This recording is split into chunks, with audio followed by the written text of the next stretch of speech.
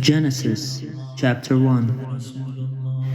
In the beginning, when God created the heavens and the earth was a formless void, and darkness covered the face of the deep, while a wind from God swept over the face of the waters.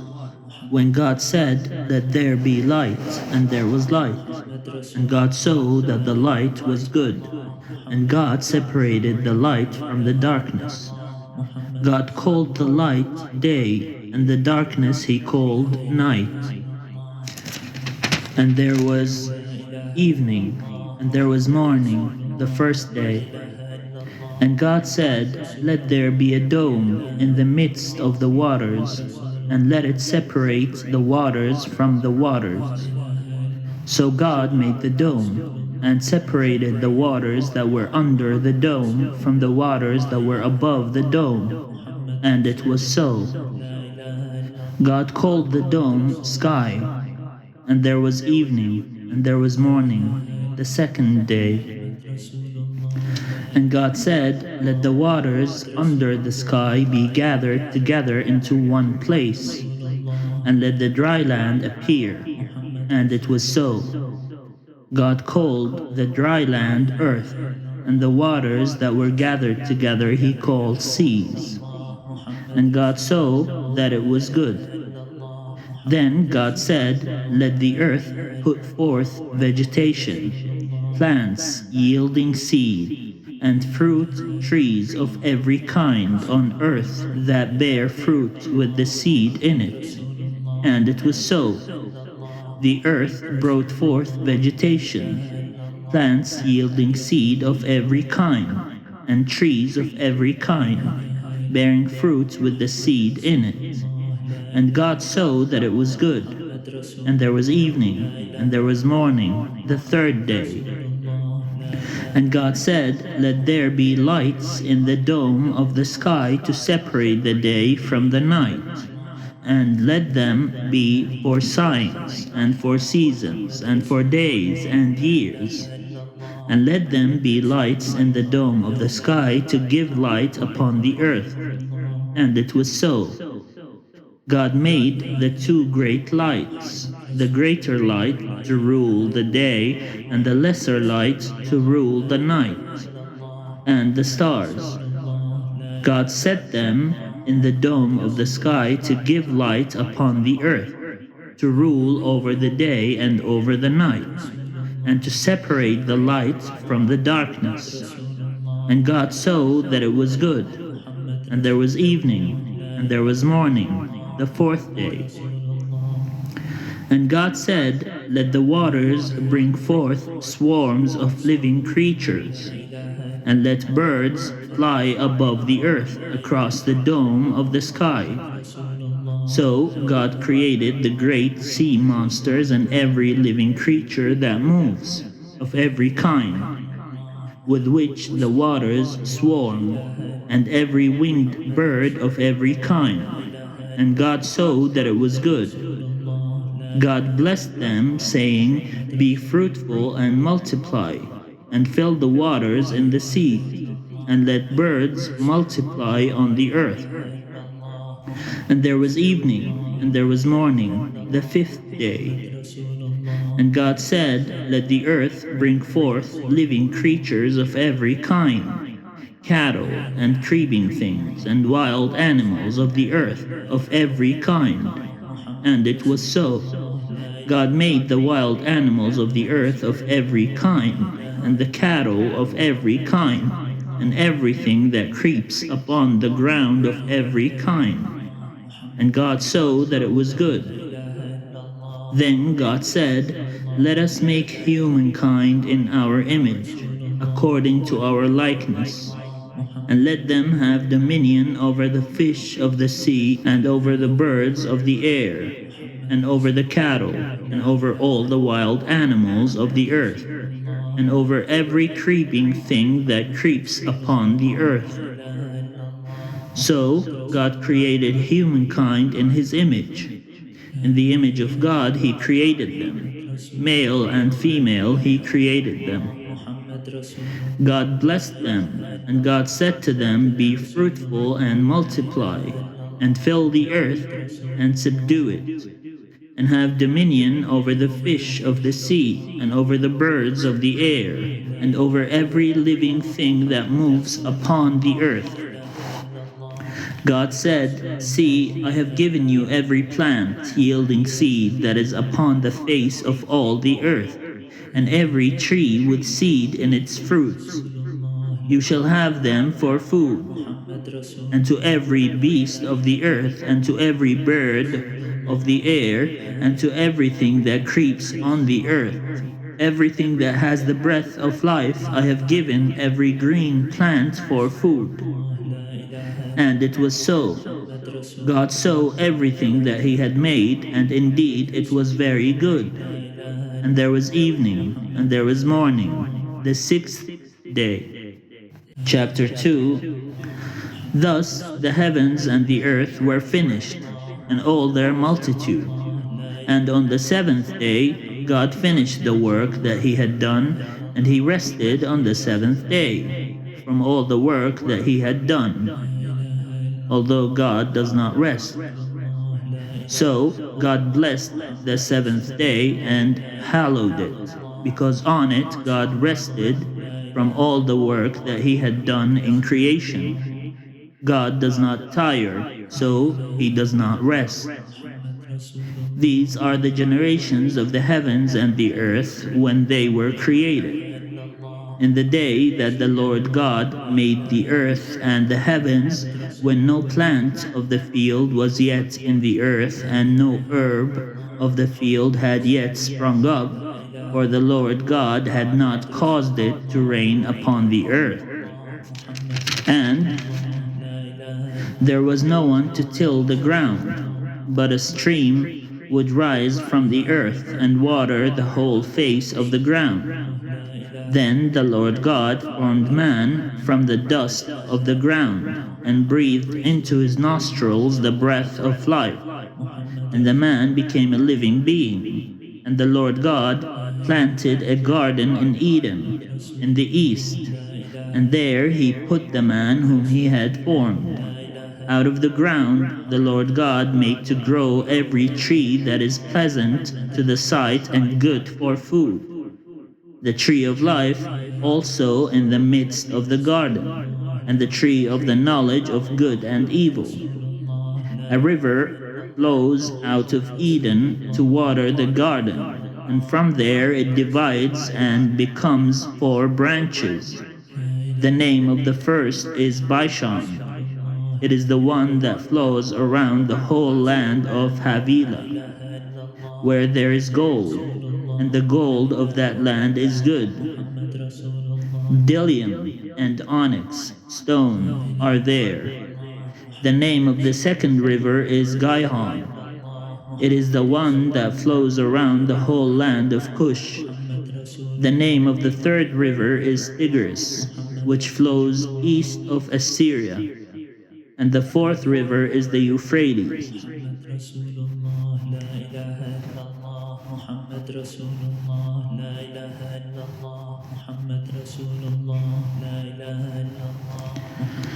The Lord God took the man and put him in the Garden of Eden to till it and keep it. And the Lord God commanded the man, "You may freely eat of every tree of the garden, but of the tree of knowledge of good and evil you shall not eat, for in the day that you eat of it you shall die." Then the Lord said, "It is not good that the man should be alone. I will make him a helper as his partner." So out of the ground the Lord God formed every animal of the field and every bird of the air, and brought them to the man to see what he would call them. And whatever the man called every living creature, that was its name. The man gave names to all cattle, and to the birds of the air, and to every animal of the field. But for the man there was not found a helper as his partner. So the Lord God caused a deep sleep to fall upon the man, and he slept. Then he took one of his ribs and closed up its place with flesh. And that rib that the Lord had taken from the man he made into a woman, and brought her to the man. Then the man said, "This at last is bone of my bones, and flesh of my flesh. This one shall be called woman, for out of man this one was taken." He called her Hawa, for she was created from a living being. Therefore a man leaves his father and his mother and clings to his wife, and they become one flesh. And the man and his wife were both naked and were not ashamed. Chapter 3. Now the serpent was more crafty than any other wild animal that the Lord God had made. He said to the woman, "Did God say, 'You shall not eat from any tree in the garden'?" The woman said to the serpent, "We may eat of the fruit of the trees in the garden, but God said, 'You shall not eat of the fruit of the tree that is in the middle of the garden, nor shall you touch it, or you shall die.'" But the serpent said to the woman, "You will not die, for God knows that when you eat of it, your eyes will be opened, and you will be like God, knowing good and evil." So when the woman saw that the tree was good for food, and that it was a delight to the eyes, and that the tree was to be desired to make one wise, she took of its fruit and ate, and she also gave some to her husband, who was with her, and he ate. Then the eyes of both were opened, and they knew that they were naked, and they sewed fig leaves together and made loincloths for themselves. They heard the sound of the Lord God walking in the garden at the time of the evening breeze, and the man and his wife hid themselves from the presence of the Lord God among the trees of the garden. But the Lord God called to the man and said to him, "Where are you?" He said, "I heard the sound of you in the garden, and I was afraid because I was naked, and I hid myself." He said, "Who told you that you were naked? Have you eaten from the tree of which I commanded you not to eat?" The man said, "The woman whom you gave to be with me, she gave me fruit from the tree, and I ate." Then the Lord God said to the woman, "What is this that you have done?" The woman said, "The serpent tricked me, and I ate." He swore to them, "By God." The Lord God said to the serpent, "Because you have done this, cursed are you among all animals and among all wild creatures. Upon your belly you shall go, and dust you shall eat all the days of your life. I will put enmity between you and the woman, and between your offspring and hers. He will strike your head, and you will strike his heel." To the woman he said, "I will greatly increase your pangs in childbearing. In pain you shall bring forth children. Yet your desire shall be for your husband, and he shall rule over you." And to the man he said, "Because you have listened to the voice of your wife, and have eaten of the tree about which I commanded you, you shall not eat of it. Cursed is the ground because of you. In toil you shall eat of it all the days of your life. Thorns and thistles it shall bring forth for you, and you shall eat the plants of the field. By the sweat of your face you shall eat bread, until you return to the ground. For out of it you were taken, you are dust, and to dust you shall return." The man named his wife Eve, because she was the mother of all living. And the Lord God made garments of skins for the man and for his wife, and clothed them. Then the Lord God said, "See, the man has become like one of us, knowing good and evil. And now he might reach out his hand and take also from the tree of life, and eat and live forever." Therefore the Lord God sent him forth from the Garden of Eden to till the ground from which he was taken. He drove out the man, and at the east of the Garden of Eden he placed the cherubim and the sword, flaming and turning to guard the way to the tree of life.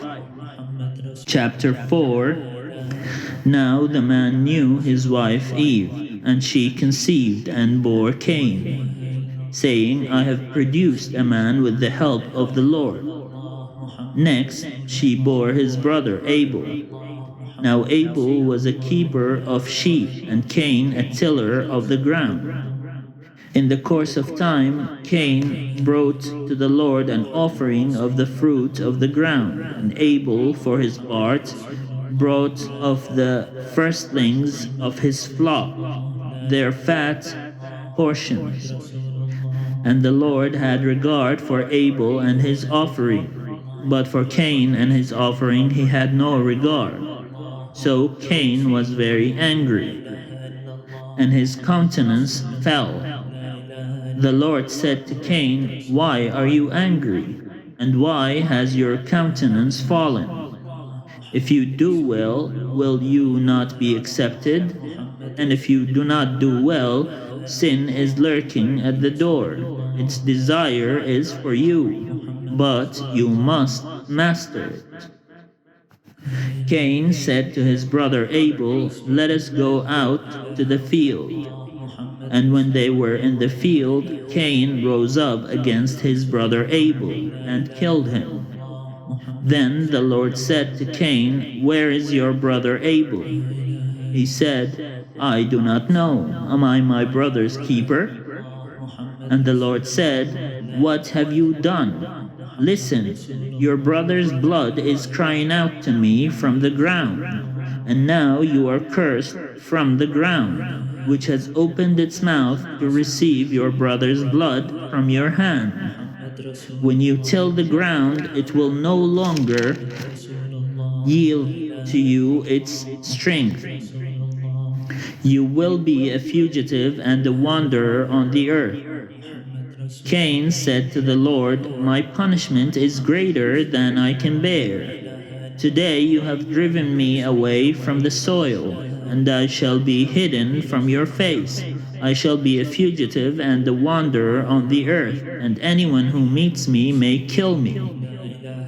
Then the Lord said to him, "Not so. Whoever kills Cain will suffer a sevenfold vengeance." And the Lord put a mark on Cain so that no one who came upon him would kill him. Then Cain went away from the presence of the Lord and settled in the land of Nod, east of Eden. Cain knew his wife, and she conceived and bore Enoch.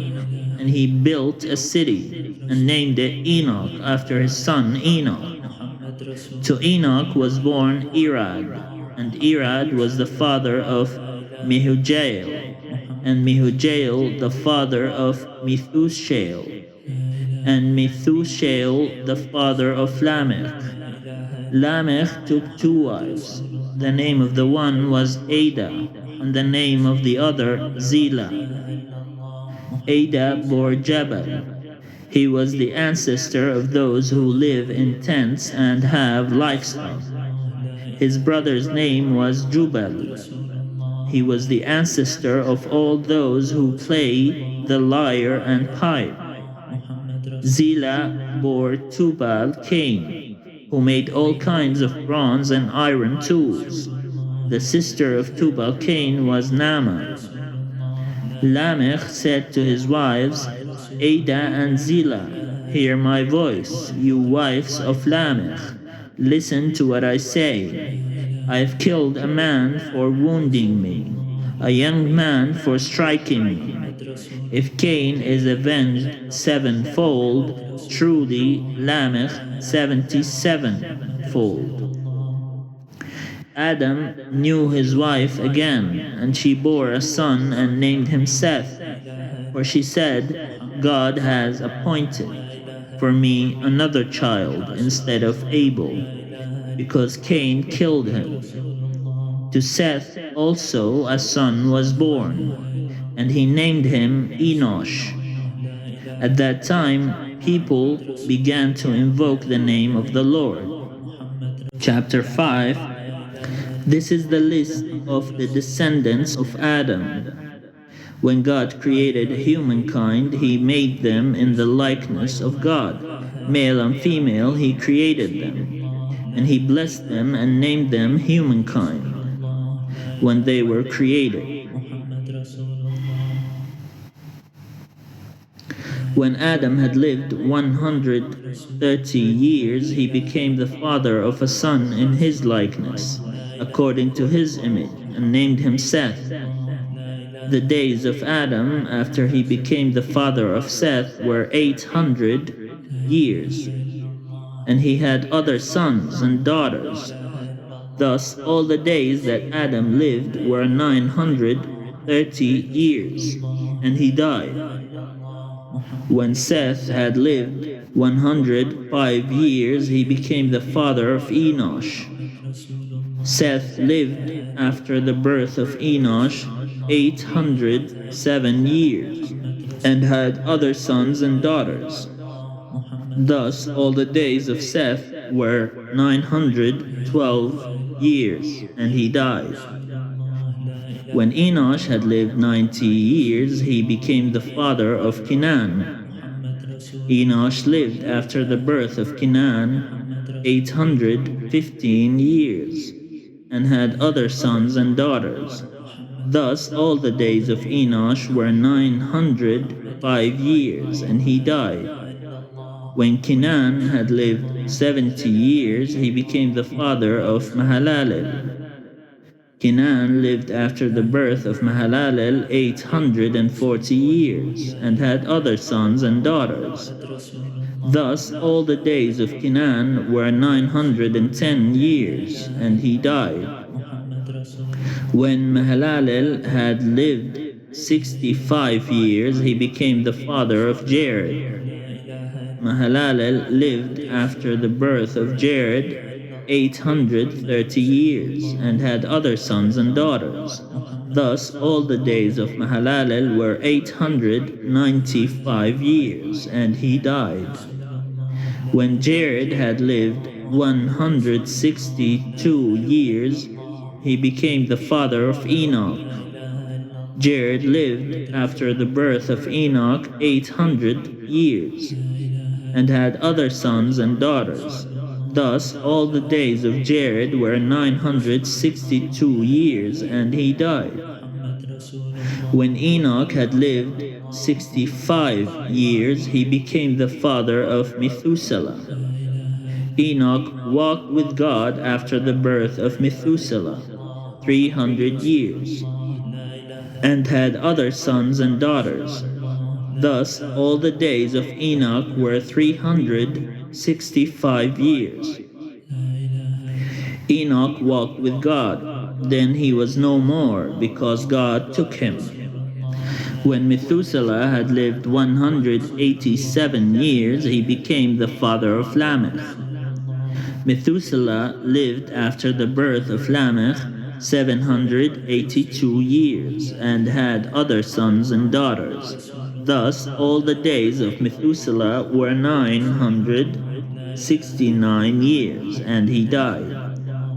When Lamech had lived 182 years, he became the father of a son. He named him Noah, saying, "Out of the ground that the Lord has cursed, this one shall bring us relief from our work, and from the toil of our hands." Lamech lived after the birth of Noah 595 years, and had other sons and daughters. Thus all the days of Lamech were 777 years, and he died. After Noah was 500 years old, Noah became the father of Shem, Ham, and Japheth. Chapter 6. When people began to multiply on the face of the ground, and daughters were born to them, the demons saw that they were fair, and they took wives for themselves of all that they chose. Then the Lord said, My spirit shall not abide in mortals forever, for they are flesh. Their days shall be 120 years. The Nephilim were on the earth in those days, and also afterwards, when the demons went in to the daughters of humans who bore children to them. These were the heroes that were of old, warriors of renown. The Lord saw that the wickedness of humankind was great in the earth, and that every inclination of the thoughts of their hearts was only evil continually. And the Lord was sorry that he had made humankind on the earth, and it grieved him to his heart. The Lord does not regret anything. So the Lord said, I will blot out from the earth the human beings I have created, people together with animals and creeping things and birds of the air, for I am sorry that I have made them. He does not feel sorry. But Noah found favor in the sight of the Lord. These are the descendants of Noah. Noah was a righteous man, blameless in his generation. Noah walked with God, and Noah had 4 sons, Shem, Ham, Yam, and Japheth. Now the earth was corrupt in God's sight, and the earth was filled with violence, and God saw that the earth was corrupt, and all flesh had corrupted its ways upon the earth. And God said to Noah, I have determined to make an end of all flesh, for the earth is filled with violence because of them. Now I'm going to destroy them along with the earth. Make yourself an ark of cypress wood. Make rooms in the ark, and cover it inside and out with pitch. This is how you are to make it. The length of the ark 300 cubits, its width 50 cubits, and its height 30 cubits. Make a roof for the ark, and finish it to a cubit above, and put the door of the ark in its side.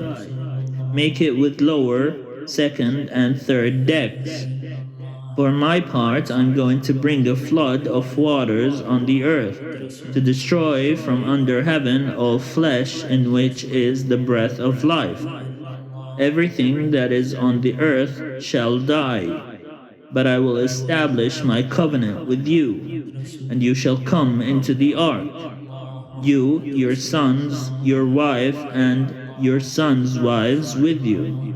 And of every living thing, of all flesh, you shall bring 2 of every kind into the ark, to keep them alive with you. They shall be male and female. Of the birds according to their kinds, and of the animals according to their kinds. Of every creeping thing of the ground according to its kind. 2 of every kind shall come in to you, to keep them alive. Also take with you every kind of food that is eaten, and store it up, and it shall serve as food for you and for them. Noah did this. He did all that God commanded him. Chapter 7. Then the Lord said to Noah, Go into the ark, you and all your household, for I have seen that you alone are righteous before me in this generation. Take with you 7 pairs of all clean animals, the male and its mate, and a pair of the animals that are not clean, the male and its mate, and 7 pairs of the birds of the air also, male and female, to keep their kind alive on the face of the earth. For in 7 days I will send rain on the earth for 40 days and 40 nights, and every living thing that I have made I will blot out from the face of the ground. And Noah did all that the Lord had commanded him. Noah was 600 years old when the flood of waters came on the earth. And Noah with his sons and his wife and his sons' wives went into the ark to escape the waters of the flood, of clean animals, and of animals that are not clean, and of birds, and of everything that creeps on the ground. 2 and 2, male and female, went into the ark with Noah, as God had commanded Noah. And after 7 days the waters of the flood came on the earth. In the 600th year of Noah's life, in the 2nd month, on the 17th day of the month, on that day all the fountains of the great deep burst forth, and the windows of all the heavens were opened. The rain fell on the earth 40 days and 40 nights. On the very same day, Noah with his sons, Shem and Ham and Japheth, and Noah's wife and the 3 wives of his sons entered the ark. They and every wild animal of every kind, and all domestic animals of every kind, and every creeping thing that creeps on the earth, and every bird of every kind, every bird, every winged creature. They went into the ark with Noah, 2 and 2 of all the flesh in which there was the breath of life. And those that entered, male and female of all flesh, went in as God had commanded him, and the Lord shut him in. The flood continued 40 days on the earth, and the waters increased, and bore up the ark, and rose high above the earth. The waters swelled and increased greatly on the earth, and the ark floated on the face of the waters. The waters swelled so mightily on the earth that all the high mountains under the whole heaven were covered. The waters swelled above the mountains, covering them 15 cubits deep, and all flesh died that moved on the earth, birds, domestic animals, wild animals, all swarming creatures that worm on the earth, and all human beings. Everything on dry land in whose nostrils was the breath of life died. He plotted out every living thing that was on the face of the ground, human beings and animals, and creeping things and birds of the air. They were blotted out from the earth. Only Noah was left, and those that were with him in the ark. And the waters swelled on the earth for 150 days. It was because Noah asked God to destroy them, because they were blasphemers. Chapter 8. But God remembered Noah, and all the wild animals, and all the domestic animals that were with him in the ark. And God made a wind blow over the earth, and the waters subsided. The fountains of the deep and the windows of the heavens were closed. The rain from the heavens was restrained, and the waters gradually receded from the earth. At the end of 150 days, the waters had abated. And in the 7th month, on the 17th day of the month, the ark came to rest on the mountain of Ararat, the mountain of Judah. The waters continued to abate until the 10th month. In the 10th month, on the first day of the month, the tops of the mountains appeared. At the end of 40 days, Noah opened the window of the ark that he had made and sent out the raven, and it went to and fro until the waters were dried up from the earth. Then he sent out the dove from him to see if the waters had subsided from the face of the ground. But the dove found no place to set its foot, and it returned to him to the ark, for the waters were still on the face of the whole earth. So he put out his hand and took it, and brought it into the ark with him. He waited another 7 days, and again he sent out the dove from the ark. And the dove came back to him in the evening, and there in its beak was a freshly plucked out olive leaf. So Noah knew that the waters had subsided from the earth. Then he waited another 7 days and sent out the dove, and it did not return to him any more. In the 601st year, in the first month, on the first day of the month, the waters were dried up from the earth, and Noah removed the covering of the ark, and looked and saw that the face of the ground was drying. In the second month, on the 27th day of the month, the earth was dry. Then God said to Noah, "Go out of the ark, you and your wife and your sons and your sons' wives with you. Bring out with you every living thing that is with you of all flesh, birds and animals, and every creeping thing that creeps on the earth, so that they may abound on the earth, and be fruitful and multiply on the earth." So Noah went out with his sons and his wife and his sons' wives, and every animal, every creeping thing, and every bird, everything that moves on the earth, went out of the ark by families.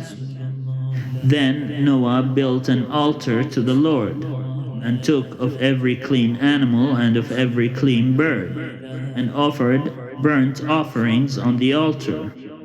And when the Lord smelled the pleasing odor, the Lord said in his heart, "I will never again curse the ground because of humankind, for the inclination of the human heart is evil from youth. Nor will I ever again destroy every living creature as I have done. As long as the earth endures, seed time and harvest, cold and heat, summer and winter, day and night shall not cease." Chapter 9.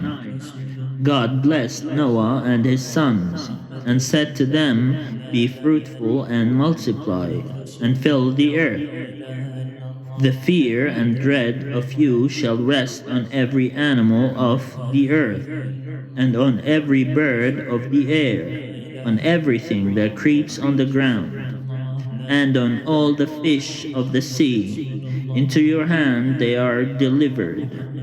Every moving thing that lives shall be food for you, and just as I gave you the green plants, I give you everything. Only you shall not eat flesh with its life, that is, its blood. For your own lifeblood I will surely require a reckoning. From every animal I will require it, and from every human being, each one for the blood of another. I will require a reckoning for human life. Whoever sheds the blood of a human, by a human shall that person's blood be shed. For in his own image God made humankind. And you, be fruitful and multiply, abound on the earth and multiply in it." Then God said to Noah, and to his sons with him, "As for me, I'm establishing my covenant with you and your descendants after you, and with every living creature that is with you, the birds, the domestic animals, and every animal of the earth with you, as many as came out of the ark. I establish my covenant with you, that never again shall all flesh be cut off by the waters of a flood, and never again shall there be a flood to destroy the earth." God said, "This is the sign of the covenant that I make between me and you, and every living creature that is with you, for all future generations. I have set my bow in the clouds, and it shall be a sign of the covenant between me and the earth. When I bring clouds over the earth, and the bow is seen in the clouds, I will remember my covenant that is between me and you and every living creature of all flesh. And the waters shall never again become a flood to destroy all flesh. When the bow is in the clouds, I will see it and remember the everlasting covenant between God and every living creature of all flesh that is on the earth." God said to Noah, "This is the sign of the covenant that I have established between me and all flesh that is on the earth." The sons of Noah who went out of the ark were Shem, Ham, and Japheth. Ham was the father of Canaan. These three were the sons of Noah, and from these the whole earth was peopled. Noah, a man of the soil, was the first to plant a vineyard. He drank some of the wine and became drunk, and he lay uncovered in his tent. And Ham, the father of Canaan, saw the nakedness of his father, and told his two brothers outside. Then Shem and Japheth took a garment and laid it on both their shoulders, and walked backward and covered the nakedness of their father. Their faces were turned away, and they did not see their father's nakedness. When Noah awoke from his wine and knew what his youngest son had done to him, he said, "Cursed be Canaan. Lowest of slaves shall he be to his brothers." He also said, "Blessed by the Lord my God be Shem, and let Canaan be his slave. May God make space for Japheth, and let him live in the tents of Shem, and let Canaan be his slave." After the flood, Noah lived 350 years.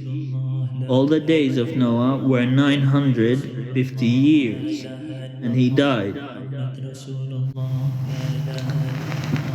Chapter 10. These are the descendants of Noah's sons: Shem, Ham, and Japheth. Children were born to them after the flood. The descendants of Japheth: Gomer, Magog, Madai, Yavan, Tubal, Meshech, and Tiras. The descendants of Gomer: Ashkenaz, Riphath, and Togarmah. The descendants of Yavan: Elisha, Tarshish, Kittim, and Rodanim. From these the coastland peoples spread. These are the descendants of Japheth in their lands, with their own language by their families in their nations. The descendants of Ham: Cush, Egypt, Put, and Canaan. The descendants of Cush: Seba, Avila, Sabta, Rama, and Sabtika. The descendants of Rama: Sheba and Dedan. Cush became the father of Nimrod. He was the first on earth to become a mighty warrior. He was a mighty hunter before the Lord. Therefore it is said, like Nimrod, a mighty hunter before the Lord. The beginning of his kingdom was Babel, Erech and Akkad, all of them in the land of Shinar. From that land he went into Assyria and built Nineveh, Rehoboth, Ir, Calah, and Rezin, between Nineveh and Calah. That is the great city. Egypt became the father of Ludim, Anamim, Lehabim, Niftuhim, Bathrusim, Casluhim, and Kaphturim, from which the Philistines come. Canaan became the father of Sidon, his firstborn, and Heth, and the Jebusites, the Amorites, the Girgashites, the Hivites, the Archites, the Sinites, the Arvadites, the Zimarites, and the Hamathites. Afterwards, the families of the Canaanites spread abroad, and the territory of the Canaanites extended from Sidon, in the direction of Gerar as far as Gaza, and in the direction of Sodom, Gomorrah, Admah, and Zeboim, as far as Lasha. These are the descendants of Ham by their families, their languages, their lands, and their nations. To Shem also, the father of all the children of Eber, the elder brother of Japheth, children were born. The descendants of Shem, Elam, Ashur, Arpachshad, Lud, and Aram. The descendants of Aram, Uz, Hul, Gether, and Mash. Arpachshad became the father of Shelah, and Shelah became the father of Eber. To Eber were born 2 sons. The name of the one was Peleg, for in his days the earth was divided, and his brother's name was Joktan. Joktan became the father of Almodad, Shilith, Hazarmaveth, Jerah,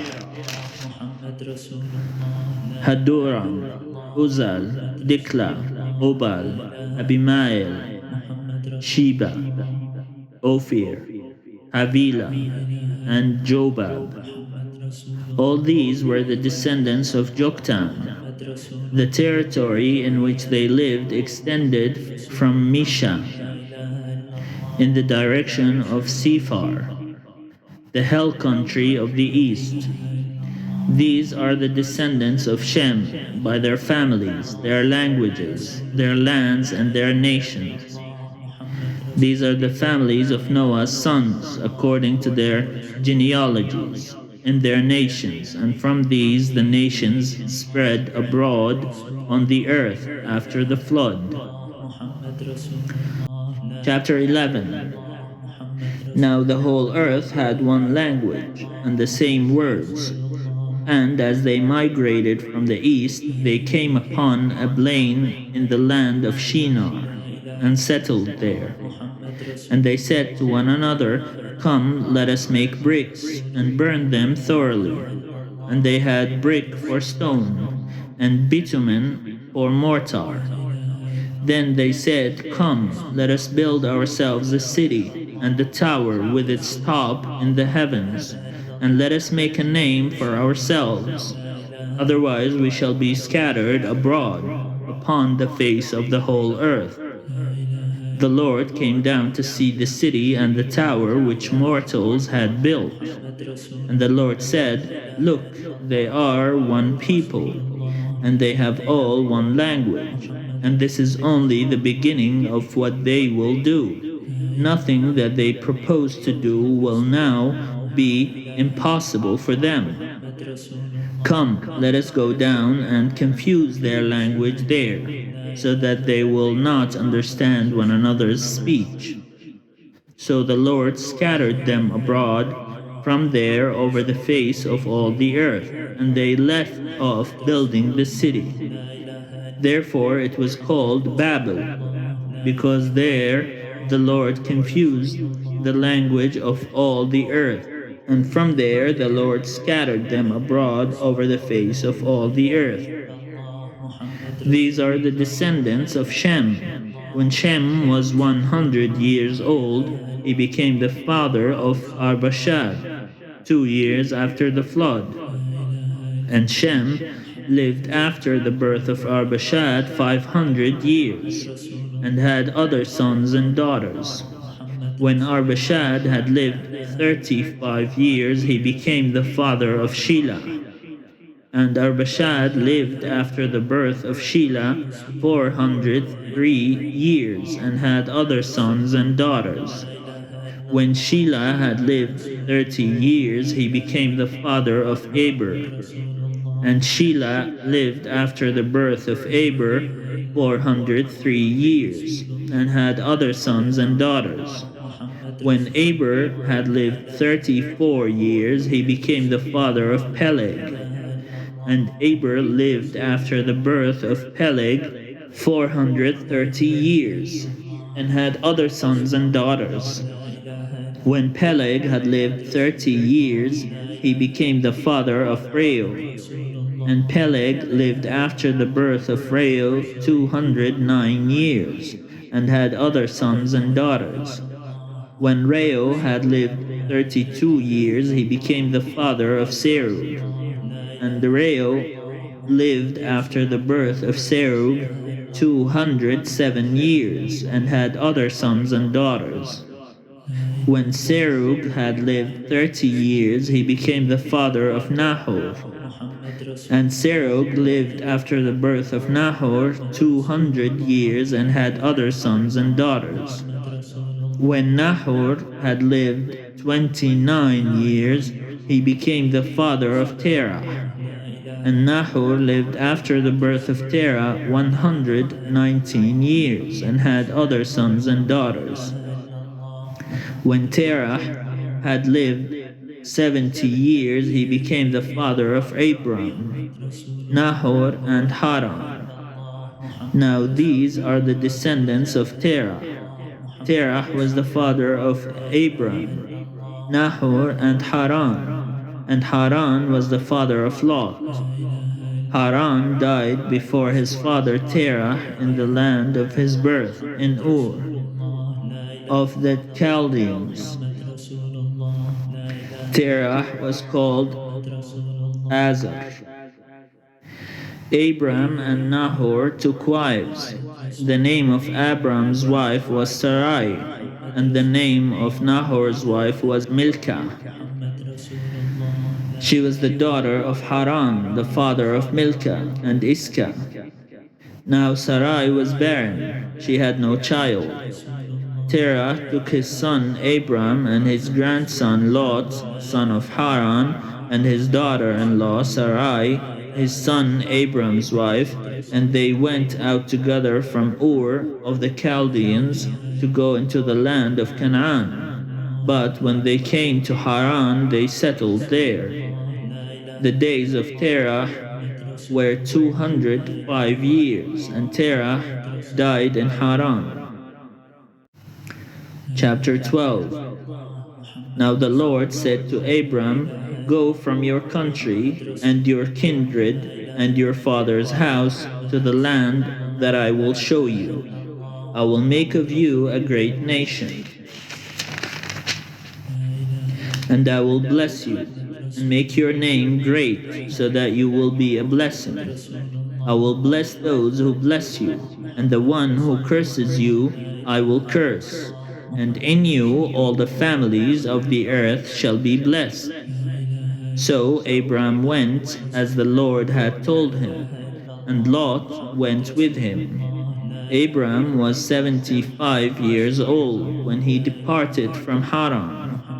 Abram took his wife Sarai and his brother's son Lot and all the possessions that they had gathered, and the persons whom they had acquired in Haran, And they set forth to go to the land of Canaan. When they had come to the land of Canaan, Abram passed through the land to the place at Shechem, to the oak of Moreh. At that time the Canaanites were in the land. Then the Lord appeared to Abram and said, "To your offspring I will give this land." So he built there an altar to the Lord, who had appeared to him.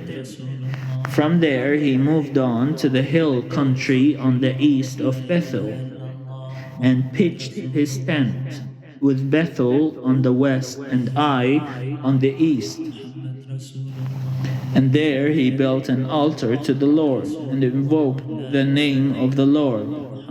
And Abram journeyed on by stages toward the Negeb. Now there was a famine in the land, so Abram went down to Egypt to reside there as an alien, for the famine was severe in the land. When he was about to enter Egypt, he said to his wife Sarai, "I know well that you are a woman beautiful in appearance, and when the Egyptians see you, they will say, 'This is his wife,' then they will kill me, but they will let you live.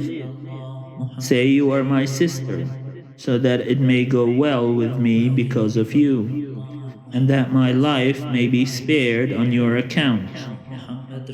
When Abram entered Egypt, the Egyptians saw that the woman was very beautiful.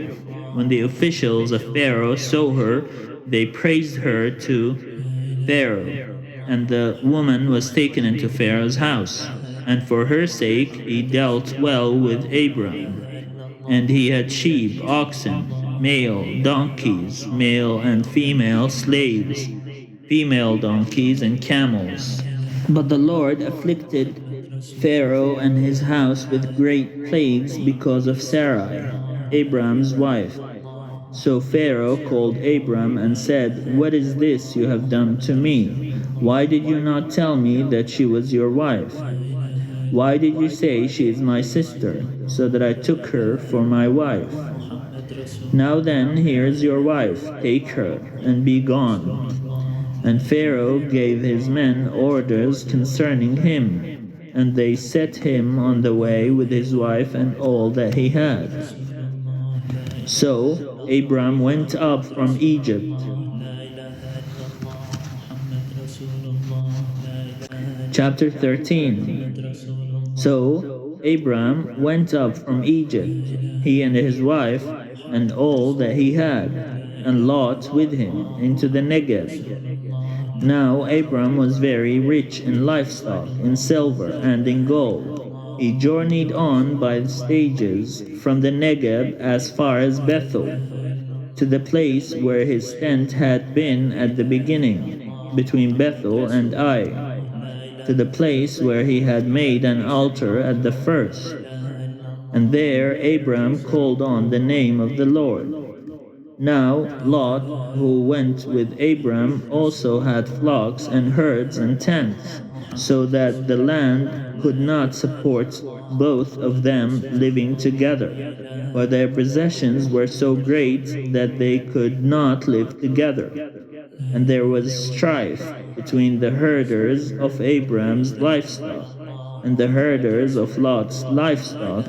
At that time the Canaanites and the Perizzites lived in the land. Then Abram said to Lot, "Let there be no strife between you and me, and between your herders and my herders, for we are kindred. Is not the whole land before you? Separate yourself from me. If you take the left hand, then I will go to the right, or if you take the right hand, then I will go to the left." Lot looked about him and saw that the plain of the Jordan was well watered everywhere, like the garden of the Lord, like the land of Egypt, in the direction of Zoar. This was before the Lord had destroyed Sodom and Gomorrah. So Lot chose for himself all the plain of the Jordan, and Lot journeyed eastward. Thus they separated from each other. Abram settled in the land of Canaan, while Lot settled among the cities of the plain, and moved his tent as far as Sodom. Now the people of Sodom were wicked, great sinners against the Lord. The Lord said to Abram, after Lot had separated from him, "Raise your eyes now, and look from the place where you are, northward and southward, and eastward and westward. For all the land that you see I will give to you and to your offspring forever. I will make your offspring like the dust of the earth, so that if one can count the dust of the earth, your offspring also can be counted. Rise up, walk through the length and the breadth of the land, for I will give it to you." So Abram moved his tent and came and settled by the oaks of Mamre, which are at Hebron, and there he built an altar to the Lord. Chapter 14.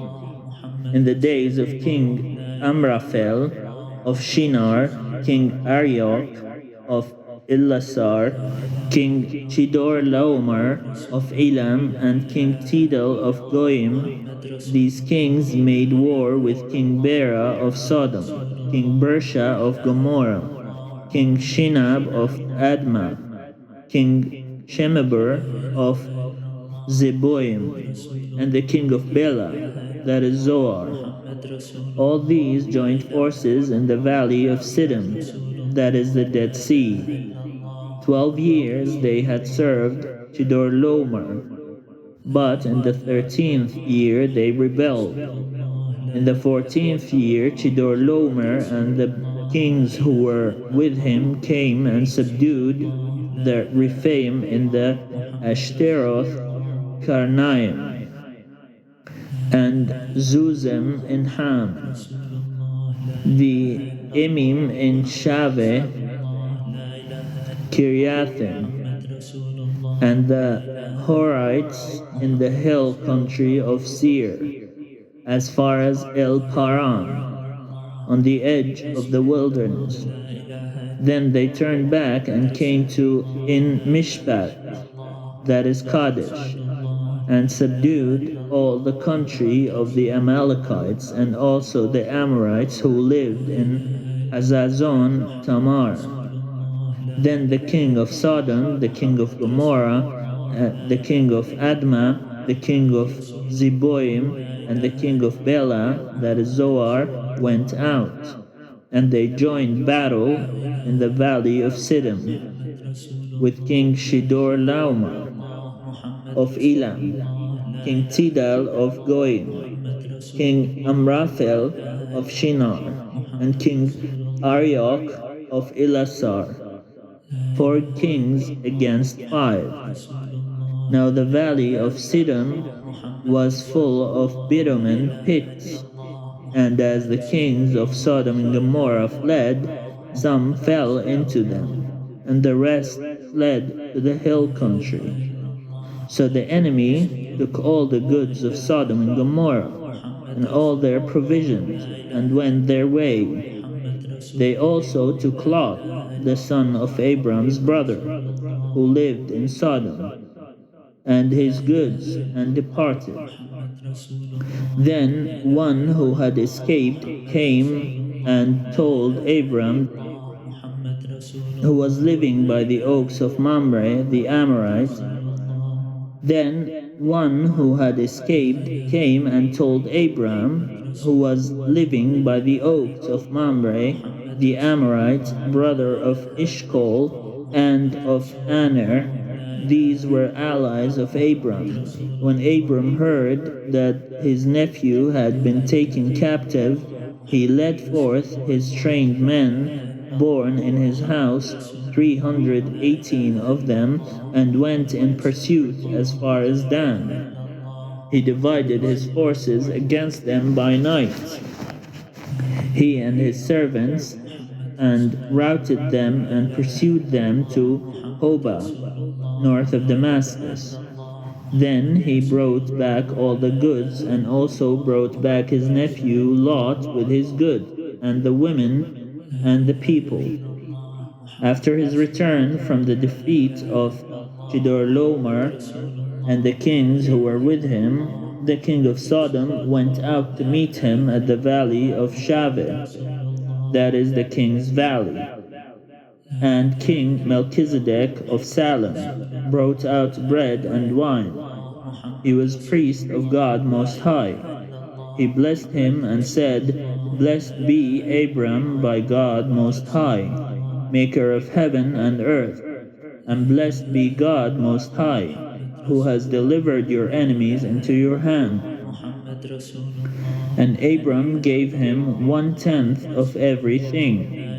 Then the king of Sodom said to Abram, Give me the persons, but take the goods for yourselves.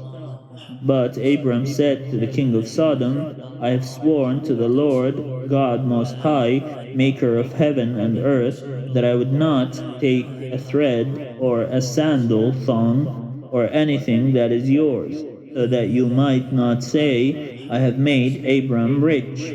I will take nothing, but what the young men have eaten, and the share of the men who went with me, Aner, Ishkol, and Mamre. Let them take their share.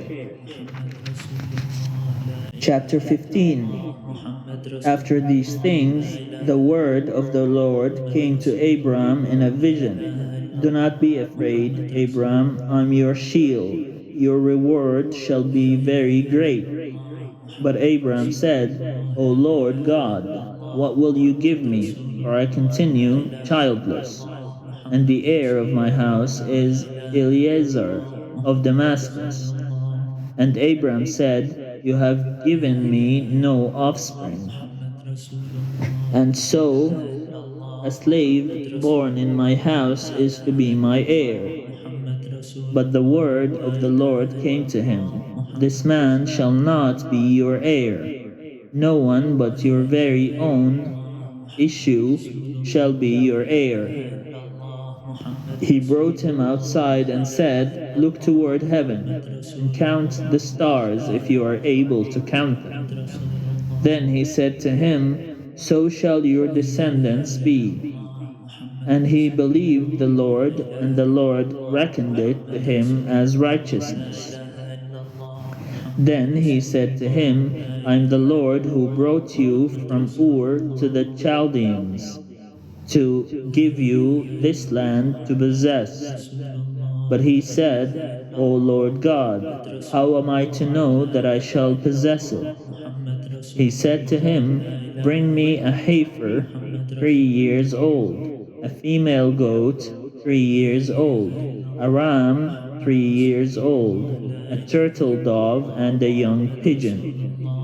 He brought him all these and cut them in two, laying each half over against the other. But he did not cut the birds in two. And when birds of prey came down on the carcasses, Abram drove them away. As the sun was going down, a deep sleep fell upon Abram, and a deep and terrifying darkness descended upon him.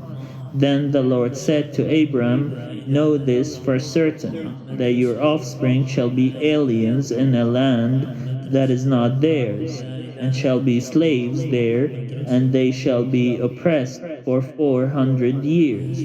But I will bring judgment on the nation that they serve, and afterward they shall come out with great possessions. As for yourself, you shall go to your ancestors in peace. You shall be buried in a good old age. And they shall come back here in the 4th generation, for the iniquity of the Amorites is not yet complete. When the sun had gone down and it was dark, a smoking firepot and a flaming torch passed between these pieces. On that day the Lord made a covenant with Abram, saying, To your descendants I give this land. from the river of Egypt to the great river, the river Euphrates, the land of the Kenites, the Kenizzites, the Cadmonites, the Hittites, the Perizzites, the Rephaim, the Amorites, the Canaanites, the Girgashites, and the Jebusites. Chapter 16. Now Sarai, Abram's wife, bore him no children. She had an Egyptian slave girl whose name was Hagar. And Sarai said to Abram, "You see that the Lord has prevented me from bearing children. Go in to my slave girl. It may be that I shall obtain children by her." And Abram listened to the voice of Sarai. So after Abram had lived 10 years in the land of Canaan, Sarai, Abram's wife, took Hagar, the Egyptian, her slave girl, and gave her to her husband Abram as a wife. He went in to Hagar, and she conceived. And when she saw that she had conceived, she looked with contempt on her mistress. Then Sarai said to Abram, "May the wrong done to me be on you. I gave my slave girl to your embrace, and when she saw that she had conceived, she looked on me with contempt. May the Lord judge between you and me." But Abram said to Sarai, "Your slave girl is in your power. Do to her as you please." Then Sarai dealt harshly with her, and she ran away from her. Abraham took her to Mecca. The angel of the Lord found her by a spring of water in the wilderness, the spring on the way to Shur. And he said, "Hagar, slave girl of Sarai, where have you come from, and where are you going?" She said, "I'm running away from my mistress Sarai." The angel of the Lord said to her, "Return to your mistress and submit to her." The angel of the Lord also said to her, "I will so greatly multiply your offspring that they cannot be counted for multitude." And the angel of the Lord said to her, "Now you have conceived and shall bear a son. You shall call him Ishmael, for the Lord has given heed to your affliction. He shall be a wild ass of a man, with his hand against everyone, and everyone's hand against him. And he shall live at odds with all his kin." So she named the Lord who spoke to her, "You are El Roi." For she said, "Have I really seen God and remained alive after seeing him?" Therefore the well was called Bir Lahai Roi. It lies between Kadesh and Bered. Hagar bore Abram a son, and Abram named his son, whom Hagar bore, Ishmael. Abram was 86 years old when Hagar bore him Ishmael. Chapter 17. When Abram was 99 years old, the Lord appeared to Abram and said to him, "I am God Almighty. Walk before me and be blameless, and I will make my covenant between me and you, and will make you exceedingly numerous." Then Abram fell on his face, and God said to him, "As for me, this is my covenant with you. You shall be the ancestor of a multitude of nations. No longer shall your name be Abram, but your name shall be Abraham. For I have made you the ancestor of a multitude of nations. I will make you exceedingly fruitful, and I will make nations of you, and kings shall come from you. I will establish my covenant between me and you, and your offspring after you throughout their generations, for an everlasting covenant, to be God to you and to your offspring after you. And I will give to you and to your offspring after you the land where you are now an alien, all the land of Canaan, for a perpetual holding, and I will be their God. God said to Abraham, As for you, you shall keep my covenant, you and your offspring after you throughout their generations. This is my covenant, which you shall keep between me and you and your offspring after you. Every male among you shall be circumcised.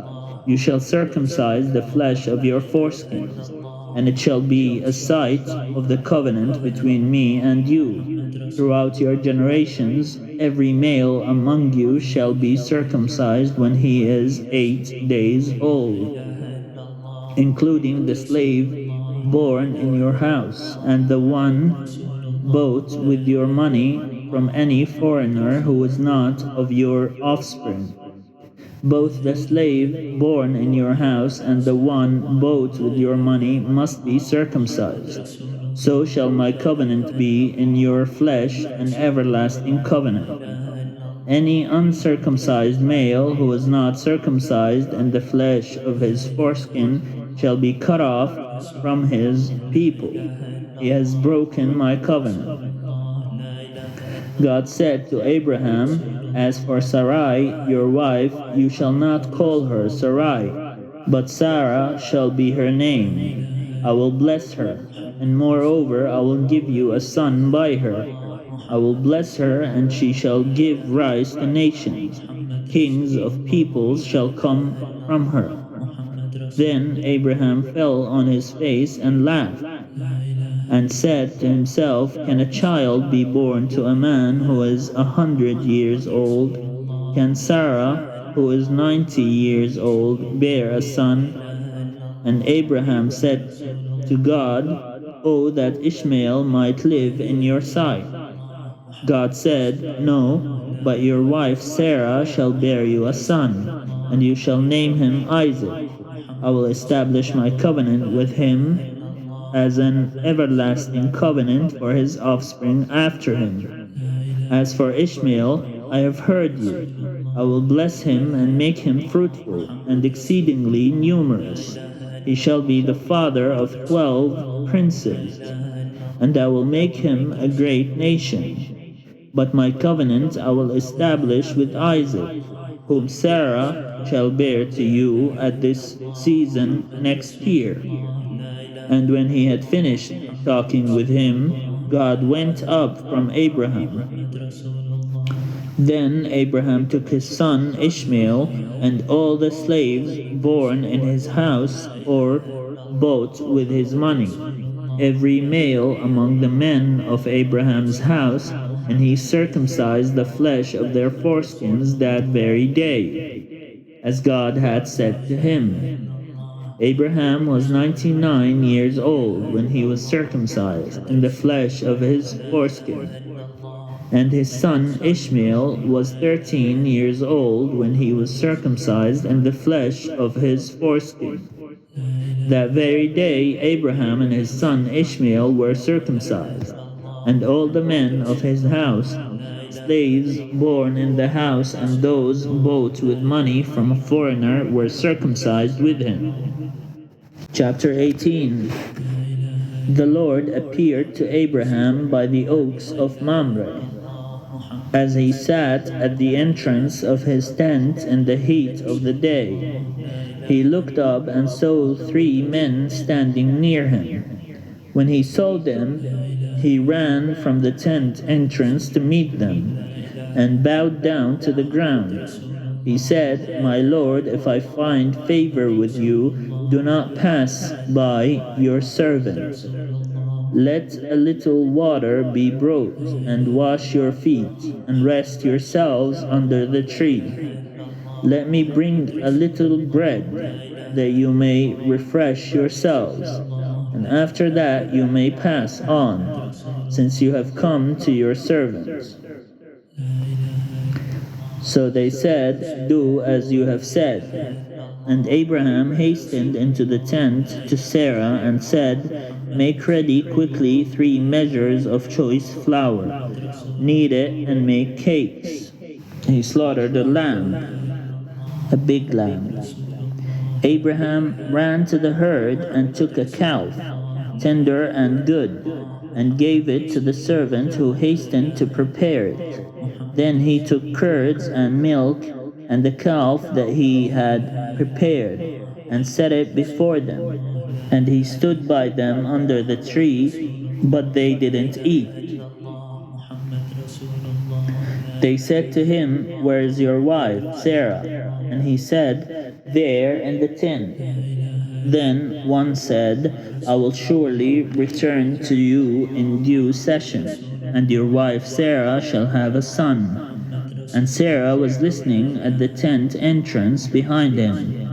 Now Abraham and Sarah were old, advanced in age. It had ceased to be with Sarah after the manner of women. So Sarah laughed to herself, saying, "After I have grown old and my husband is old, shall I have pleasure?"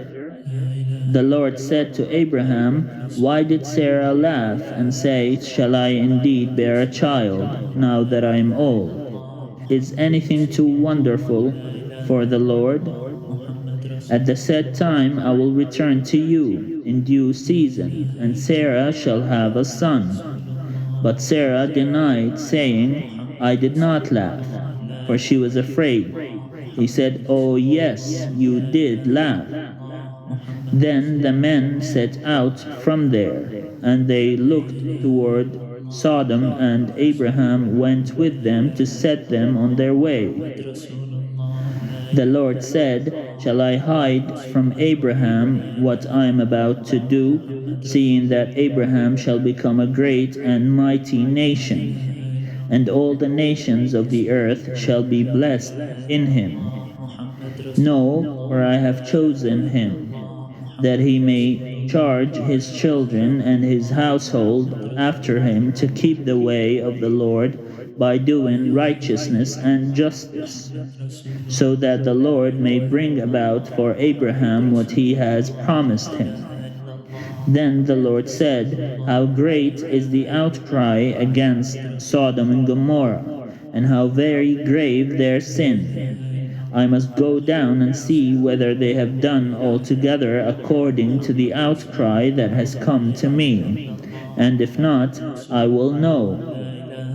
So the men turned from there and went toward Sodom, while Abraham remained standing before the Lord.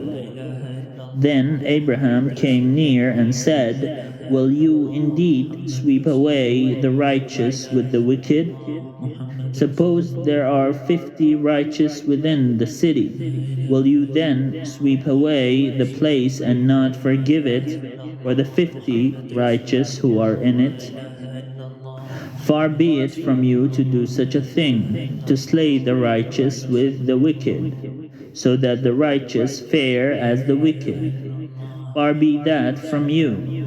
Shall not the judge of all the earth do what is just?" And the Lord said, "If I find at Sodom 50 righteous in the city, I will forgive the whole place for their sake." Abraham answered, "Let me take it upon myself to speak to the Lord, I who am but dust and ashes. Suppose 5 of the 50 righteous are lacking. Will you destroy the whole city for lack of 5? And he said, "I will not destroy it if I find 45 there." Again he spoke to him, "Suppose 40 are found there." He answered, "For the sake of 40 I will not do it." Then he said, "Oh, do not let the Lord be angry if I speak. Suppose 30 are found there." He answered, "I will not do it if I find 30 there." He said, "Let me take it upon myself to speak to the Lord. Suppose 20 are found there." He answered, "For the sake of 20 I will not destroy it." Then he said, "Oh, do not let the Lord be angry if I speak just once more. Suppose 10 are found there." He answered, "For the sake of 10, I will not destroy it." And the Lord went his way. When he had finished speaking to Abraham, and Abraham returned to his place. Chapter 19. The two angels came to Sodom in the evening, and Lot was sitting in the gateway of Sodom. When Lot saw them, he rose to meet them, and bowed down with his face to the ground. He said, "Please, my lords, turn aside to your servant's house, and spend the night, and wash your feet. Then you can rise early and go on your way." They said, "No, we will spend the night in the square." But he urged them strongly, so they turned aside to him and entered his house. And he made them a feast, and baked unleavened bread. They do not eat. But before they lay down, the men of the city, the men of Sodom, both young and old, all the people, to the last man, surrounded the house, and they called to Lot, "Where are the men who came to you tonight? Bring them out to us, so that we may know them." Lot went out of the door to the men, shut the door after him, and said, "I beg you, my brothers, do not act so wickedly. Look, I have 2 daughters who have not known a man. Let me bring them out to you, and do to them as you please. Only do nothing to these men, for they have come under the shelter of my roof." But they replied, "Stand back." And they said, "This fellow came here as an alien, and he would play the judge. Now we will deal worse with you than with them." Then they pressed hard against the man Lot, and came near the door to break it down. But the men inside reached out their hands and brought Lot into the house with them, and shut the door. And they struck with blindness the men who were at the door of the house, both small and great, so that they were unable to find the door. Then the men said to Lot, "Have you anyone else here? Sons-in-law, sons, daughters, or anyone you have in the city? Bring them out of the place, for we are about to destroy this place, because the outcry against its people has become great before the Lord, and the Lord has sent us to destroy it." So Lot went out and said to his sons-in-law, who were to marry his daughters, "Up, get out of this place, for the Lord is about to destroy this city." But he seemed to his sons-in-law to be jesting. When morning dawned, the angels urged Lot, saying, "Get up, take your wife and your 2 daughters who are here, or else you will be consumed in the punishment of the city." But he lingered. So the men seized him and his wife and his 2 daughters by the hand, the Lord being merciful to him, and they brought him out and left him outside the city. When they had brought them outside, they said, "Flee for your life. Do not look back or stop anywhere in the plain. Flee to the hills, or else you will be consumed." And Lot said to them, "Oh, no, my lords, your servant has found favor with you, and you have shown me great kindness in saving my life. But I cannot flee to the hills, for fear the disaster will overtake me and I die. Look, that city is near enough to flee to, and it is a little one. Let me escape there. Is it not a little one? And my life will be saved." He said to him, Very well, I grant you this favor too, and will not overthrow the city of which you have spoken.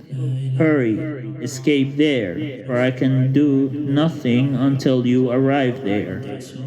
Therefore the city was called Zoar. The sun had risen on the earth when Lot came to Zoar. Then the Lord rained on Sodom and Gomorrah sulfur and fire from the Lord out of heaven, and he overthrew those cities, and all the plain, and all the inhabitants of the cities, and what grew on the ground. But Lot's wife behind him looked back, and she became a pillar of salt. Abraham went early in the morning to the place where he had stood before the Lord, and he looked down toward Sodom and Gomorrah, and toward all the land of the plain, and saw the smoke of the land going up like the smoke of a furnace.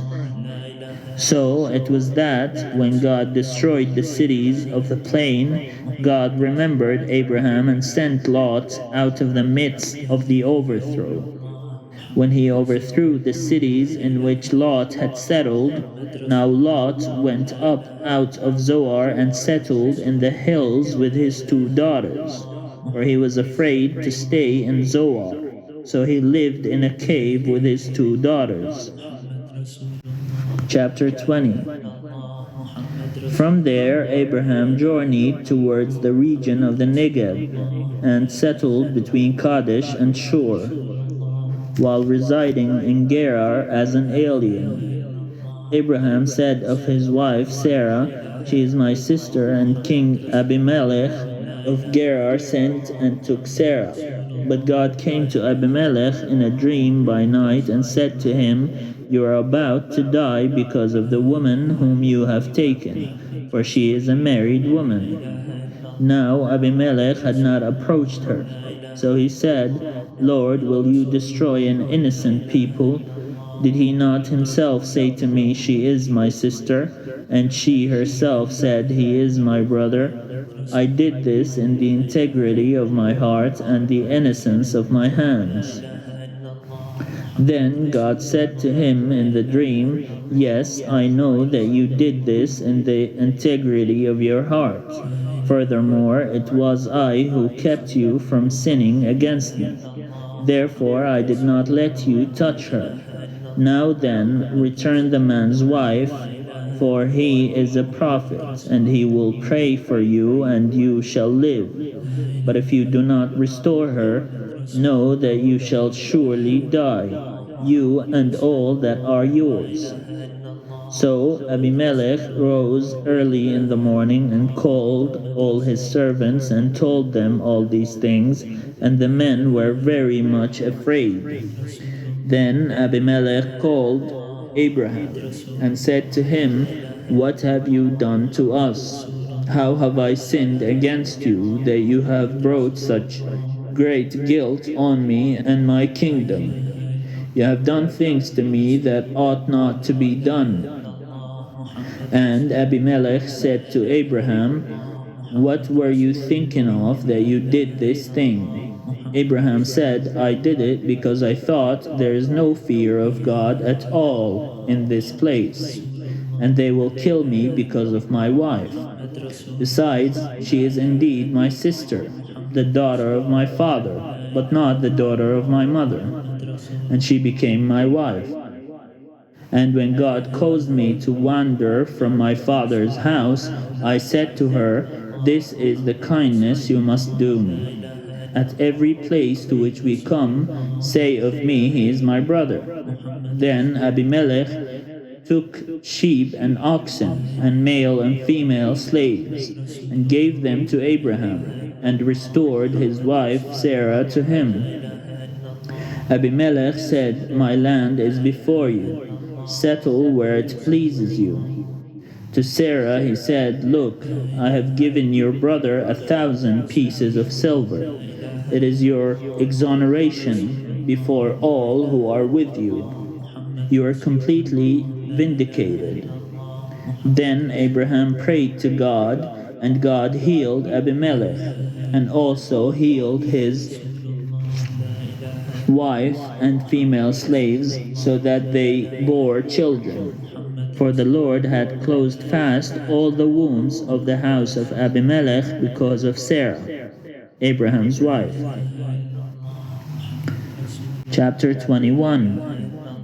The Lord dealt with Sarah as he had said, and the Lord did for Sarah as he had promised. Sarah conceived and bore Abraham a son in his old age, at the time of which God had spoken to him. Abraham gave the name Isaac to his son whom Sarah bore him, and Abraham circumcised his son Isaac when he was 8 days old, as God had commanded him. Abraham was 100 years old when his son Isaac was born to him. Now Sarah said, God has brought laughter for me. Everyone who hears will laugh with me. And she said, who would ever have said to Abraham that Sarah would nurse children? Yet I have borne him a son in his old age. The child grew and was weaned, and Abraham made a great feast on the day that Isaac was weaned. But Sarah saw the son of Hagar the Egyptian, whom she had borne to Abraham, playing with her son Isaac. So she said to Abraham, cast out this slave woman with her son, for the son of this slave woman shall not inherit along with my son Isaac. The matter was very distressing to Abraham on account of his son. But God said to Abraham, do not be distressed because of the boy and because of your slave woman. Whatever Sarah says to you, do as she tells you, for it is through Isaac that offspring shall be named for you. As for the son of the slave woman, I will make a nation of him also, because he is your offspring. So Abraham rose early in the morning and took bread and a skin of water and gave it to Hagar, putting it on her shoulder along with the child, and sent her away. And she departed and wandered about in the wilderness of Beersheba, Mecca, and the Zamzam well. She went from hill to hill 7 times before she saw the angel. When the water in the skin was gone, she cast the child under one of the bushes. Then she went and sat down opposite him a good way off, about the distance of a bow shot. For she said, do not let me look on the death of the child. And as she sat opposite him, she lifted up her voice and wept, and God heard her voice. And God heard the voice of the boy. And the angel of God called to Hagar from heaven, and said to her, what troubles you, Hagar? Do not be afraid, for God has heard the voice of the boy where he is. Come, lift up the boy and hold him fast with your hand, for I will make a great nation of him. Then God opened her eyes, and she saw a well of water. She went and filled the skin with water, and gave the boy a drink. God was with the boy, and he grew up. He lived in the wilderness and became an expert with the bow. He lived in the wilderness of Paran, and his mother got a wife for him from the land of Egypt. At that time, Abimelech, with Phicol, the commander of his army, said to Abraham, God is with you in all that you do. Now, therefore, swear to me here by God that you will not deal falsely with me, or with my offspring, or with my posterity. But as I have dealt loyally with you, you will deal with me and with the land where you have resided as an alien. And Abraham said, I swear it. When Abraham complained to Abimelech about a well of water that Abimelech's servants had seized, Abimelech said, I do not know who has done this.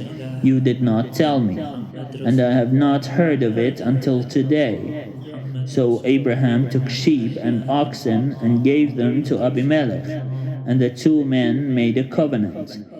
Abraham set apart 7 ewe lambs of the flock. And Abimelech said to Abraham, What is the meaning of these 7 ewe lambs that you have set apart?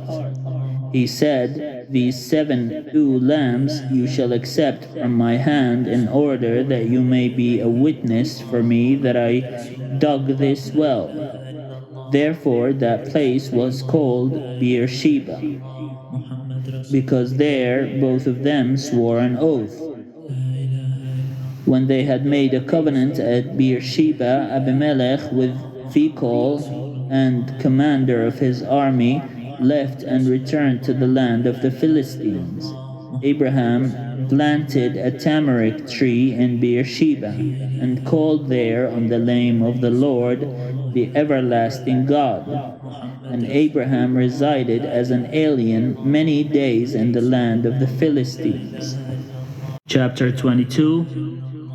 After these things, God tested Abraham. He said to him, Abraham, and he said, Here I am. He said, Take your son, your firstborn, Ishmael, whom you love, and go to the land of Moriah, and offer him there as a burnt offering on one of the mountains that I shall show you.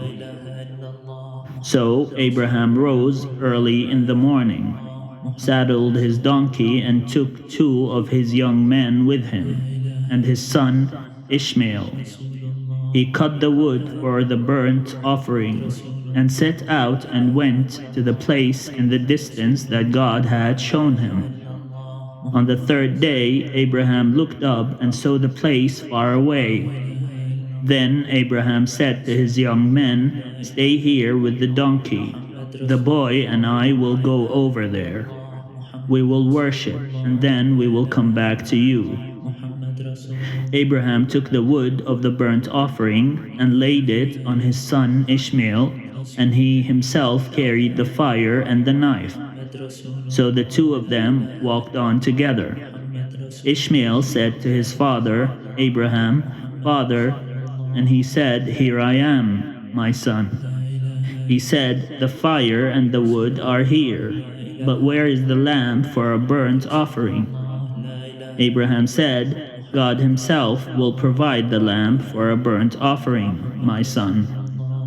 So the 2 of them walked on together. When they came to the place that God had shown him, Abraham built an altar there and laid the wood in order. He bound his son Ishmael and laid him on the altar, on top of the wood. Then Abraham reached out his hand and took the knife to kill his son. But the angel of the Lord called to him from heaven and said, Abraham, Abraham. And he said, Here I am. He said, Do not lay your hand on the boy or do anything to him. You have believed the vision. Do not lay your hand on the boy or do anything to him. For now I know that you fear God, since you have not withheld your son, your firstborn, from me. And Abraham looked up and saw a ram caught in a thicket by its horns. Abraham went and took the ram and offered it up as a burnt offering instead of his son. So Abraham called that place, The Lord will provide, as it is said to this day, On the mount of the Lord it shall be provided. The angel of the Lord called to Abraham a second time from heaven, and said, By myself I have sworn, says the Lord, because you have done this and have not withheld your son, your firstborn, I will indeed bless you. and I will make your offspring as numerous as the stars of heaven, and as the sand that is on the seashore. And your offspring shall possess the gates of their enemies, and by your offspring shall all the nations of the earth gain blessing for themselves, because you have obeyed my voice. So Abraham returned to his young men, and they arose and went together to Beersheba. And Abraham lived at Beersheba, Mecca. Now, after these things, it was told Abraham, Milcah also has borne children to your brother Nahor. Oz, the firstborn, Buz, his brother, Kemuel, the father of Aram, Chesed, Hazo, Pildash, Jidlaph, and Bethuel. Bethuel became the father of Rebekah. These 8 Milcah bore to Nahor, Abraham's brother.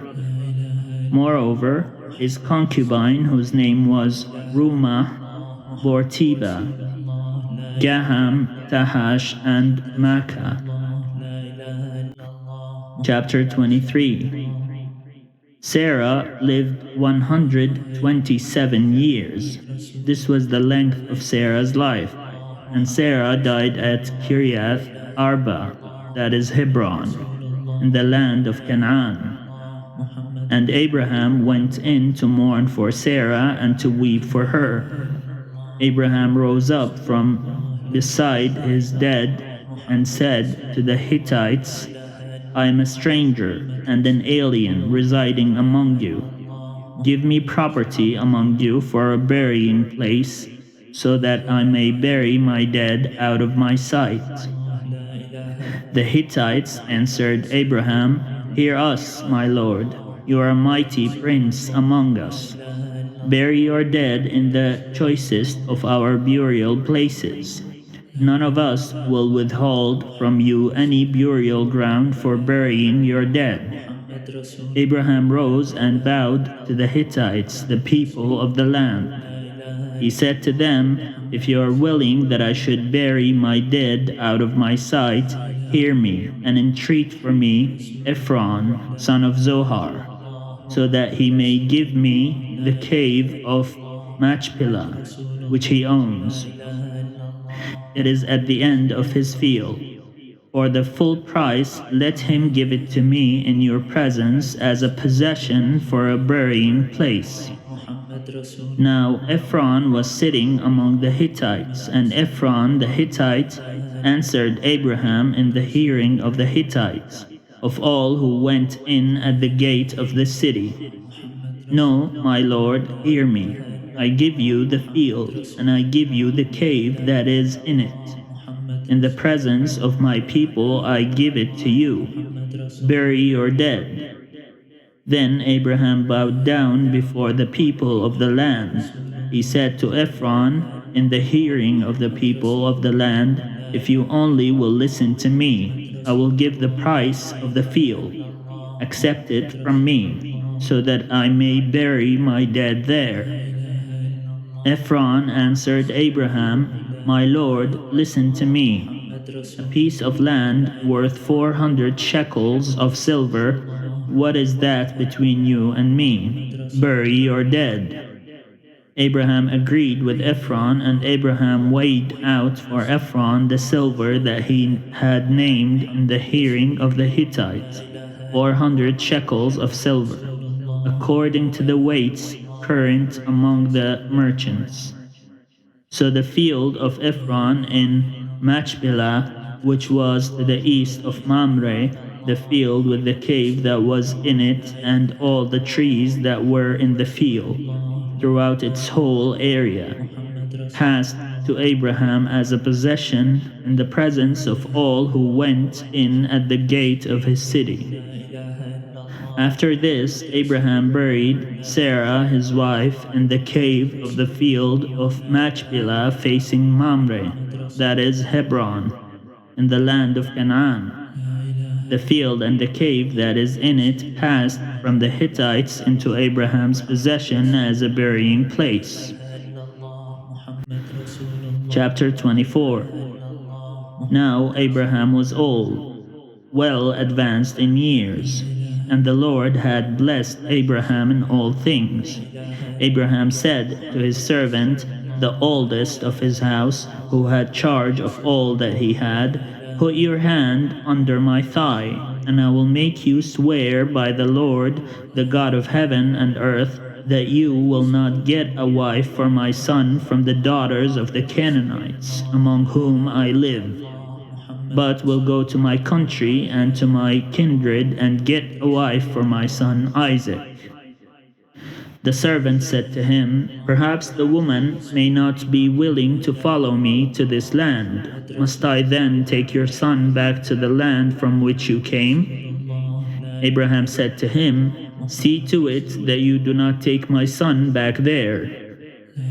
The Lord, the God of heaven, who took me from my father's house and from the land of my birth, and who spoke to me and swore to me, to your offspring I will give this land. He will send his angel before you, and you shall take a wife for my son from there.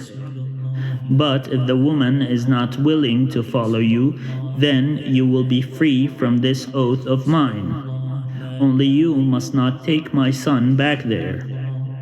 So the servant put his hand under the thigh of Abraham his master and swore to him concerning this matter. Then the servant took 10 of his master's camels and departed, taking all kinds of choice gifts from his master. And he set out and went to Aram Naharim, to the city of Nahor. He made the camels kneel down outside the city by the well of water. It was toward evening, the time when women go out to draw water. And he said, O Lord, God of my master Abraham, please grant me success today and show steadfast love to my master Abraham. I'm standing here by the spring of water, and the daughters of the townspeople are coming out to draw water. Let the girl to whom I shall say, please offer your jar that I may drink, and who shall say, drink, and I will water your camels. Let her be the one whom you have appointed for your servant Isaac. By this I shall know that you have shown steadfast love to my master. Before he had finished speaking, there was Rebekah, who was born to Bethuel, son of Milcah, the wife of Nahor, Abraham's brother, coming out with her water jar on her shoulder.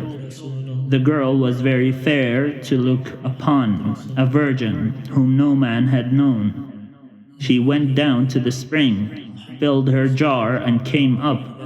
Then the servant ran to meet her and said, please let me sip a little water from your jar. Drink, my lord, she said, and quickly lowered her jar upon her hand and gave him a drink. When she had finished giving him a drink, she said, I will draw for your camels also, until they have finished drinking. So she quickly emptied her jar into the trough and ran again to the well to draw, and she drew for all his camels. The man gazed at her in silence to learn whether or not the Lord had made his journey successful. When the camels had finished drinking, the man took a gold nose ring weighing a half shekel and 2 bracelets for her arms weighing 10 gold shekels, and said, tell me whose daughter you are. Is there room in your father's house for us to spend the night? She said to him, I'm the daughter of Bethuel, son of Milcah, whom she bore to Nahor. She added, we have plenty of straw and fodder, and a place to spend the night. The man bowed his head and worshipped the Lord and said, blessed be the Lord, the God of my master Abraham, who has not forsaken his steadfast love and his faithfulness toward my master. As for me, the Lord has led me on the way to the house of my master's kin. Then the girl ran and told her mother's household about these things. Rebekah had a brother whose name was Laban, and Laban ran out to the man to the spring.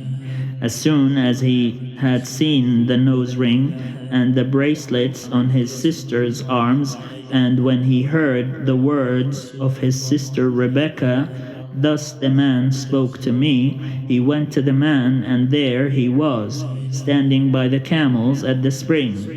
He said, "Come in, O blessed of the Lord. Why do you stand outside when I have prepared the house and a place for the camels?" So the man came into the house, and Laban unloaded the camels and gave him straw and fodder for the camels, and water to wash his feet and the feet of the men who were with him. Then food was set before him to eat. But he said, "I will not eat until I have told my errand." He said, "Speak on." So he said, "I'm Abraham's servant. The Lord has greatly blessed my master, and he has become wealthy. He has given him flocks and herds, silver and gold, male and female slaves, camels and donkeys. And Sarah, my master's wife, bore a son to my master when she was old, and he has given him all that he has. My master made me swear, saying, 'You shall not take a wife for my son from the daughters of the Canaanites, in whose land I live, but you shall go to my father's house, to my kindred, and get a wife for my son.' I said to my master, 'Perhaps the woman will not follow me.' But he said to me, 'The Lord, before whom I walk, will send his angel with you and make your way successful. You shall get a wife for my son from my kindred, from my father's house. Then you will be free from my oath when you come to my kindred. Even if they will not give her to you, you will be free from my oath. I came today to the spring and said, O Lord, the God of my master Abraham, if now you will only make successful the way I am going. I'm standing here by the spring of water. Let the young woman who comes out to draw, to whom I shall say, Please give me a little water from your jar to drink, and who will say to me, Drink, and I will draw for your camels also. Let her be the woman whom the Lord has appointed for my master's son." Before I had finished speaking in my heart, there was Rebekah coming out with her water jar on her shoulder, and she went down to the spring and drew. I said to her, Please let me drink. She quickly let down her jar from her shoulder and said, Drink, and I will also water your camels. So I drank, and she also watered the camels. Then I asked her, Whose daughter are you? She said, The daughter of Bethuel, Nahor's son, whom Milcah bore to him. So I put the ring on her nose, and the bracelets on her arms. Then I bowed my head and worshipped the Lord, and blessed the Lord, the God of my master Abraham, who had led me by the right way to obtain the daughter of my master's kinsman for his son. Now then, if you will deal loyally and truly with my master, tell me, and if not, tell me, so that I may turn either to the right hand or to the left. Then Laban and Bethuel answered, The thing comes from the Lord. We cannot speak to you anything bad or good. Look, Rebekah is before you. Take her and go, and let her be the wife of your master's son, as the Lord has spoken. When Abraham's servant heard their words, he bowed himself to the ground before the Lord, and the servant brought out jewelry of silver and of gold, and garments, and gave them to Rebekah. He also gave to her brother and to her mother costly ornaments. Then he and the men who were with him ate and drank. and they spent the night there. When they rose in the morning, he said, "Send me back to my master." Her brother and her mother said, "Let the girl remain with us a while, at least 10 days. After that she may go." But he said to them, "Do not delay me, since the Lord has made my journey successful. Let me go that I may go to my master." They said, "We will call the girl and ask her." And they called Rebekah and said to her, "Will you go with this man?" She said, "I will." So they sent away their sister Rebekah and her nurse along with Abraham's servant and his men. And they blessed Rebekah and said to her, "May you, our sister, become thousands of myriads. May your offspring gain possession of the gates of their foes." Then Rebekah and her maids rose up, mounted the camels, and followed the man. Thus the servant took Rebekah and went his way. Now Isaac had come from Beer Lahai Roi and was settled in the Negev. Isaac went out in the evening to walk in the field, and looking up he saw camels coming. And Rebekah looked up, and when she saw Isaac, she slipped quickly from the camel, and said to the servant, "Who is the man over there, walking in the field to meet us?" The servant said, "It is my master." So she took her veil and covered herself. And the servant told Isaac all the things that he had done. Then Isaac brought her into his mother Sarah's tent. He took Rebekah, and she became his wife, and he loved her. So Isaac was comforted after his mother's death. Chapter 25. Abraham took another wife, whose name was Keturah. She bore him Zimran, Jokshan, Medan, Midian, Ishbak, and Shua.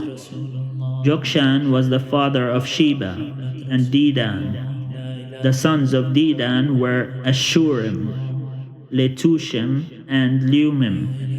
The sons of Midian were Ephah, Epher, Hanoch, Abida, and Ilda. All these were the children of Keturah. Abraham gave all he had to Isaac, but to the sons of his concubines Abraham gave gifts while he was still living, and he sent them away from his son Isaac eastward to the east country. This is the length of Abraham's life, 175 years. Abraham breathed his last and died in a good old age, an old man and full of years, and was gathered to his people. His sons, Isaac and Ishmael, buried him in the cave of Machpelah, in the field of Ephron, son of Zohar, the Hittite, east of Mamre, the field that Abraham purchased from the Hittites. There Abraham was buried with his wife Sarah. After the death of Abraham, God blessed his son Isaac, and Isaac settled at Beer Lahai Roi. These are the descendants of Ishmael, Abraham's son, Hajar the Egyptian, Sarah's slave girl, bore to Abraham.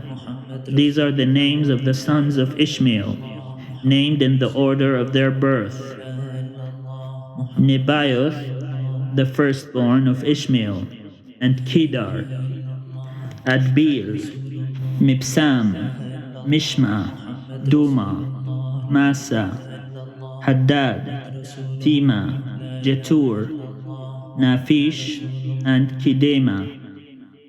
These are the sons of Ishmael, and these are their names, by their villages and by their encampments, 12 princes according to their tribes. This is the length of the life of Ishmael, 137 years. He breathed his last and died and was gathered to his people. They settled from Havilah to Shur, which is opposite Egypt in the direction of Assyria. He settled down alongside of all his people. These are the descendants of Isaac, Abraham's son. Abraham was the father of Isaac, and Isaac was 40 years old when he married Rebekah, daughter of Bethuel, the Aramean of Paddan Aram, sister of Laban the Aramean. Isaac prayed to the Lord for his wife, because she was barren, and the Lord granted his prayer, and his wife Rebekah conceived. The children struggled together within her, and she said, "If it is to be this way, why do I live?" So she went to inquire of the Lord, and the Lord said to her, "Two nations are in your womb, and two people born of you shall be divided. The one shall be stronger than the other. The elder shall serve the younger." When her time to give birth was at hand, there were twins in her womb. The first came out red, all his body like a hairy mantle. So they named him Esau. Afterward his brother came out, with his hand gripping Esau's heel.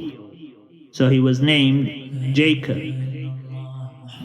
Isaac was 60 years old when she bore them. When the boys grew up, Esau was a skillful hunter, a man of the field, while Jacob was a quiet man, living in tents. Isaac loved Esau because he was fond of game, but Rebekah loved Jacob. Once, when Jacob was cooking a stew, Esau came in from the field and he was famished. Esau said to Jacob, "Let me eat some of that red stuff, for I am famished." Therefore he was called Edom.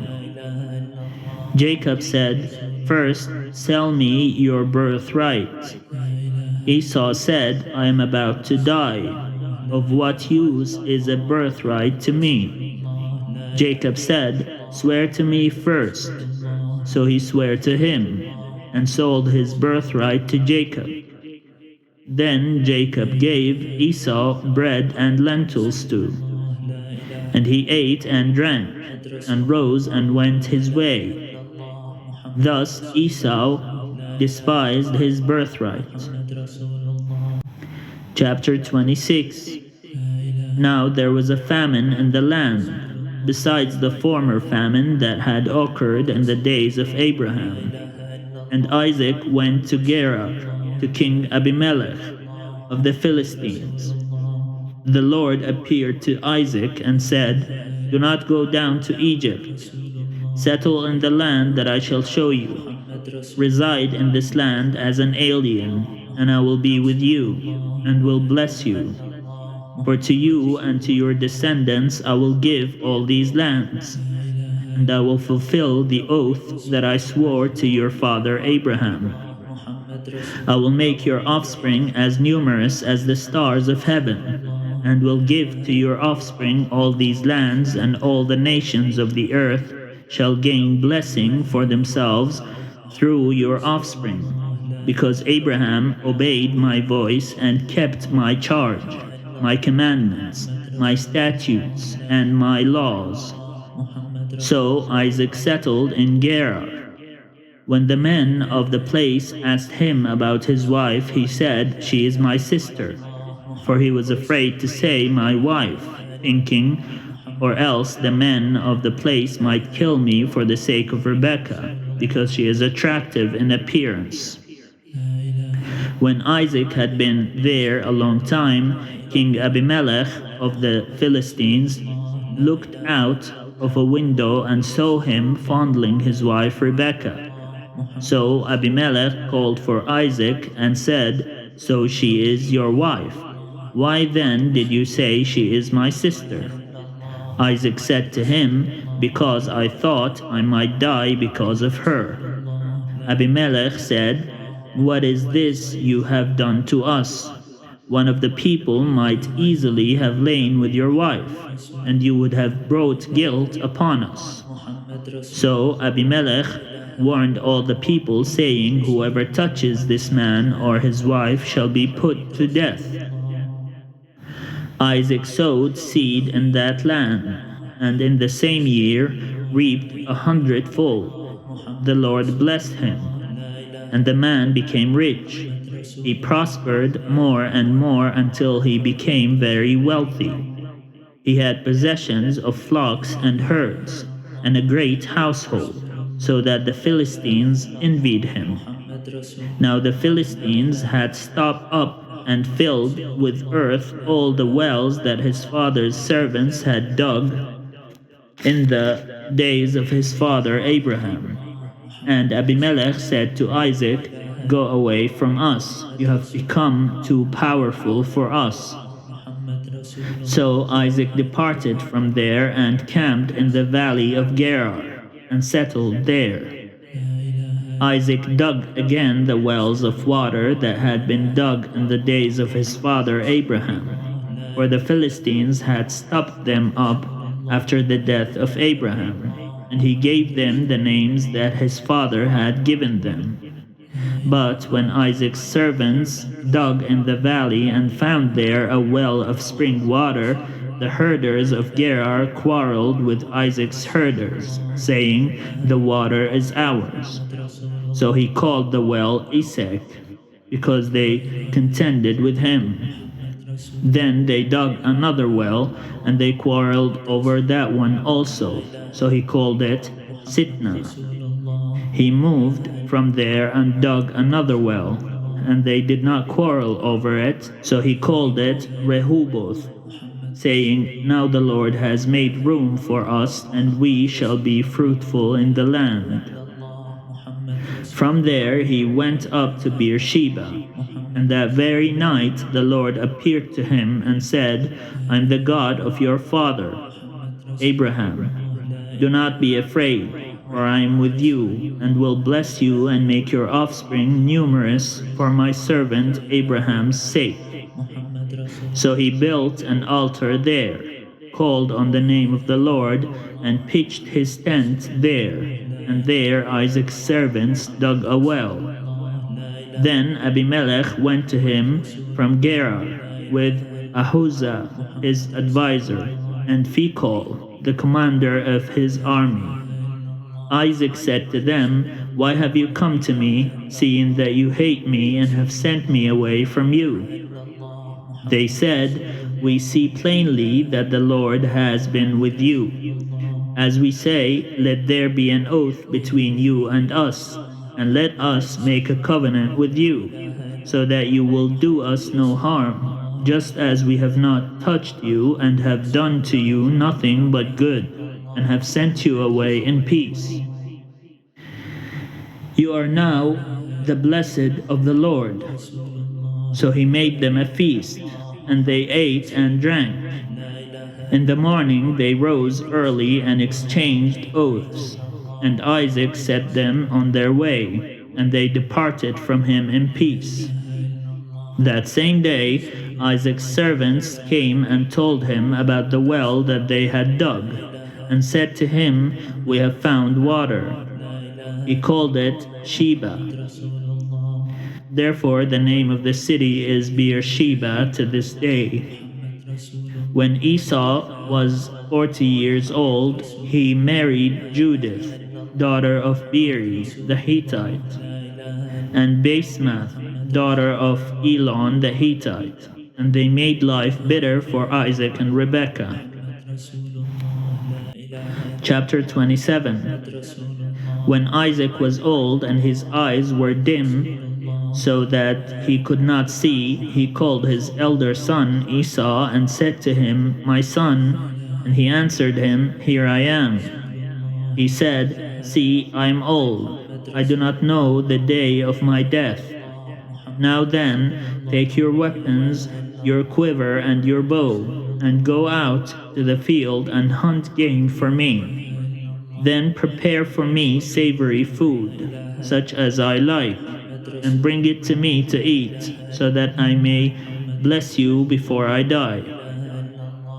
Now Rebekah was listening when Isaac spoke to his son Esau. So when Esau went to the field to hunt for game and bring it, Rebekah said to her son Jacob, "I heard your father say to your brother Esau, 'Bring me game, and prepare for me savory food to eat, that I may bless you before the Lord before I die.' Now therefore, my son, obey my word as I command you. Go to the flock and get me 2 choice kids, so that I may prepare from them savory food for your father, such as he likes. And you shall take it to your father to eat, so that he may bless you before he dies." But Jacob said to his mother Rebekah, "Look, my brother Esau is a hairy man, and I'm a man of smooth skin. Perhaps my father will feel me, and I shall seem to be mocking him, and bring a curse on myself and not a blessing." His mother said to him, "Let your curse be on me, my son. Only obey my word, and go, get them for me." So he went and got them and brought them to his mother, and his mother prepared savory food, such as his father loved. Then Rebekah took the best garments of her elder son, Esau, which were with him in the house, and put them on her younger son, Jacob. And she put the skins of the kids on his hands, and on the smooth part of his neck. Then she handed the savory food and the bread that she had prepared to her son Jacob. So he went in to his father and said, "My father." And he said, "Here I am." "Who are you, my son?" Jacob said to his father, "I'm Esau, your firstborn. I have done as you told me. Now sit up and eat of my game, so that you may bless me." But Isaac said to his son, "How is it that you have found it so quickly, my son?" He answered, "Because the Lord your God granted me success." Then Isaac said to Jacob, "Come near, that I may feel you, my son, to know whether you are really my son Esau or not." So Jacob went up to his father Isaac, who felt him and said, "The voice is Jacob's voice, but the hands are the hands of Esau." He did not recognize him, because his hands were hairy like his brother Esau's hands. So he blessed him. He said, "Are you really my son Esau?" He answered, "I am." Then he said, "Bring it to me, that I may eat of my son's game and bless you." So he brought it to him, and he ate. And he brought him wine, and he drank. Then his father Isaac said to him, "Come near and kiss me, my son." So he came near and kissed him, and he smelled the smell of his garments, and blessed him, and said, "Ah, the smell of my son is like the smell of a field that the Lord has blessed. May God give you the dew of heaven, and of the fatness of the earth, and plenty of grain and wine. Let peoples serve you, and nations bow down to you. Be Lord over your brothers, and may your mother's sons bow down to you. Cursed be everyone who curses you, and blessed be everyone who blesses you." As soon as Isaac had finished blessing Jacob, when Jacob had scarcely gone out from the presence of his father Isaac, his brother Esau came in from his hunting. He also prepared savory food, and brought it to his father. And he said to his father, "Let my father sit up and eat of his son's game, so that you may bless me."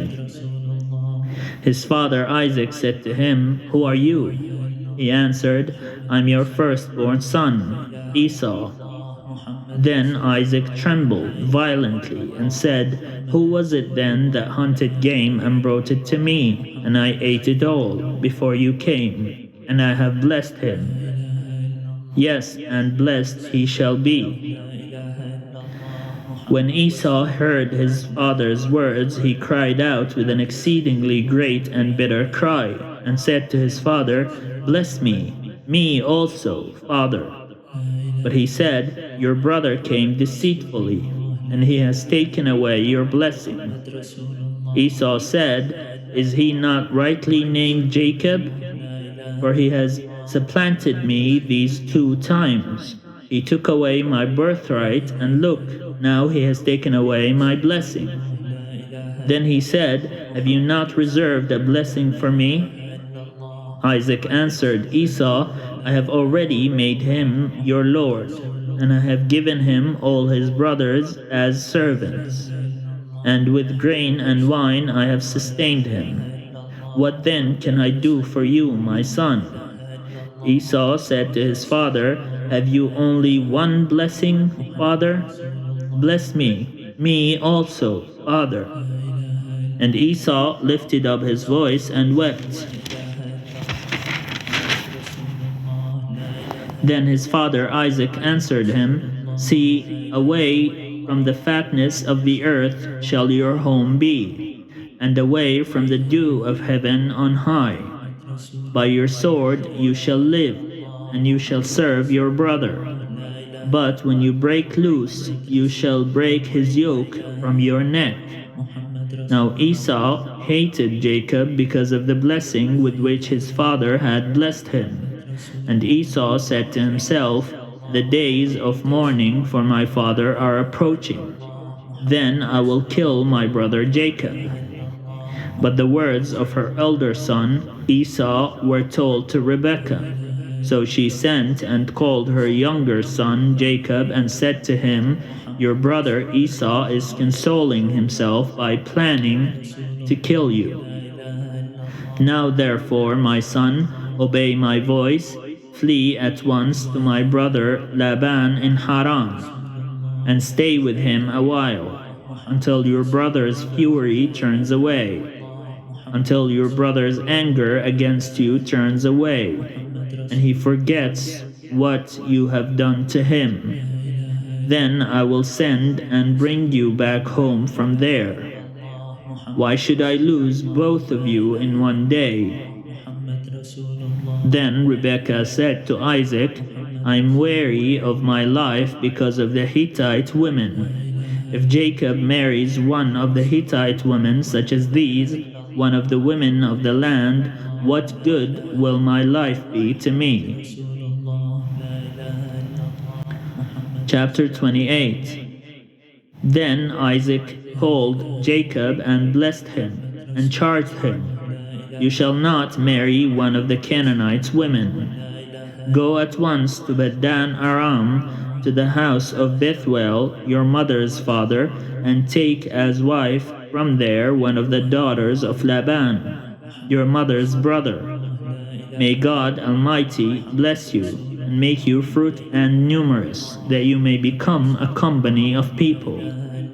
May he give to you the blessing of Abraham, to you and to your offspring with you, so that you may take possession of the land where you now live as an alien, land that God gave to Abraham. Thus Isaac sent Jacob away, and he went to Paddan Aram, to Laban, son of Bethuel the Aramean, the brother of Rebekah, Jacob's and Esau's mother. Now Esau saw that Isaac had blessed Jacob and sent him away to Paddan Aram to take a wife from there. And that as he blessed him, he charged him, You shall not marry one of the Canaanites' women. And that Jacob had obeyed his father and his mother and gone to Paddan Aram. So when Esau saw that the Canaanite women did not please his father Isaac, Esau went to Ishmael and took Mahalath, daughter of Abraham's son, Ishmael, and sister of Nebaioth, to be his wife, in addition to the wives he had. Jacob left Beersheba and went towards Haran. He came to a certain place and stayed there for the night, because the sun had set. Taking one of the stones of the place, he put it under his head and lay down in that place. And he dreamed that there was a ladder set up on the earth, the top of it reaching to heaven, and the angels of God were ascending and descending on it. And the Lord stood beside him and said, I am the Lord, the God of Abraham, your father, and the God of Isaac. The land on which you lie I will give to you and to your offspring, and your offspring shall be like the dust of the earth, and you shall spread abroad to the west and to the east and to the north and to the south. And all the families of the earth shall be blessed in you and in your offspring. Know that I am with you and will keep you wherever you go, and will bring you back to this land, for I will not leave you until I have done what I have promised you. Then Jacob woke from his sleep and said, Surely the Lord is in this place, and I did not know it. And he was afraid and said, How awesome is this place! This is none other than the house of God, and this is the gate of heaven.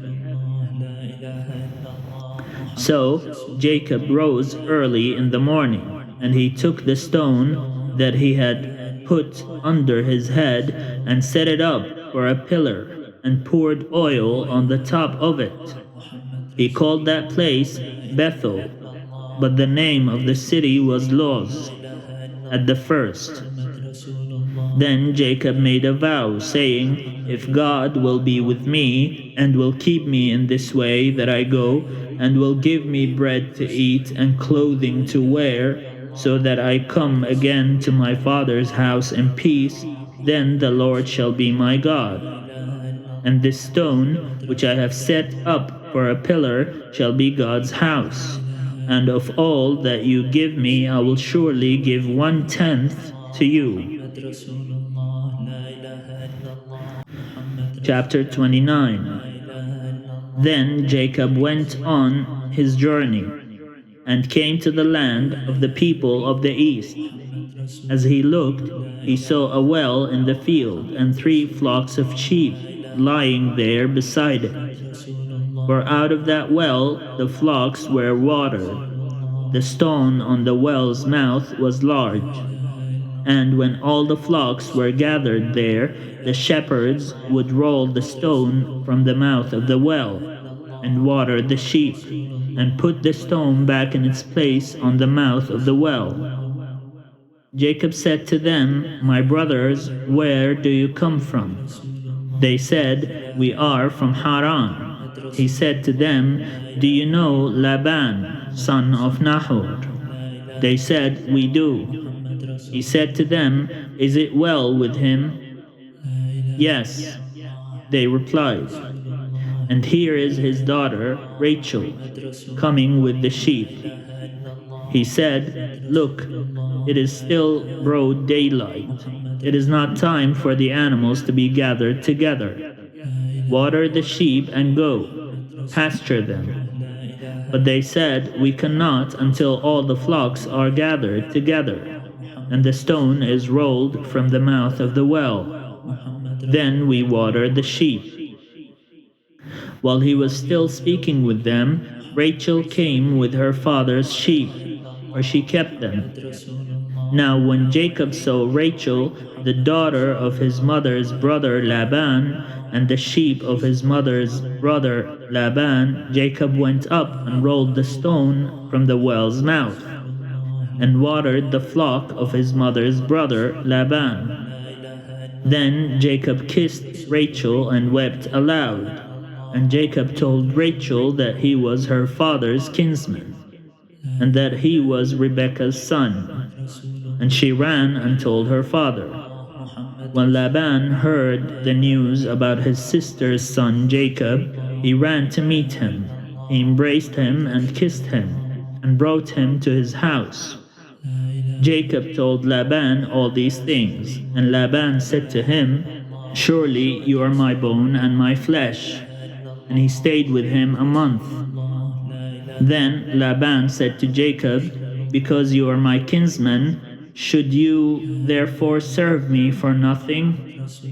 Tell me, what shall your wages be? Now Laban had 2 daughters.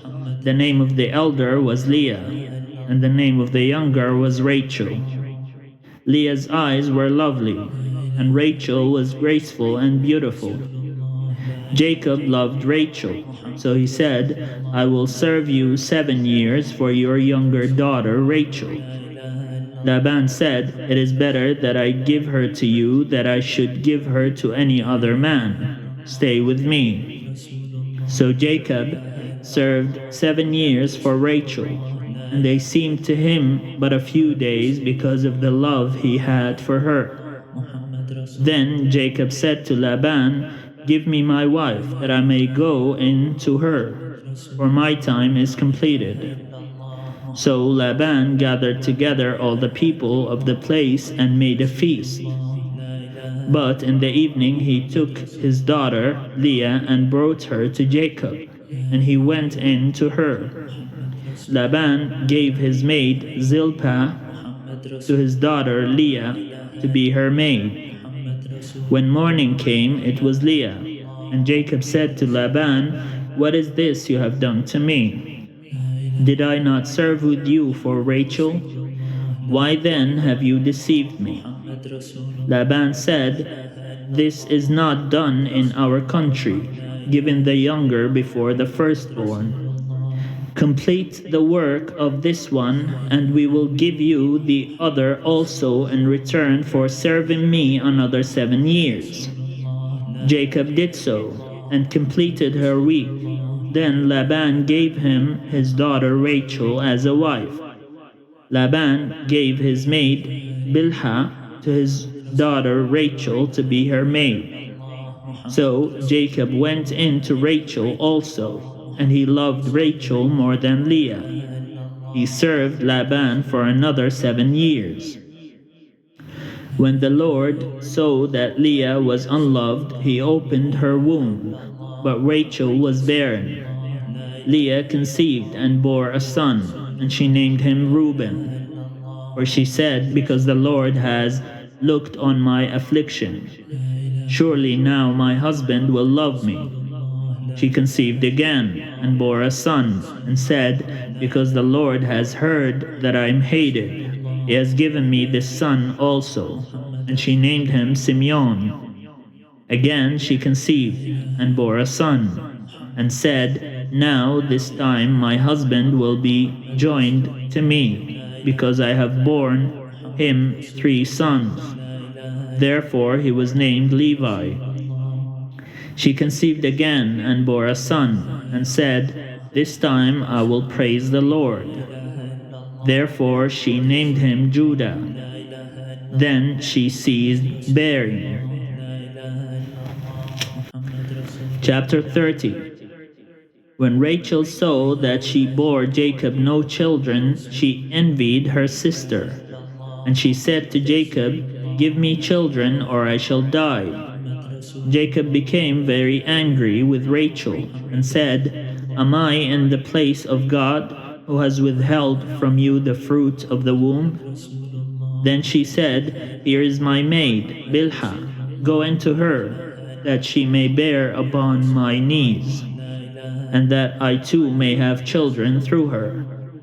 So she gave him her maid Bilhah as a wife, and Jacob went into her. And Bilhah conceived and bore Jacob a son.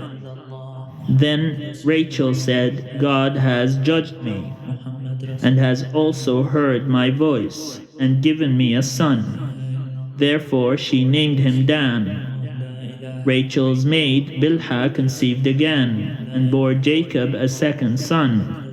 Then Rachel said, with mighty wrestlings I have wrestled with my sister, and have prevailed.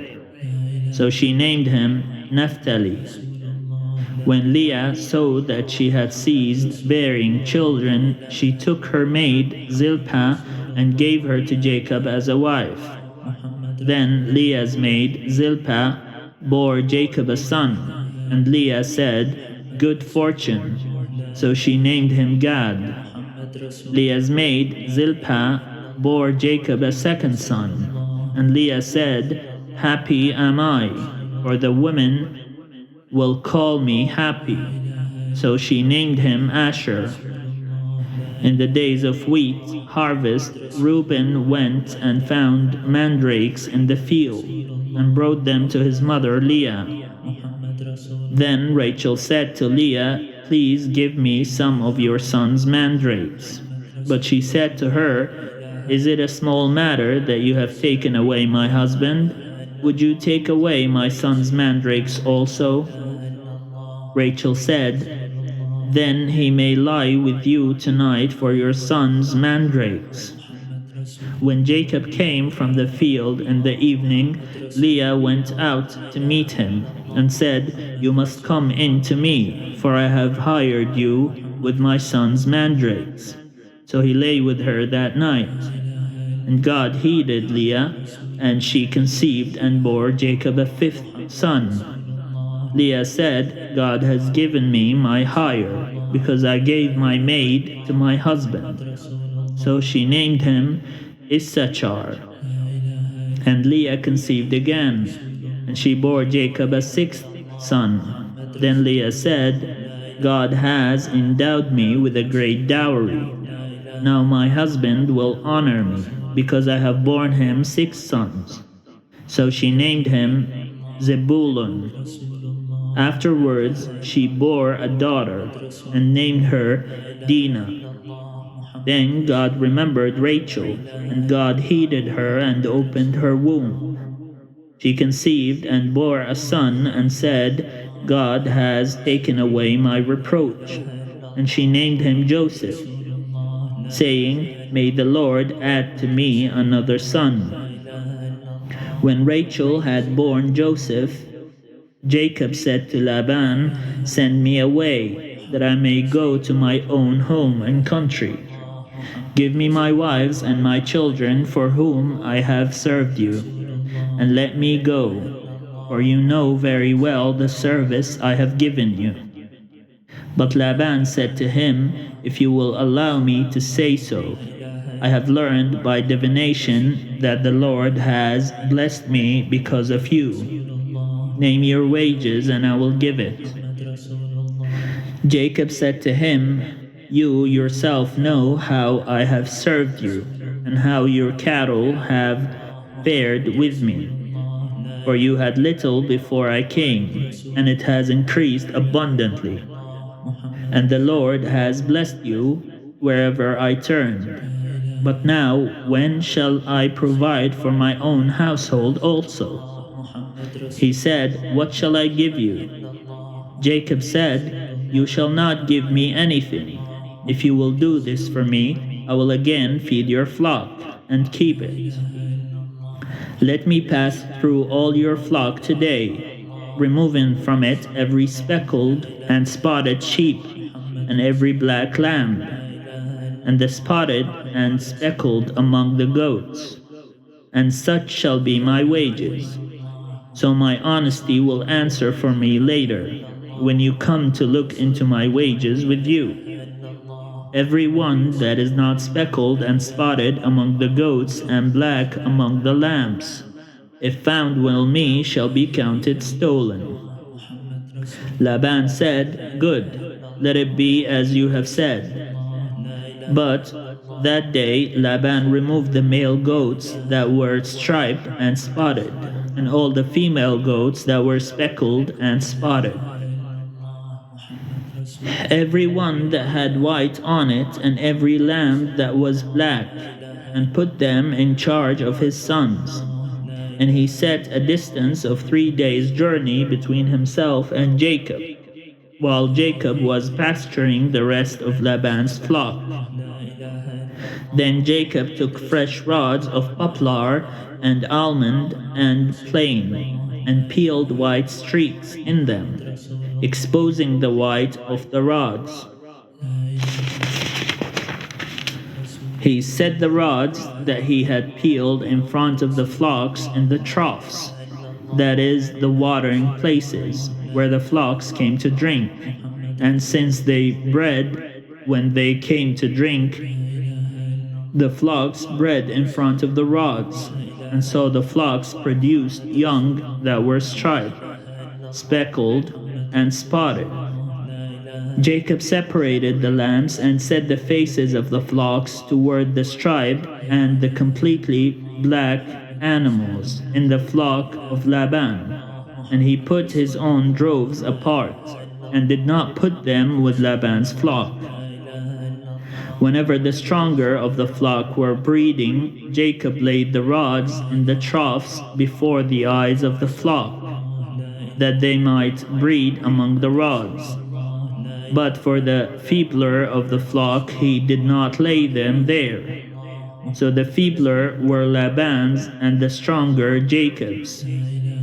Thus the man grew exceedingly rich, and had large flocks, and male and female slaves, and camels and donkeys. Chapter 31. Now Jacob heard that the sons of Laban were saying, Jacob has taken all that was our father's. He has gained all this wealth from what belonged to our father. And Jacob saw that Laban did not regard him as favorably as he did before. Then the Lord said to Jacob, Return to the land of your ancestors and to your kindred, and I will be with you. So Jacob sent and called Rachel and Leah into the field where his flock was, and said to them, I see that your father does not regard me as favorably as he did before, but the God of my father has been with me. You know that I have served your father with all my strength, yet your father has cheated me and changed my wages 10 times. But God did not permit him to harm me. If he said, The speckled shall be your wages, then all the flock bore speckled. And if he said, The striped shall be your wages, then all the flock bore striped. Thus God has taken away the livestock of your father, and given them to me. During the mating of the flock, I once had a dream in which I looked up and saw that the male goats that leaped upon the flock were striped, speckled, and mottled. Then the angel of God said to me in the dream, Jacob, and I said, Here I am. And he said, Look up and see that all the goats that leap on the flock are striped, speckled, and mottled. For I have seen all that Laban is doing to you. I'm the God of Bethel, where you anointed a pillar and made a vow to me. Now leave this land at once and return to the land of your birth. Then Rachel and Leah answered him, Is there any portion or inheritance left to us in our father's house? Are we not regarded by him as foreigners? For he has sold us, and he has been using up the money given for us.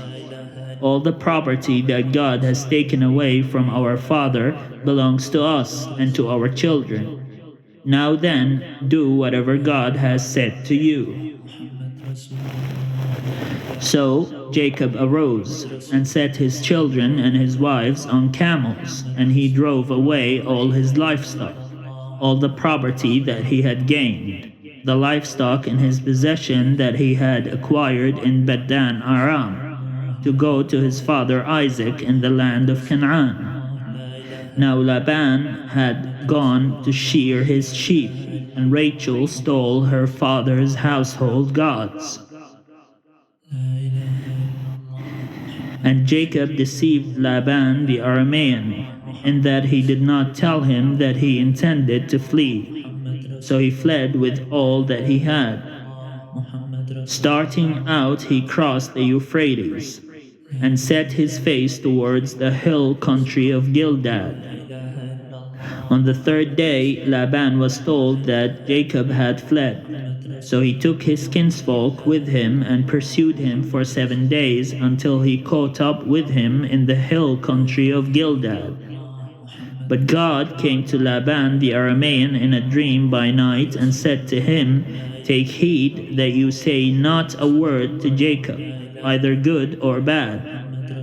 Laban overtook Jacob. Now Jacob had pitched his tent in the hill country, and Laban with his kinsfolk camped in the hill country of Gilead. Laban said to Jacob, What have you done?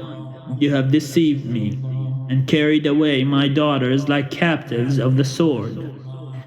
Why did you flee secretly and deceive me, and not tell me?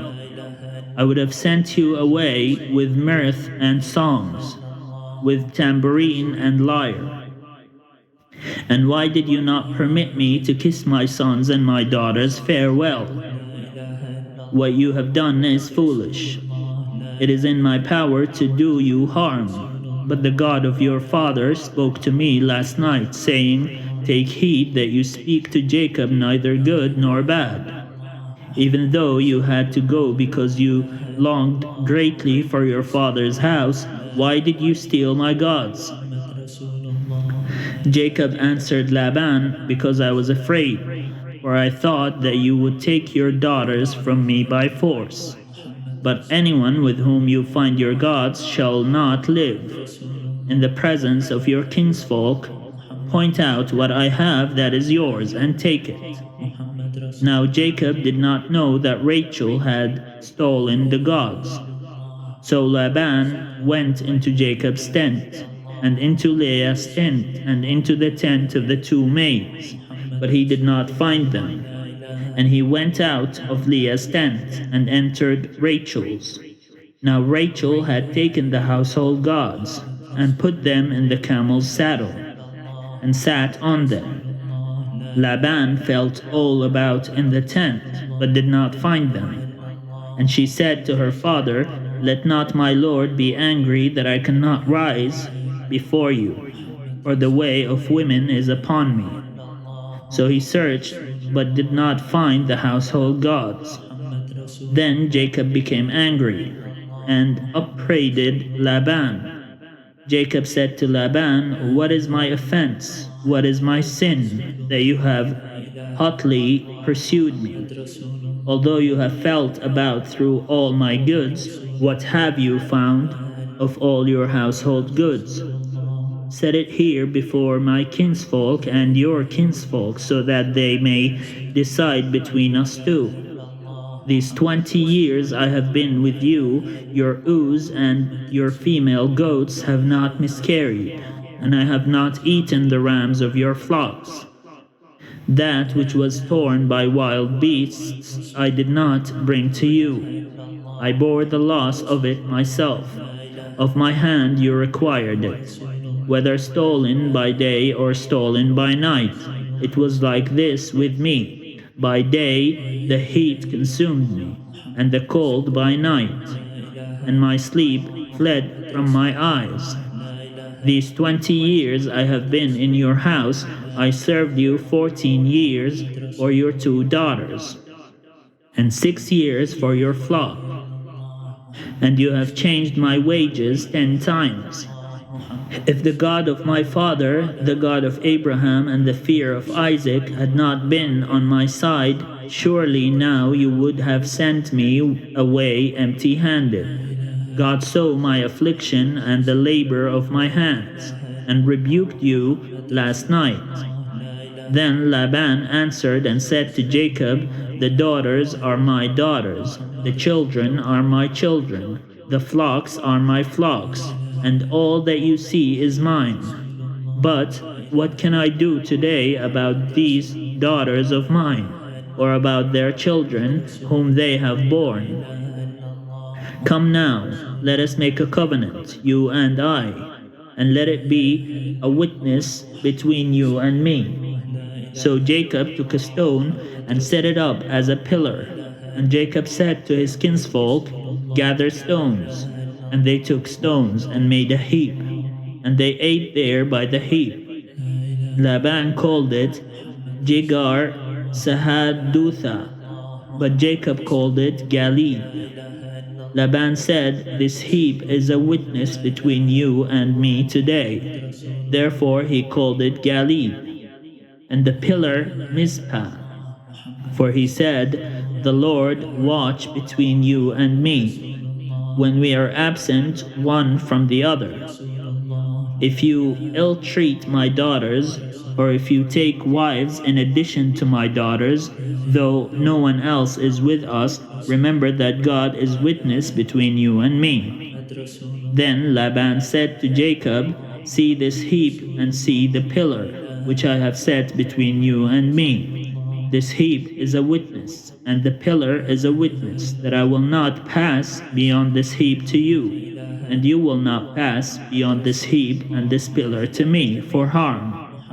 May the God of Abraham and the God of Nahor, the God of their father, judge between us." So Jacob swore by the fear of his father Isaac, and Jacob offered a sacrifice on the height and called his kinsfolk to eat bread. And they ate bread and tarried all night in the hill country. Early in the morning, Laban rose up and kissed his grandchildren and his daughters and blessed them. Then he departed and returned home. Chapter 32.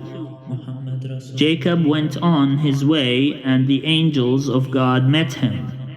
And when Jacob saw them, he said, "This is God's camp." So he called that place Mahanaim.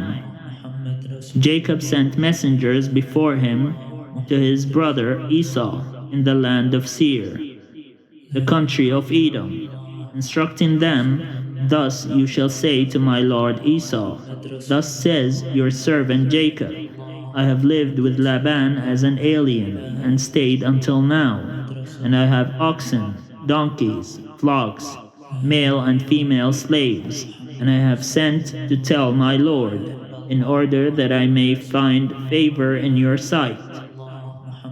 The messengers returned to Jacob, saying, "We came to your brother Esau, and he is coming to meet you, and 400 men are with him."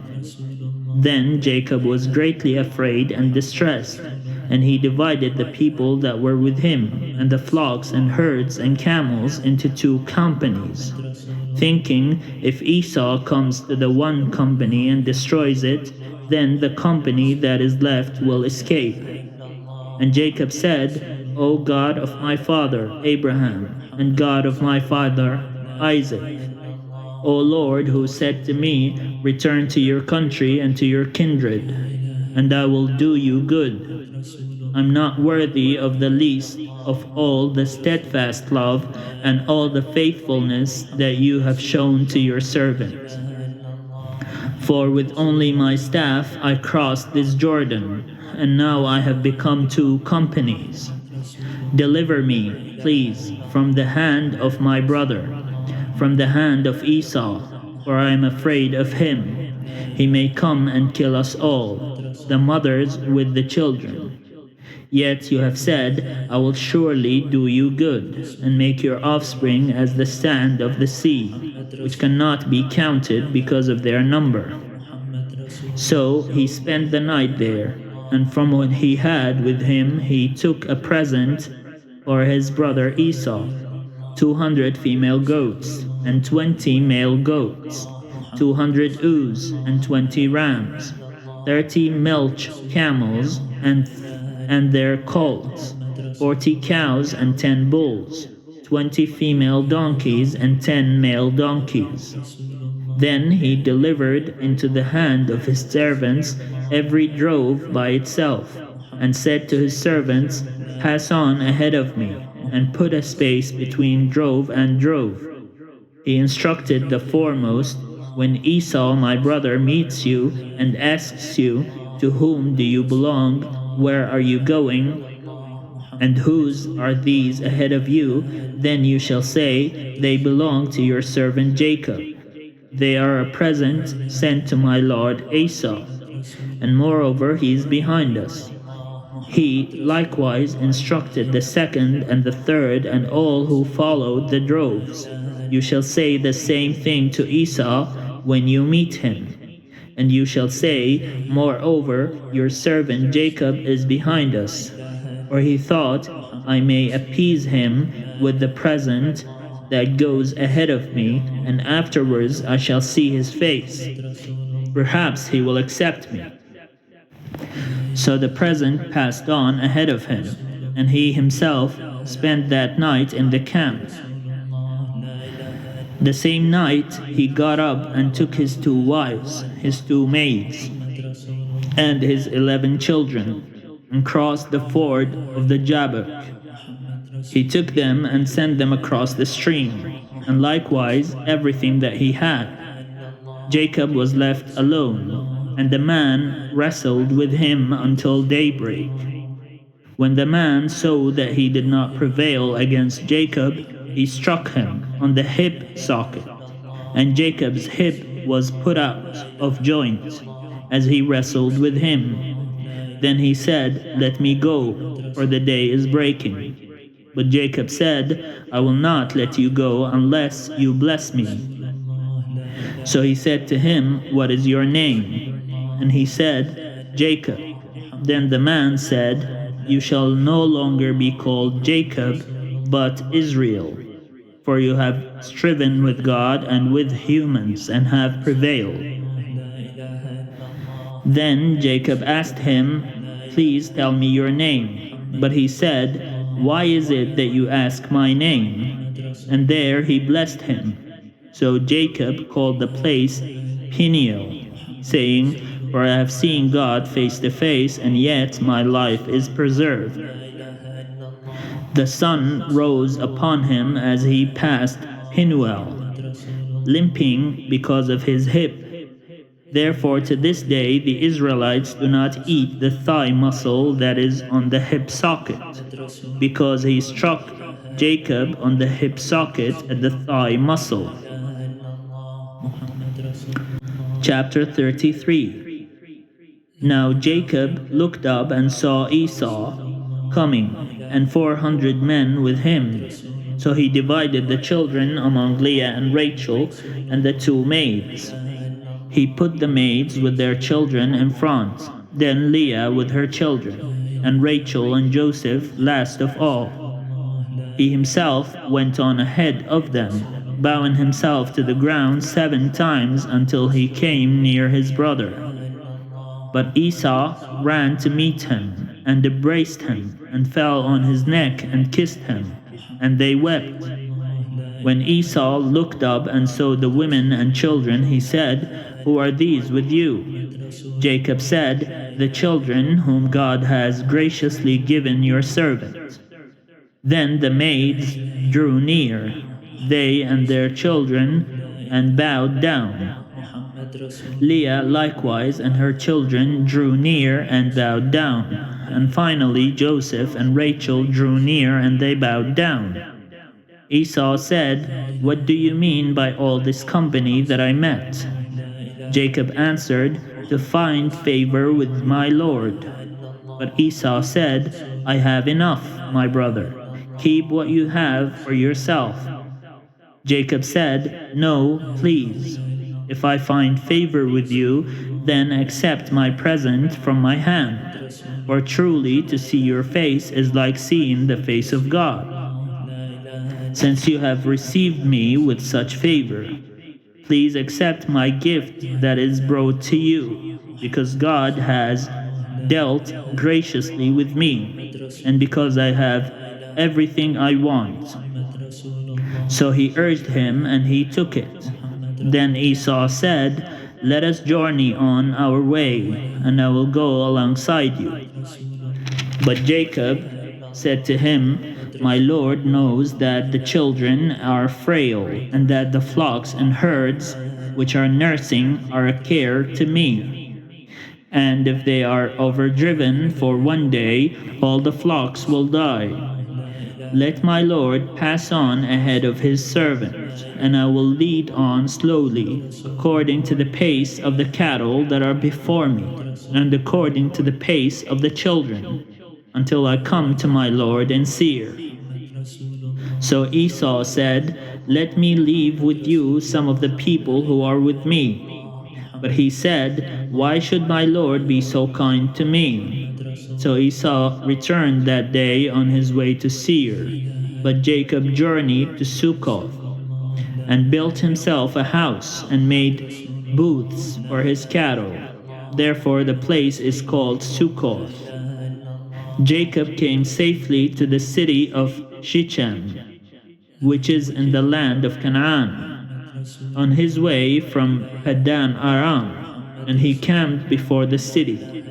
And from the sons of Hamor, Shechem's father, he bought for 100 pieces of money the plot of land on which he had pitched his tent.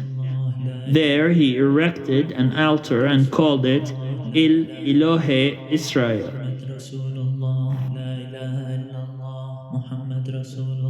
Chapter 34. Now Dinah, the daughter of Leah, whom she had borne to Jacob, went out to visit the women of the region. When Shechem, son of Hamor, the Hivites, prince of the region, saw her, he seized her and lay with her by force. And his soul was drawn to Dinah, daughter of Jacob. He loved the girl and spoke tenderly to her. So Shechem spoke to his father Hamor, saying, "Get me this girl to be my wife." Now Jacob heard that Shechem had defiled his daughter Dinah, but his sons were with his cattle in the field. So Jacob held his peace until they came. And Hamor, the father of Shechem, went out to Jacob to speak with him, just as the sons of Jacob came in from the field. When they heard of it, the men were indignant and very angry, because he had committed an outrage in Israel by lying with Jacob's daughter, for such a thing ought not to be done. But Hamor spoke with them, saying, "The heart of my son Shechem longs for your daughter.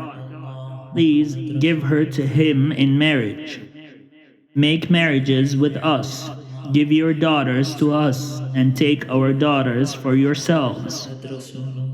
You shall live with us, and the land shall be open to you. Live and trade in it, and get property in it." Shechem also said to her father and to her brothers, "Let me find favor with you, and whatever you say to me I will give. Put the marriage present and gift as high as you like, and I will give whatever you ask me. Only give me the girl to be my wife." The sons of Jacob answered Shechem and his father Hamor deceitfully, because he had defiled their sister Dinah.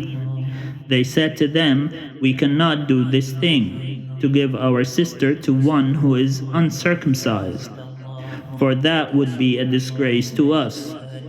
Only on this condition we will consent to you, that you will become as we are, and every male among you be circumcised. Then we will give our daughters to you, and we will take your daughters for ourselves, and we will live among you and become one people.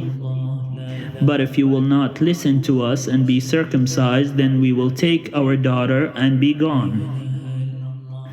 Their words pleased Hamor and Hamor's son Shechem, and the young man did not delay to do the thing, because he was delighted with Jacob's daughter. Now he was the most honored of all his family.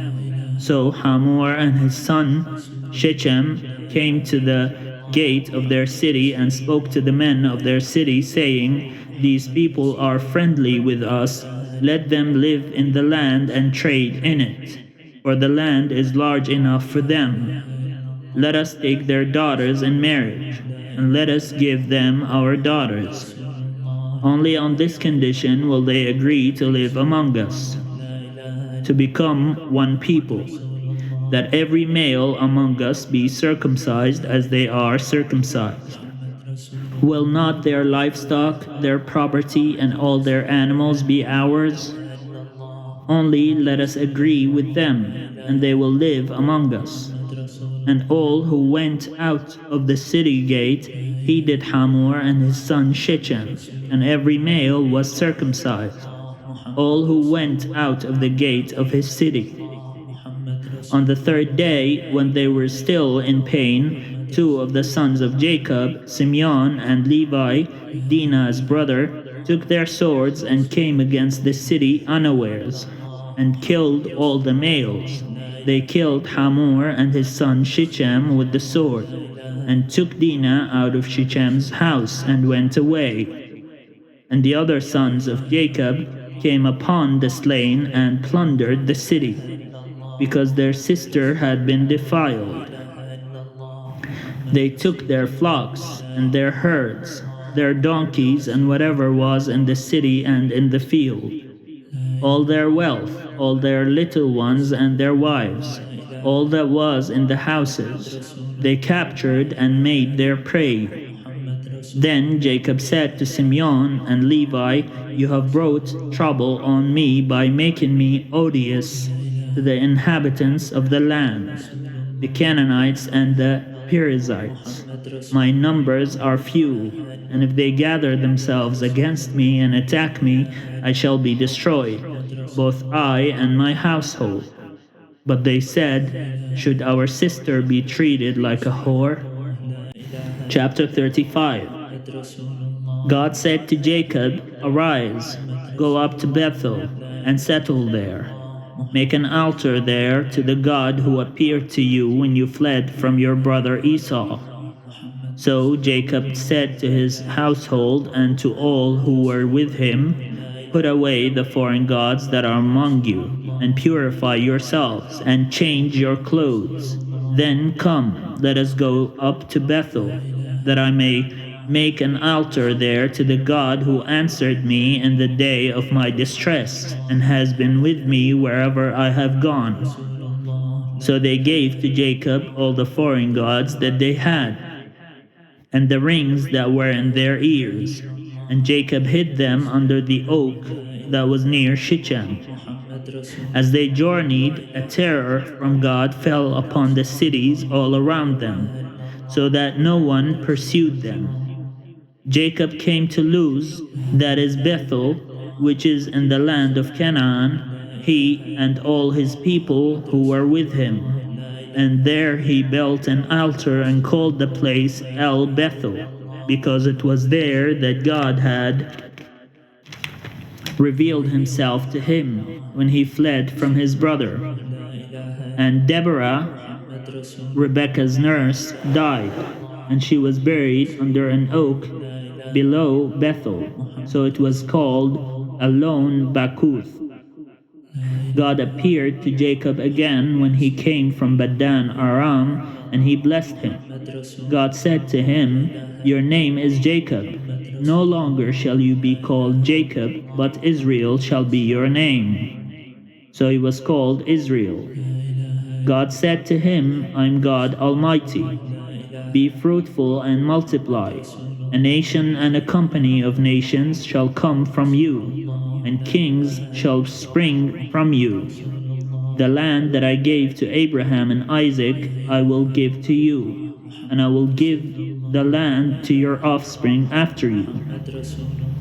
Then God went up from him at the place where he had spoken with him. Jacob set up a pillar in the place where he had spoken with him, a pillar of stone, and he poured out a drink offering on it, and poured oil on it. So Jacob called the place where God had spoken with him Bethel. Then they journeyed from Bethel, and when they were still some distance from Ephrath, Rachel was in childbirth, and she had hard labor. When she was in her hard labor, the midwife said to her, "Do not be afraid, for now you will have another son." As her soul was departing, for she died, she named him Ben-Oni, but his father called him Benjamin. So Rachel died, and she was buried on the way to Ephrath, that is, Bethlehem. And Jacob set up a pillar at her grave. It is the pillar of Rachel's tomb, which is there to this day. Israel journeyed on and pitched his tent beyond the tower of Eder. While Israel lived in that land, Reuben went and lay with Bilhah, his father's concubine, and Israel heard of it. Now the sons of Jacob were 12, the sons of Leah, Reuben, Jacob's firstborn, Simeon, Levi, Judah, Issachar, and Zebulun. The sons of Rachel, Joseph, and Benjamin. The sons of Bilhah, Rachel's maid, Dan and Naphtali. The sons of Zilpah, Leah's maid, Gad and Asher. These were the sons of Jacob, who were born to him in Paddan Aram. Jacob came to his father Isaac at Mamre, or Kiriath Arba, that is Hebron, where Abraham and Isaac had resided as aliens. Now the days of Isaac were 180 years, and Isaac breathed his last.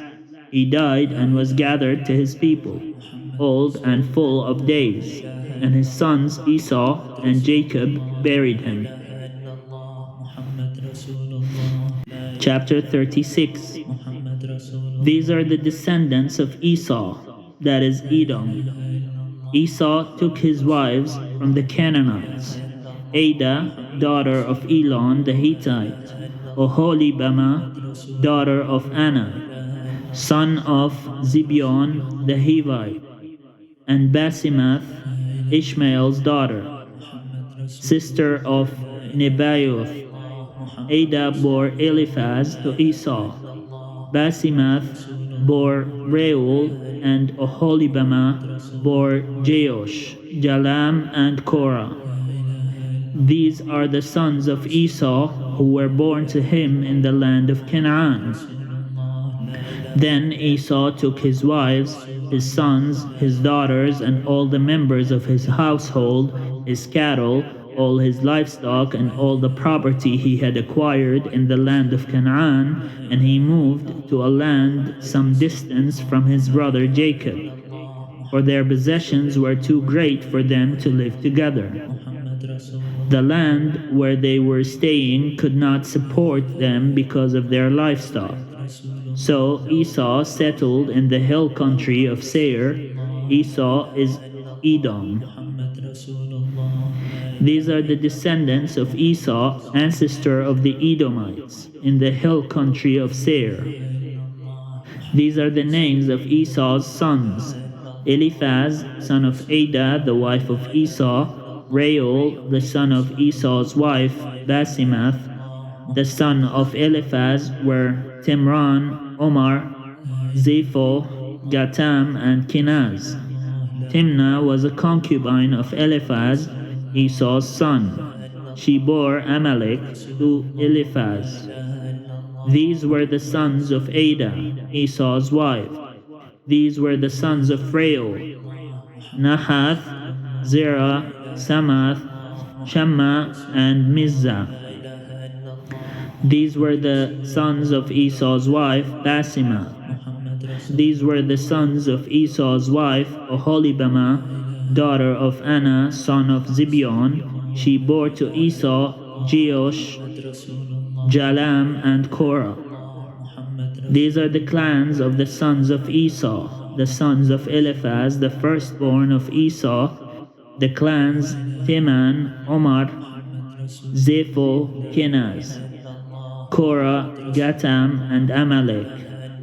These are the clans of Eliphaz in the land of Edom. They are the sons of Ada. These are the sons of Esau's son Reuel, the clans Nahath, Zerah, Shammah, and Mizah. These are the clans of Reuel in the land of Edom. They are the sons of Esau's wife Basimath. These are the sons of Esau's wife Oholibamah, the clans of Jeush, Jalam, and Korah. These are the clans born of Esau's wife Oholibamah, the daughter of Anna. These are the sons of Esau, that is Edom, and these are their clans. These are the sons of Seir the Horite, the inhabitants of the land: Lotan, Shobal, Zibeon, Anna, Dishon, Ezer, and Dishan. These are the clans of the Horites, the sons of Seir in the land of Edom. The sons of Lotan were Hori and Heman, and Lotan's sister was Timnah. These are the sons of Shobal: Alvan, Manahath, Ebal, Shepho, and Onam. These are the sons of Zibeon: Ayah and Anna. He is the Anna who found the springs in the wilderness, as he pastured the donkeys of his father Zibeon. These are the children of Anna: Dishon and Oholibamah, daughter of Anna. These are the sons of Dishon: Hemdan, Ishban, Ithran, and Cheran. These are the sons of Ezer: Bilhan, Zavan, and Akan. These are the sons of Deshan: Oz and Aran. These are the clans of the Horites, the clans: Lotan, Shobal, Zibeon, Anna, Dishon, Ezer, and Dishan. These are the clans of the Horites, clan by clan, in the land of Seir. These are the kings who reigned in the land of Edom, before any king reigned over the Israelites. Bela, son of Beor, reigned in Edom, the name of his city being Dinhaba. Bela died, and Jobab, son of Zerah of Bozrah, succeeded him as king. Jobab died, and Husham of the land of Temanites succeeded him as king. Hosham died, and Hadad, son of Bedad, who defeated Midian in the country of Moab, succeeded him as king, the name of his city being Avith.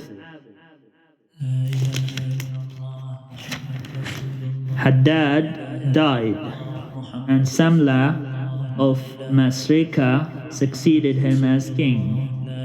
Samlah died, and Shaul of Rehoboth on the Euphrates succeeded him as king. Shaul died, and Baal-Hanan, son of Achbor, succeeded him as king. Baal-Hanan, son of Achbor, died, and Hadar succeeded him as king, the name of his city being Paul. His wife's name was Mehetabel, the daughter of Matred, daughter of Me-Zahab. These are the names of the clans of Esau, according to their families and their localities by their names. The clans: Timnah, Alva, Jetheth, Oholibamah, Elah, Pinon, Kenaz, Teman, Mibzah, Magdiel, and Iram. These are the clans of Edom, that is Esau, the father of Edom, according to their settlements in the land that they held. Chapter 37.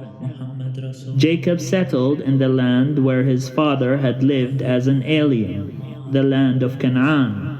This is the story of the family of Jacob. Joseph, being 17 years old, was shepherding the flock with his brothers. He was a helper to the sons of Bilhah and Zilpah, his father's wives, and Joseph wrote a bad report of them to their father. Now Israel loved Joseph more than any other of his children, because he was the son of his old age, and he had made him a long robe with sleeves. But when his brothers saw that their father loved him more than all his brothers, they hated him, and could not speak peacefully to him, and could not speak peaceably to him. Once Joseph had a dream, and when he told it to his brothers, they hated him even more. He said to them, "Listen to this dream that I dreamed. There we were, binding sheaves in the field. Suddenly my sheaf rose and stood upright. Then your sheaves gathered around it and bowed down to my sheaf. His brothers said to him, Are you indeed to reign over us? Are you indeed to have dominion over us? So they hated him even more because of his dreams and his words. He had another dream and told it to his brothers, saying, Look, I have had another dream. The sun, the moon, and 11 stars were bowing down to me. But when he told it to his father and to his brothers, his father rebuked him and said to him, What kind of dream is this that you have had? Shall we indeed come, I and your mother and your brothers, and bow to the ground before you? So his brothers were jealous of him, but his father kept the matter in mind. He only told his father, he did not tell his brothers. His father told him not to tell his brothers of this dream, so he kept it to himself. Now his brothers went to pasture their father's flock near Shechem. And Israel said to Joseph, Are not your brothers pasturing the flock at Shechem? Come, I will send you to them. He answered, Here I am. So he said to him, Go now, see if it is well with your brothers and with the flock, and bring word back to me. So he sent him from the valley of Hebron. He came to Shechem, and a man found him wandering in the fields.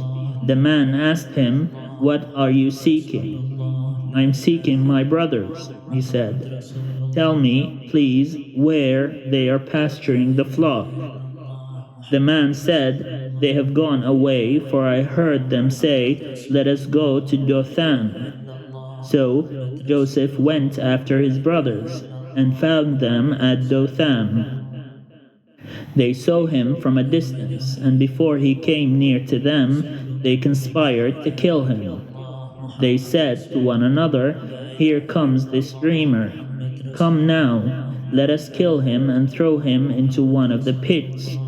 Then we shall say that a wild animal has devoured him. And we shall see what will become of his dreams.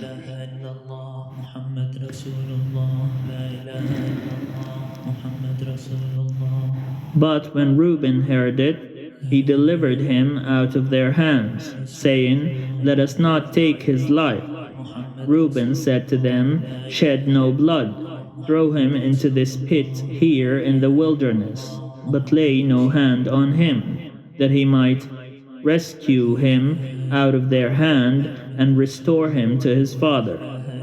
So when Joseph came to his brothers, they stripped him of his robe, the long robe with sleeves that he wore, and they took him and threw him into a pit.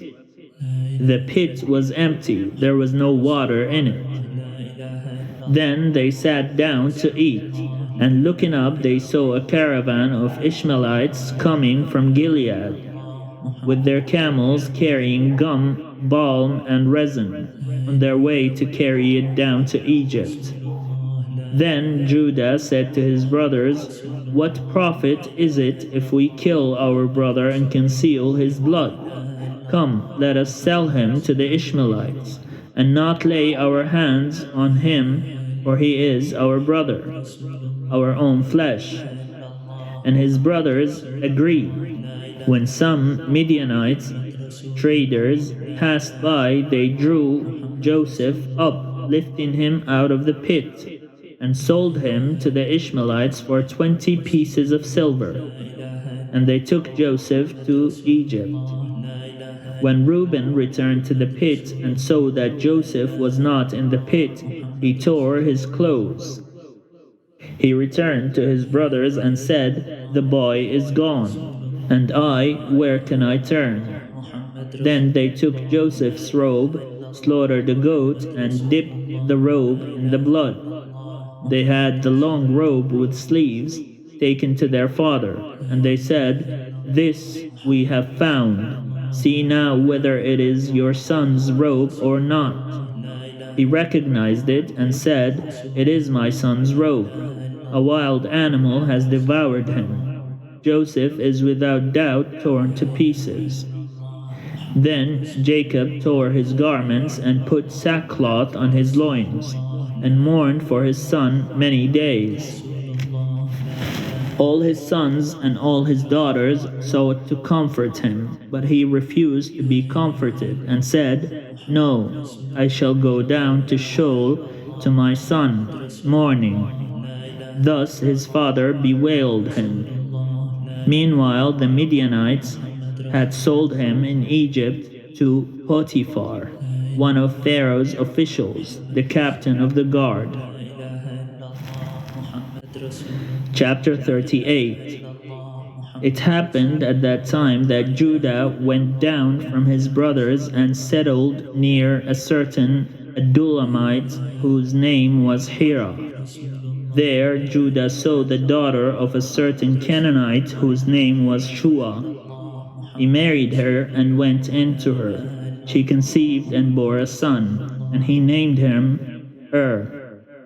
Again she conceived and bore a son, whom she named Onan. Yet again she bore a son, and she named him Shelah. She was in Chizib when she bore him. Judah took a wife to his firstborn. Her name was Tamar. But Judah's firstborn, was wicked in the sight of the Lord, and the Lord put him to death. Then Judah said to Onan, "Go in to your brother's wife and perform the duty of a brother-in-law to her. Raise up offspring for your brother." What he did was displeasing in the sight of the Lord, and he put him to death also. Then Judah said to his daughter-in-law Tamar, "Remain a widow in your father's house until my son Shelah grows up," for he feared that he too would die, like his brothers. So Tamar went to live in her father's house. In course of time, the wife of Judah, Shua's daughter, died. When Judah's time of mourning was over, he went up to Timnah to his sheep shearers, he and his friend Hira the Adullamite.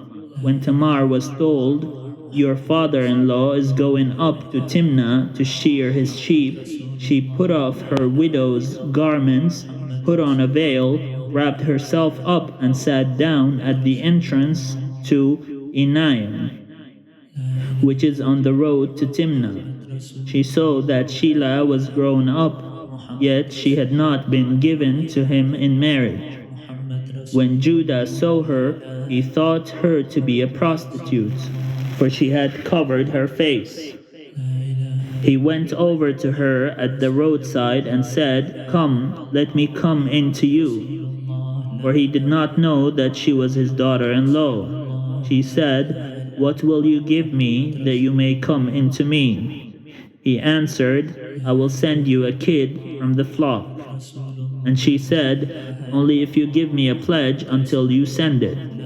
He said, "What pledge shall I give you?" She replied, "Your signet and your cord, and the staff that is in your hand." So he gave them to her, and went into her, and she conceived by him. Then she got up and went away, and taking off her veil, she put on the garments of her widowhood. When Judah sent the kid by his friend the Adullamite to recover the pledge from the woman, he could not find her. He asked the townspeople, "Where is the temple prostitute who was at Enaim by the wayside?" But they said, "No prostitute has been here." So he returned to Judah and said, "I have not found her." Moreover, the townspeople said, "No prostitute has been here." Judah replied, "Let her keep the things as her own. Otherwise we will be laughed at. You see, I sent this kid and you could not find her." About 3 months later, Judah was told, "Your daughter-in-law Tamar has played the whore." Moreover, she is pregnant as a result of whoredom. And Judah said, "Bring her out and let her be burned." As she was being brought out, she sent word to her father-in-law, "It was the honor of these who made me pregnant." And she said, "Take note, please, whose these are, the signet and the cord and the staff." Then Judah acknowledged them and said, "She is more in the right than I, since I did not give her to my son Shelah." And he did not lie with her again. When the time of her delivery came, there were twins in her womb. While she was in labor, one put out a hand, and the midwife took and bound on his hand a crimson thread, saying, "This one came out first." But just then he drew back his hand, and out came his brother. And she said, "What a breach you have made for yourself." Therefore he was named Perez. Afterward his brother came out with the crimson thread on his hand, and he was named Zerah. Chapter 39. Now Joseph was taken down to Egypt, and Potiphar, an officer of Pharaoh, the captain of the guard, an Egyptian, bought him from the Ishmaelites who had brought him down there. The Lord was with Joseph, and he became a successful man. He was in the house of his Egyptian master. His master saw that the Lord was with him, and that the Lord caused all that he did to prosper in his hands.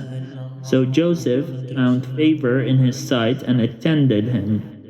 He made him overseer of his house, and put him in charge of all that he had. From the time that he made him overseer in his house and over all that he had, the Lord blessed the Egyptian's house for Joseph's sake.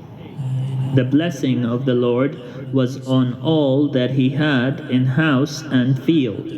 So he left all that he had in Joseph's charge.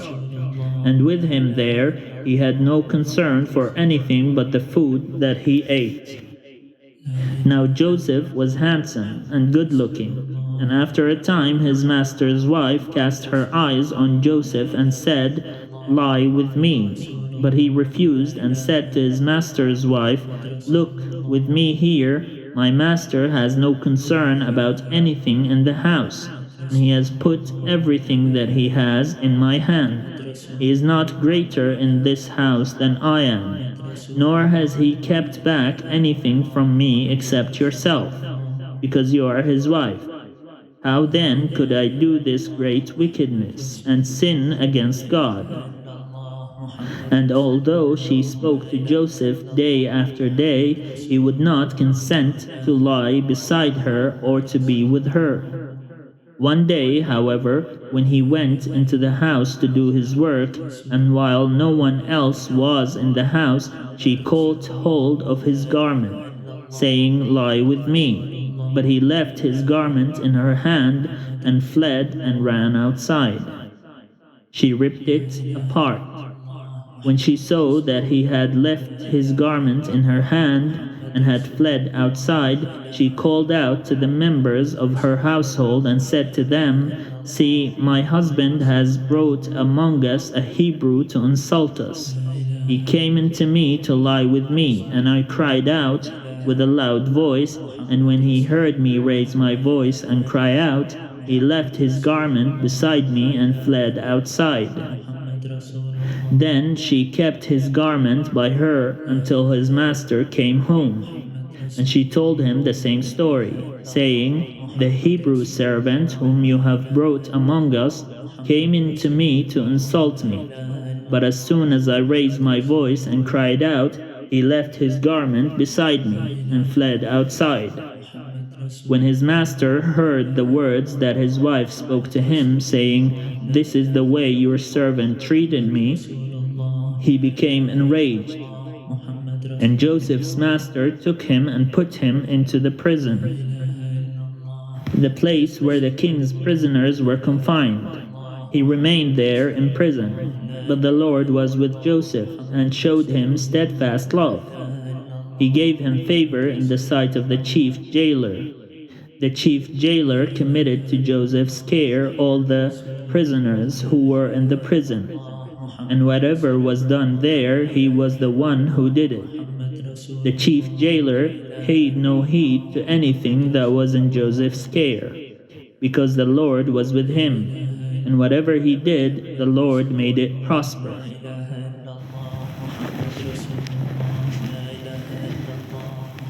Chapter 40. Sometime after this, the cupbearer of the king of Egypt and his baker offended their lord, the king of Egypt. Pharaoh was angry with his two officers, the chief cupbearer and the chief baker, and he put them in custody in the house of the captain of the guard, in the prison where Joseph was confined. The captain of the guard charged Joseph with them, and he waited on them. And they continued for some time in custody. One night they both dreamed, the cupbearer and the baker of the king of Egypt, who were confined in the prison, each his own dream, and each dream with its own meaning. When Joseph came to them in the morning, he saw that they were troubled. So he asked Pharaoh's officers, who were with him in custody in his master's house, "Why are your faces downcast today?" They said to him, "We have had dreams, and there is no one to interpret them." And Joseph said to them, "Do not interpretations belong to God? Please tell them to me." So the chief cupbearer told his dream to Joseph and said to him, "In my dream there was a vine before me, and on the vine there were 3 branches. As soon as it budded, its blossoms came out, and the clusters ripened into grapes. Pharaoh's cup was in my hand, and I took the grapes and pressed them into Pharaoh's cup and placed the cup in Pharaoh's hand." Then Joseph said to him, "This is its interpretation. The 3 branches are 3 days. Within 3 days, Pharaoh will lift up your head and restore you to your office. And you shall place Pharaoh's cup in his hand, just as you used to do when you were his cupbearer. But remember me when it is well with you. Please do me the kindness to make mention of me to Pharaoh, and so get me out of this place. For in fact, I was stolen out of the land of the Hebrews, and here also I have done nothing that they should have put me into the dungeon." When the chief baker saw that the interpretation was favorable, he said to Joseph, "I also had a dream. There were 3 cake baskets on my head, and in the uppermost basket there were all sorts of baked food for Pharaoh. But the birds were eating it out of the basket on my head." And Joseph answered, "This is its interpretation. The 3 baskets are 3 days. Within 3 days, Pharaoh will lift up your head from you and hang you on a pole, and the birds will eat the flesh from you. On the 3rd day, which was Pharaoh's birthday, he made a feast for all his servants and lifted up the head of the chief cupbearer and the head of the chief baker among his servants. He restored the chief cupbearer to his cupbearing, and he placed the cup in Pharaoh's hand, but the chief baker he hanged, just as Joseph had interpreted to them. Yet the chief cupbearer did not remember Joseph, but forgot him. Chapter 41. After 2 whole years, Pharaoh dreamed that he was standing by the Nile, and there came up out of the Nile 7 sleek and fat cows, and they grazed in the reed grass. Then 7 other cows, ugly and thin, came up out of the Nile after them, and stood by the other cows on the bank of the Nile. The ugly and thin cows ate up the 7 sleek and fat cows, and Pharaoh awoke. Then he fell asleep and dreamed a second time. 7 ears of grain, plump and good, were growing on one stalk. Then 7 ears, thin and blighted by the east wind, sprouted after them. The thin ears swallowed up the 7 plump and full ears. Pharaoh awoke, and it was a dream. In the morning his spirit was troubled. So he sent and called for all the magicians of Egypt and all its wise men. Pharaoh told them his dreams, but there was no one who could interpret them to Pharaoh. Then the chief cupbearer said to Pharaoh, I remember my faults today. Once Pharaoh was angry with his servants and put me and the chief baker in custody in the house of the captain of the guard. We dreamed on the same night, he and I, each having a dream with its own meaning. A young Hebrew was there with us, a servant of the captain of the guard. When we told him, he interpreted our dreams to us, giving an interpretation to each according to his dream. As he interpreted to us, so it turned out. I was restored to my office and the baker was hanged. Then Pharaoh sent for Joseph, and he was hurriedly brought out of the dungeon. When he had shaved himself and changed his clothes, he came in before Pharaoh. And Pharaoh said to Joseph, I have had a dream, and there is no one who can interpret it. I have heard it said of you that when you hear a dream you can interpret it. Joseph answered Pharaoh, It is not I. God will give Pharaoh a favorable answer. Then Pharaoh said to Joseph, In my dream I was standing on the banks of the Nile, and 7 cows, fat and sleek, came up out of the Nile and fed in the reed grass.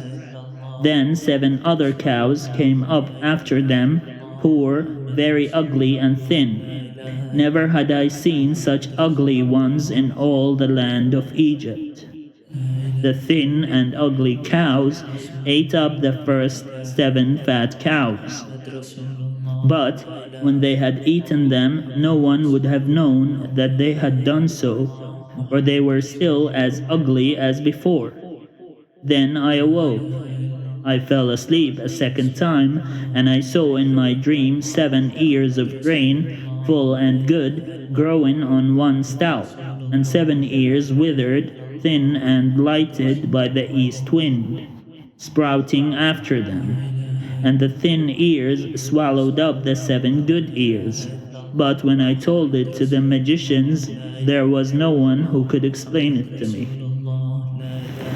Then Joseph said to Pharaoh, Pharaoh's dreams are one and the same. God has revealed to Pharaoh what he is about to do. The 7 good cows are 7 years, and the 7 good ears are 7 years. The dreams are one. The 7 lean and ugly cows that came up after them are 7 years, as are the 7 empty ears lighted by the east wind. They are 7 years of famine. It is as I told Pharaoh. God has shown to Pharaoh what he is about to do. There will come 7 years of great plenty throughout all the lands of Egypt. After them, there will arise 7 years of famine, and all the plenty will be forgotten in the land of Egypt. The famine will consume the land. The plenty will no longer be known in the land because of the famine that will follow, for it will be very grievous. And the doubling of Pharaoh's dream means that the thing is fixed by God, and God will shortly bring it about. Now therefore let Pharaoh select a man who is discerning and wise, and set him over the land of Egypt. Let Pharaoh proceed to appoint overseers over the land, and take 1/5 of the produce of the land of Egypt during the 7 plenteous years. Let them gather all the food of these good years that are coming, and lay up grain under the authority of Pharaoh for food in the cities, and let them keep it. That food shall be a reserve for the land against the 7 years of famine that are to befall the land of Egypt, so that the land may not perish through the famine. The proposal pleased Pharaoh and all his servants. Pharaoh said to his servants, "Can we find anyone else like this, one in whom is the Spirit of God?" So Pharaoh said to Joseph, "Since God has shown you all this, there is no one so discerning and wise as you. You shall be over my house, and all my people shall order themselves as you command. Only with regard to the throne will I be greater than you." And Pharaoh said to Joseph, "See, I have set you over all the land of Egypt." Pharaoh put it on Joseph's hand. He arrayed him in garments of fine linen, and put a gold chain around his neck. He had him ride in the chariot of his second in command, and they cried out in front of him, "Bow the knee." Thus he set him over all the land of Egypt. Moreover, Pharaoh said to Joseph, "I am Pharaoh, and without your consent no one shall lift up hand or foot in all the land of Egypt." Pharaoh gave Joseph the name Zaphinath Paneah, and he gave him Asenath, daughter of Potiphera, priest of On, as his wife. Thus Joseph gained authority over the land of Egypt. Joseph was 30 years old when he entered the service of Pharaoh, king of Egypt. And Joseph went out from the presence of Pharaoh, and went through all the land of Egypt. During the 7 plenteous years, the earth produced abundantly. He gathered up all the food of the 7 years when there was plenty in the land of Egypt, and stored up food in the city. He stored up in every city the food from the fields around it. So Joseph stored up grain in such abundance, like the sand of the sea, that he stopped measuring it. It was beyond measure. Before the years of famine came, Joseph had 2 sons, whom Asenath, daughter of Potiphera, priest of On, bore to him. Joseph named the firstborn Manasseh, for he said, "God has made me forget all my hardship and all my father's house." The second he named Ephraim, for God has made me fruitful in the land of my misfortunes. The 7 years of plenty that prevailed in the land of Egypt came to an end, and the 7 years of famine began to come, just as Joseph had said. There was famine in every country, but throughout the land of Egypt there was bread. When all the land of Egypt was famished, the people cried to Pharaoh for bread. Pharaoh said to all the Egyptians, "Go to Joseph. What he says to you, do." And since the famine had spread over all the land, Joseph opened all the storehouses and sold to the Egyptians, for the famine was severe in the land of Egypt. Moreover, all the world came to Joseph in Egypt to buy grain, because the famine became severe throughout the world. Chapter 42. When Jacob learned that there was grain in Egypt, he said to his sons, "Why do you keep looking at one another? I have heard," he said, "that there is grain in Egypt. Go down and bring grain for us there, that we may live and not die." So 10 of Joseph's brothers went down to buy grain in Egypt. But Jacob did not send Joseph's brother Benjamin with his brothers, for he feared that harm might come to him. Thus, the sons of Israel were among the other people who came to buy grain, for the famine had reached the land of Canaan. Now Joseph was governor over the land. It was he who sold to all the people of the land. And Joseph's brothers came and bowed themselves before him with their faces to the ground. When Joseph saw his brothers, he recognized them. But he treated them like strangers and spoke harshly to them. "Where do you come from?" he said. They said, "From the land of Canaan, to buy food."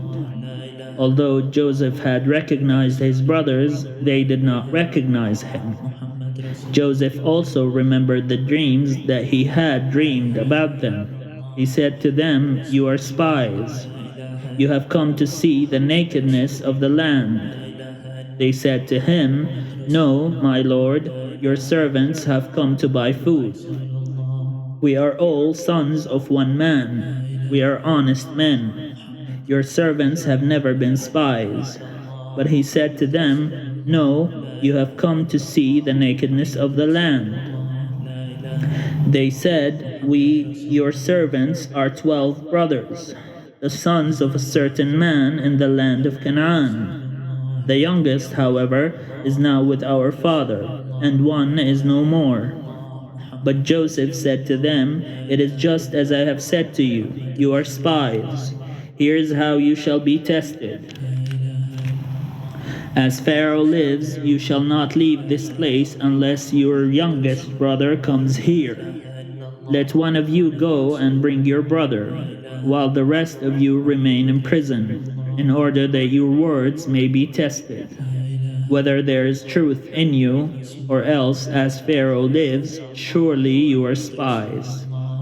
And he put them all together in prison for 3 days. On the 3rd day, Joseph said to them, "Do this and you will live, for I fear God. If you are honest men, let one of your brothers stay here where you are imprisoned. The rest of you shall go and carry grain for the famine of your household, and bring your youngest brother to me. Thus your words will be verified, and you shall not die." And they agreed to do so.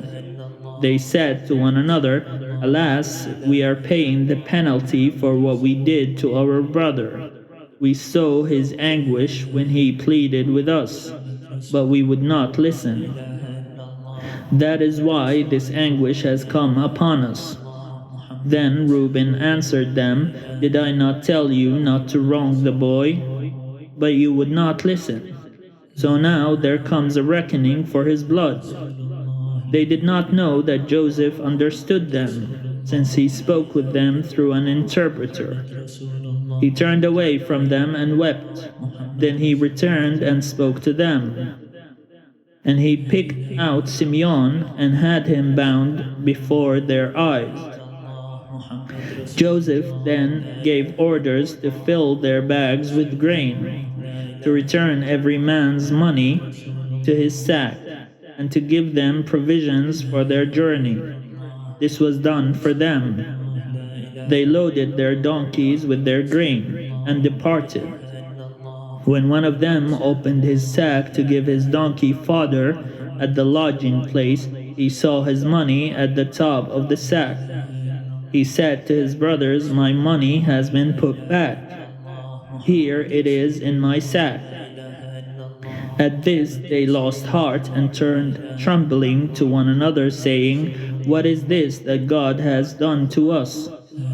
When they came to their father Jacob in the land of Canaan, they told him all that had happened to them, saying, "The man, the Lord of the land, spoke harshly to us and charged us with spying on the land. But we said to him, 'We are honest men. We are not spies. We are 12 brothers, sons of our father. One is no more, and the youngest is now with our father in the land of Canaan.' Then the man, the Lord of the land, said to us, 'By this I shall know that you are honest men. Leave one of your brothers with me.' take grain for the famine of your households, and go your way. Bring your youngest brother to me, and I shall know that you are not spies, but honest men. Then I will release your brother to you, and you may trade in the land. As they were emptying their sacks, there in each one's sack was his bag of money. When they and their father saw their bundles of money, they were dismayed. And their father Jacob said to them, I am the one you have bereaved of children. Joseph is no more, and Simeon is no more, and now you would take Benjamin. All this has happened to me. Then Reuben said to his father, You may kill my 2 sons if I do not bring him back to you. Put him in my hands, and I will bring him back to you. But he said, My son shall not go down with you, for his brother is dead, and he alone is left. If harm should come to him on the journey that you are to make, you would bring down my gray hair with sorrow to Sheol. Chapter 43. Now the famine was severe in the land, and when they had eaten up the grain that they had brought from Egypt, their father said to them, Go again, buy us a little more food. But Judah said to him, The man solemnly warned us, saying, You shall not see my face unless your brother is with you. If you will send our brother with us, we will go down and buy you food. But if you will not send him, we will not go down. For the man said to us, You shall not see my face unless your brother is with you. Israel said, Why did you treat me so badly as to tell the man that you had another brother? They replied, The man questioned us carefully about ourselves and our kindred, saying, Is your father still alive? Have you another brother? What we told him was in answer to those questions. Could we in any way know that he would say, Bring your brother down? Then Judah said to his father Israel, Send the boy with me, and let us be on our way, so that we may live and not die, you and we, and also our little ones. I myself will be surety for him. You can hold me accountable for him. If I do not bring him back to you and set him before you, then let me bear the blame forever. If we had not delayed, we would now have returned twice. Then their father Israel said to them, If it must be so, then do this. Take some of the choice fruits of the land in your bags, and carry them down as a present to the man, a little balm and a little honey, gum, resin, pistachio nuts, and almonds. Take double the money with you.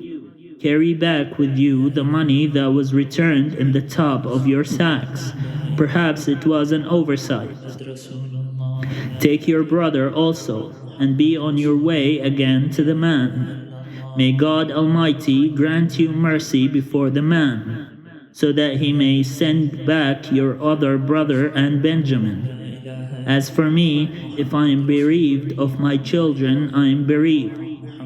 So the men took the present, and they took double the money with them, as well as Benjamin. Then they went on their way down to Egypt, and stood before Joseph. When Joseph saw Benjamin with them, he said to the steward of his house, Bring the men into the house, and slaughter an animal and make ready, for the men are to dine with me at noon. The man did as Joseph said, and brought the men to Joseph's house. Now the men were afraid because they were brought to Joseph's house, and they said, It is because of the money replaced in our sacks the first time that we have been brought in, so that he may have an opportunity to fall upon us, to make slaves of us and take our donkeys. So they went up to the steward of Joseph's house and spoke with him at the entrance of the house. They said, "O my lord, we came down the first time to buy food, and when we came to the lodging place, we opened our sacks, and there was each one's money in the top of his sack, our money in full weight. So we have brought it back with us.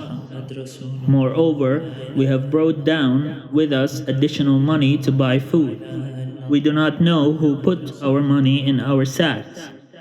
He replied, "Rest assured, do not be afraid.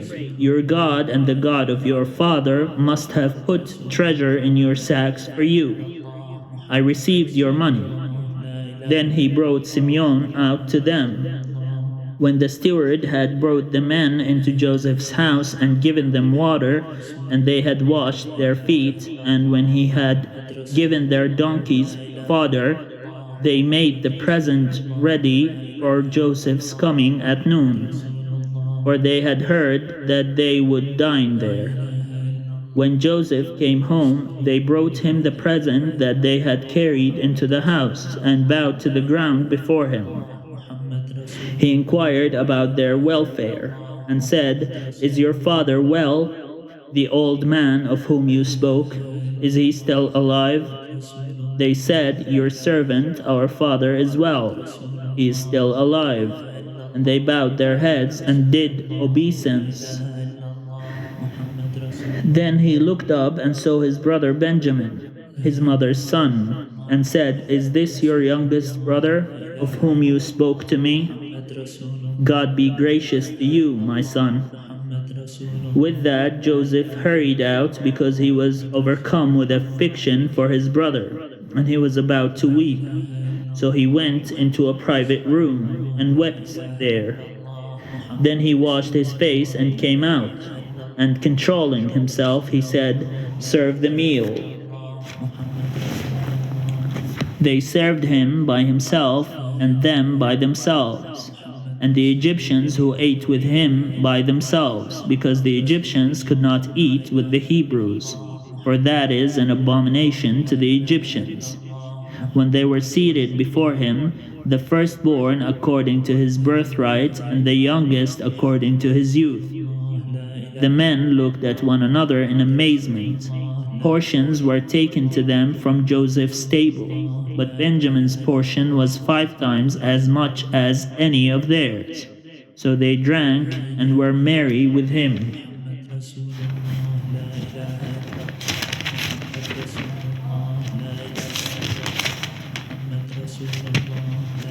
Chapter 44. Then he commanded the steward of his house, "Fill the men's sacks with food, as much as they can carry, and put each man's money in the top of his sack.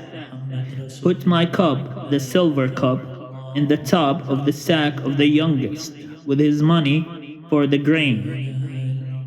And he did as Joseph told him. As soon as the morning was light, the men were sent away with their donkeys. When they had gone only a short distance from the city, Joseph said to his steward, "Go, follow after the men, and when you overtake them, say to them, 'Why have you returned evil for good? Why have you stolen my silver cup? Is it not from this that my Lord drinks? Does he not indeed use it for divination? You have done wrong in doing this." When he overtook them, he repeated these words to them. They said to him, "Why does my Lord speak such words as these? Far be it from your servants that they should do such a thing. Look, the money that we found at the top of our sacks, we brought back to you from the land of Canaan. Why then would we steal silver or gold from your Lord's house? Should it be found with any one of your servants, let him die. Moreover, the rest of us will become my Lord's slaves." He said, "Even so, in accordance with your words, let it be. He with whom it is found shall become my slave, but the rest of you shall go free." Then each one quickly lowered his sack to the ground, and each opened his sack. He searched, beginning with the eldest and ending with the youngest, and the cup was found in Benjamin's sack. At this they tore their clothes. Then each one loaded his donkey, and they returned to the city. Judah and his brothers came to Joseph's house while he was still there, and they fell to the ground before him. Joseph said to them, "What deed is this that you have done? Do you not know that one such as I can practice divination?" And Judah said, "What can we say to my lord? What can we speak? How can we clear ourselves? God has found out the guilt of your servants. Here we are then, my lord's slaves, both we and also the one in whose possession the cup has been found." But he said, "Far be it from me that I should do so. Only the one in whose possession the cup was found shall be my slave. But as for you, go up in peace to your father." Then Judah stepped up to him and said, "O my lord, let your servants please speak a word in my lord's ears, and do not be angry with your servant, for you are like Pharaoh himself. My lord asked his servants, saying, 'Have you a father or a brother?' And we said to my lord, 'We have a father, an old man, and a young brother, the child of his old age. His brother is dead. He alone is left of his mother's children, and his father loves him.' Then you said to your servants, 'Bring him down to me, so that I may set my eyes on him.' We said to my lord, 'The boy cannot leave his father, for if he should leave his father would die.' Then you said to your servants, 'Unless your youngest brother comes down with you, you shall see my face no more.' When we went back to your servant, my father, we told him the words of my lord. And when our father said, 'Go again, buy us a little food,' we said, 'We cannot go down. Only if our youngest brother goes with us. Will we go down, or we cannot see the man's face unless our youngest brother is with us?' Then your servant, my father, said to us, 'You know that my wife bore me 2 sons. One left me, and I said, surely he has been torn to pieces, and I have never seen him since. If you take this one also from me, and harm comes to him, you will bring down my gray hair in sorrow to Sheol. Now therefore, when I come to your servant my father, and the boy is not with us, then as his life is bound up in the boy's life, when he sees that the boy is not with us, he will die. And your servants will bring down the gray hairs of your servant, our father, with sorrow to Sheol. For your servant became surety for the boy to my father, saying, If I do not bring him back to you, then I will bear the blame in the sight of my father all my life.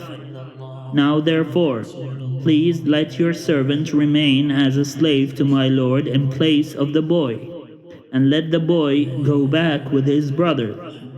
For how can I go back to my father if the boy is not with me? I fear to see the suffering that would come upon my father. Chapter 45.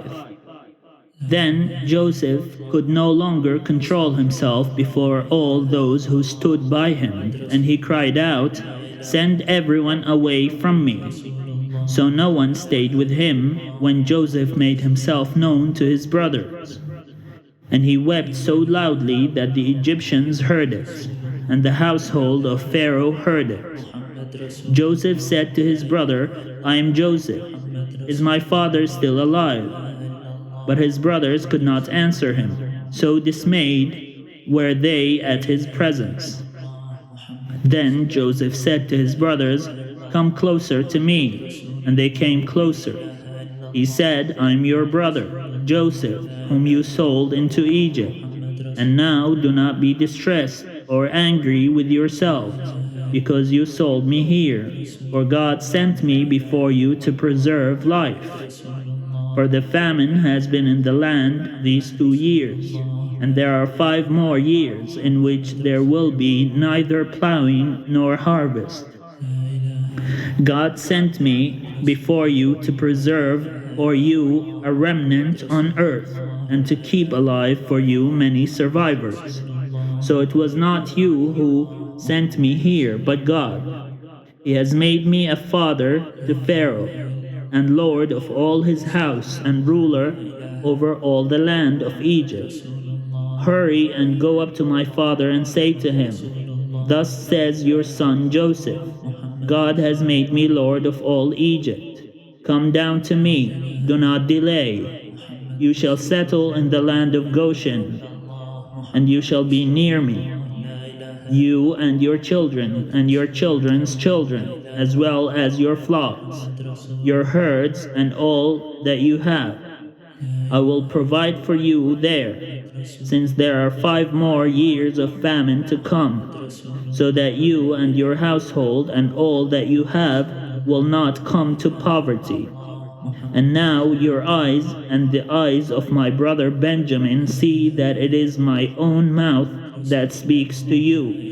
You must tell my father how greatly I am honored in Egypt, and all that you have seen. Hurry and bring my father down here. Then he fell upon his brother Benjamin's neck and wept, while Benjamin wept upon his neck. And he kissed all his brothers and wept upon them. And after that his brothers talked with him. When the report was heard in Pharaoh's house, Joseph's brothers have come. Pharaoh and his servants were pleased. Pharaoh said to Joseph, Say to your brothers, do this. Load your animals and go back to the land of Canaan. Take your father and your households and come to me, so that I may give you the best of the land of Egypt, and you may enjoy the fat of the land. You are further charged to say, Do this. Take wagons from the land of Egypt for your little ones and for your wives, and bring your father and come. Give no thought to your possessions, for the best of all the land of Egypt is yours. The sons of Israel did so. Joseph gave them wagons according to the instruction of Pharaoh, and he gave them provisions for the journey. To each one of them he gave a set of garments, but to Benjamin he gave 300 pieces of silver and 5 sets of garments. To his father he sent the following: 10 donkeys loaded with good things of Egypt, and 10 female donkeys loaded with grain, bread, and provision for his father on the journey. Then he sent his brothers on their way, and as they were leaving, he said to them, Do not quarrel along the way. So they went up out of Egypt and came to their father Jacob in the land of Canaan. And they told him, Joseph is still alive. He is even ruler over all the land of Egypt. He was stunned. He could not believe them. But they told him all the words of Joseph that he had said to them. And when he saw the wagons that Joseph had sent to carry him, the spirit of their father Jacob revived. Israel said, Enough, my son Joseph is still alive. I must go and see him before I die. He was blind, and Joseph sent his garment with them, and he told them to throw it on his face to see again, and they did. He recovered his sight. Chapter 46. When Israel sent out on his journey with all that he had and came to Beersheba, he offered sacrifices to the God of his father Isaac. God spoke to Israel in visions of the night and said, Jacob, Jacob. And he said, Here I am. Then he said, I am God. the God of your fathers. Do not be afraid to go down to Egypt, for I will make of you a great nation there. I myself will go down with you to Egypt, and I will also bring you up again, and Joseph's own hand shall close your eyes. Then Jacob set out from Beersheba, and the sons of Israel carried their father Jacob, their little ones, and their wives in the wagons that Pharaoh had sent to carry him. They also took their livestock and the goods that they had acquired in the land of Canaan, and they came into Egypt. Jacob and all his offspring with him, his sons and his sons' sons with him, his daughters and his sons' daughters. All his offspring he brought with him into Egypt. Now these are the names of the Israelites: Jacob and his offspring who came to Egypt: Reuben, Jacob's firstborn, and the children of Reuben: Hanok, Balo, Hezron, and Carmi. The children of Simeon: Jemuel, Jamin, Ohad, Jachin, Zohar, and Shaul, the son of a Canaanite woman. The children of Levi: Gershon, Kohath, and Merari. The children of Judah: Onan, Shelah, Perez, and Zerah. But and Onan died in the land of Canaan. And the children of Perez were Hezron and Hamul. The children of Issachar: Tola, Puva, Jashob, and Shimron. The children of Zebulun: Sered, Elon, and Jahleel. These are the sons of Leah, whom she bore to Jacob in Paddan Aram, together with his daughter Dinah. And all his sons and his daughters numbered 33. The children of Gad: Ziphion, Hagi, Shuni, Esbon, Eri, Arodi, and Areli. The children of Asher: Imnah, Ishva, Ishvi, Beria, and their sister Sarah. The children of Beria: Heber and Malchiel. These are the children of Zilpah, whom Laban gave to his daughter Leah, and these she bore to Jacob, 16 persons. The children of Jacob's wife Rachel: Joseph and Benjamin. To Joseph in the land of Egypt were born Manasseh and Ephraim, whom Asenath, daughter of Potipherah, priest of On, bore to him. The children of Benjamin: Bela, Becher, Ashbel, Gera, Naaman, Ehi, Rosh, Mopim, Hopim, and Ard. These are the children of Rachel, who were born to Jacob, 14 persons in all.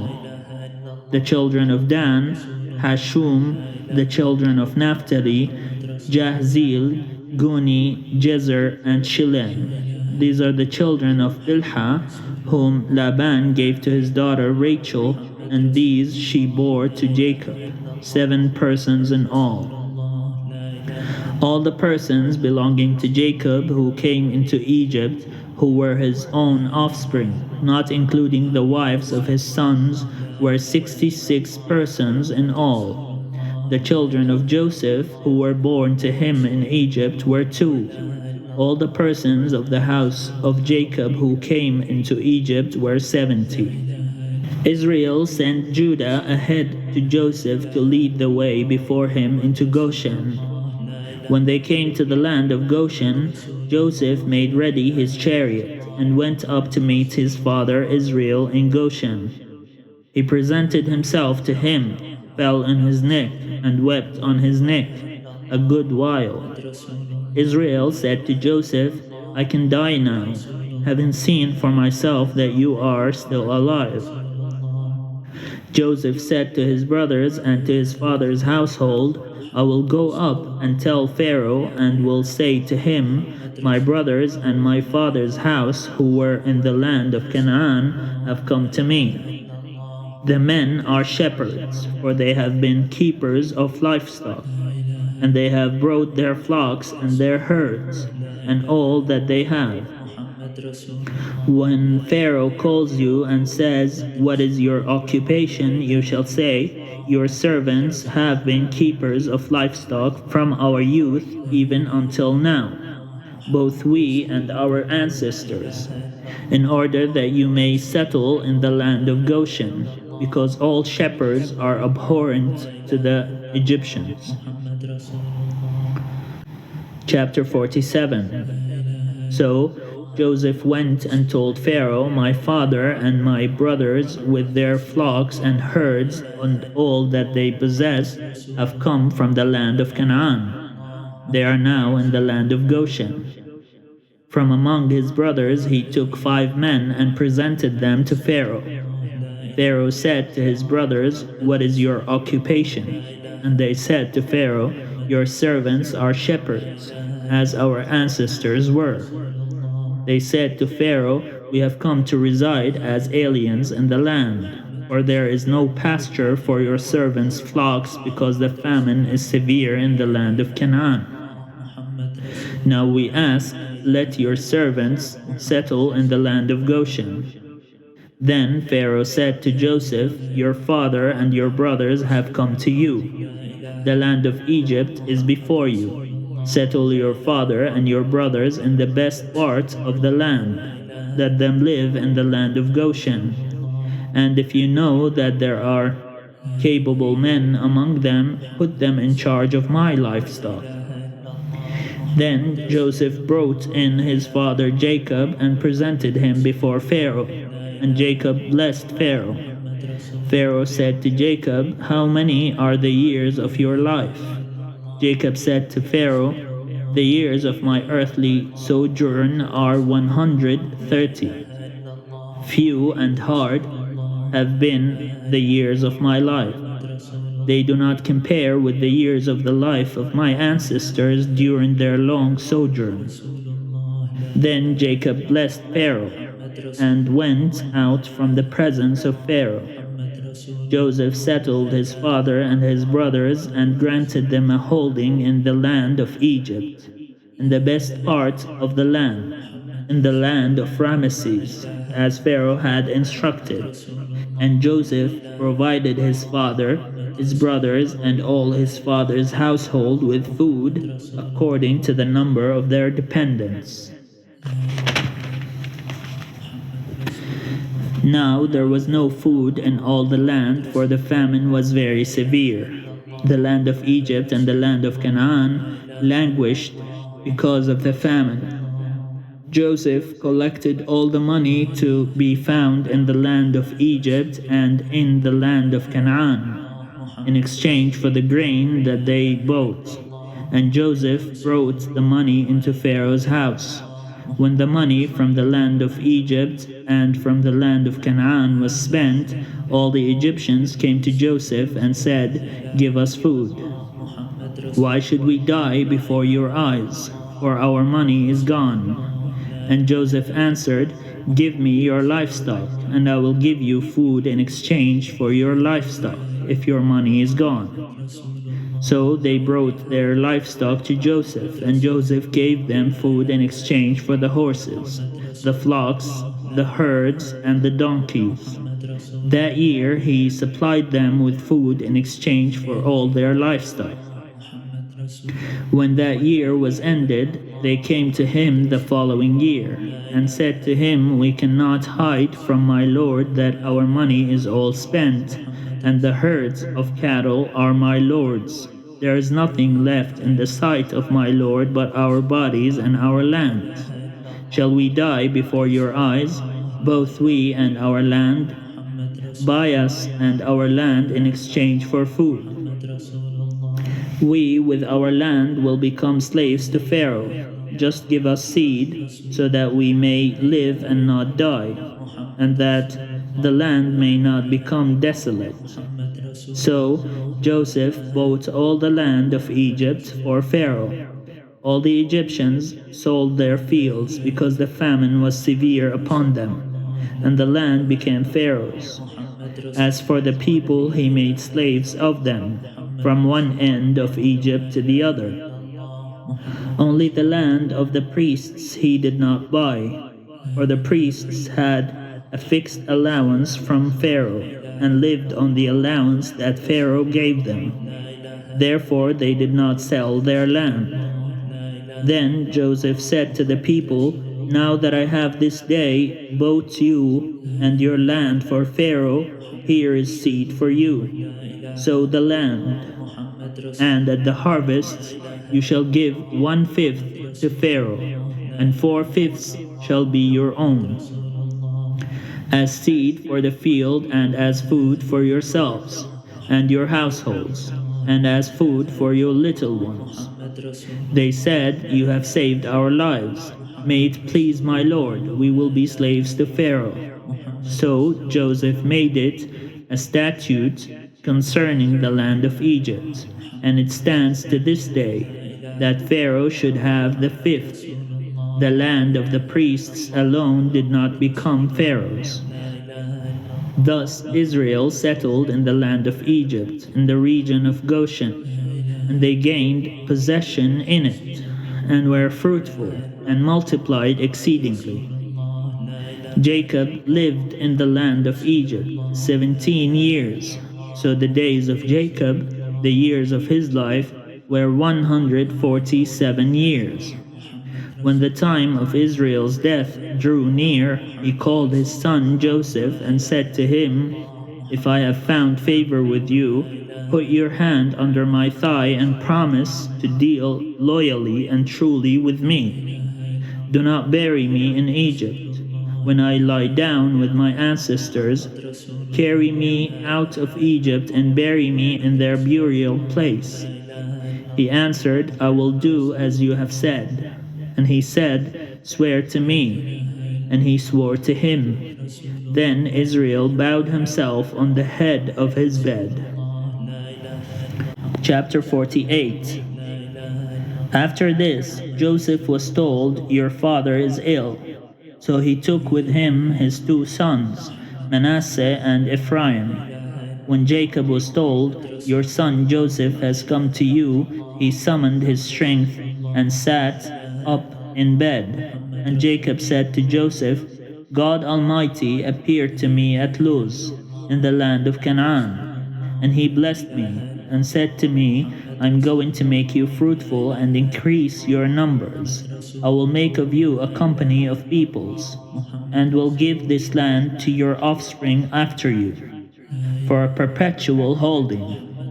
Therefore your 2 sons who were born to you in the land of Egypt before I came to you in Egypt are now mine. Ephraim and Manasseh shall be mine, just as Reuben and Simeon are. As for the offspring born to you after them, they shall be yours. They shall be recorded under the names of their brothers, with regard to their inheritance.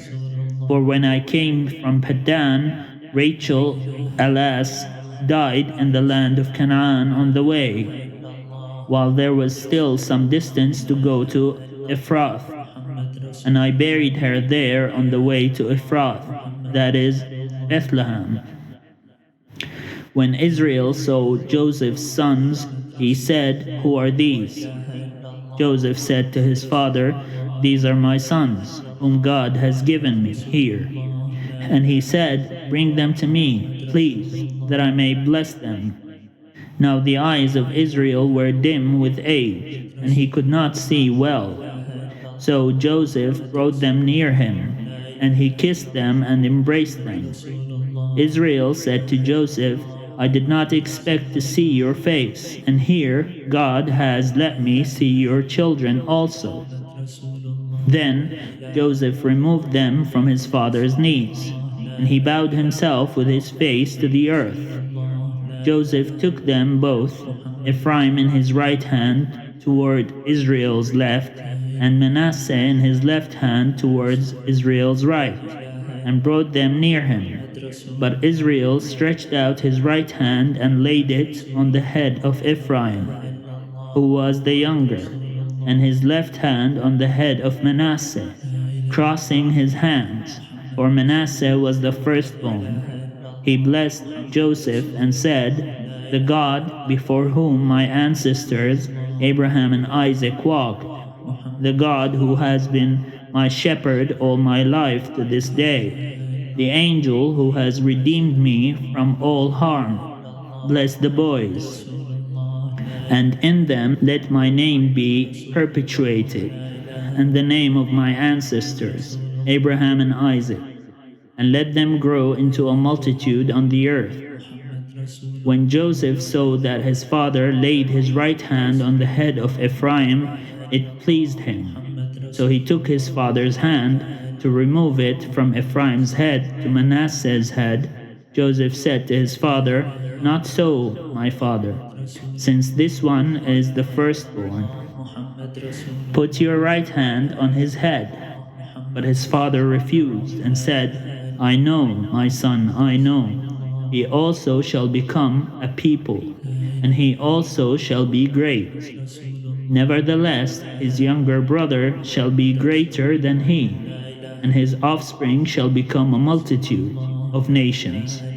So he blessed them that day, saying, "By you Israel will invoke blessings, saying, God make you like Ephraim and like Manasseh."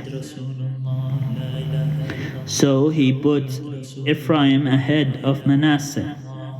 Then Israel said to Joseph, "I'm about to die, but God will be with you and will bring you again to the land of your ancestors. I now give to you one portion more than to your brothers, the portion that I took from the hand of the Amorites with my sword and with my bow." Chapter 49. Then Jacob called his sons and said, "Gather around, that I may tell you what will happen to you in days to come. Assemble and hear, O sons of Jacob. Listen to Israel your father. Reuben, you are my firstborn, my might and the first fruits of my vigor, excelling in rank and excelling in power. Unstable as water, you shall no longer excel, because you went up unto your father's bed. Then you defiled it. You went up unto my couch. Simeon and Levi are brothers.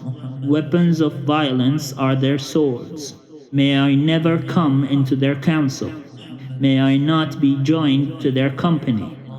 For in their anger they killed men, and at their whim they hamstrung oxen. Cursed be their anger, for it is fierce, and their wrath, for it is cruel. I will divide them in Jacob, and scatter them in Israel. Judah, your brothers shall praise you. Your hand shall be on the neck of your enemies. Your father's sons shall bow down before you. Judah is a lion's whelp. From the prey, my son, you have gone up. He crouches down, he stretches out like a lion. Like a lioness, who dares rouse him up? The scepter shall not depart from Judah, nor the ruler's staff from between his feet, until tribute comes to him, and the obedience of the peoples is his, binding his foal to the vine, and his donkey's colt to the choice vine. He washes his garments in wine, and his robe in the blood of grapes.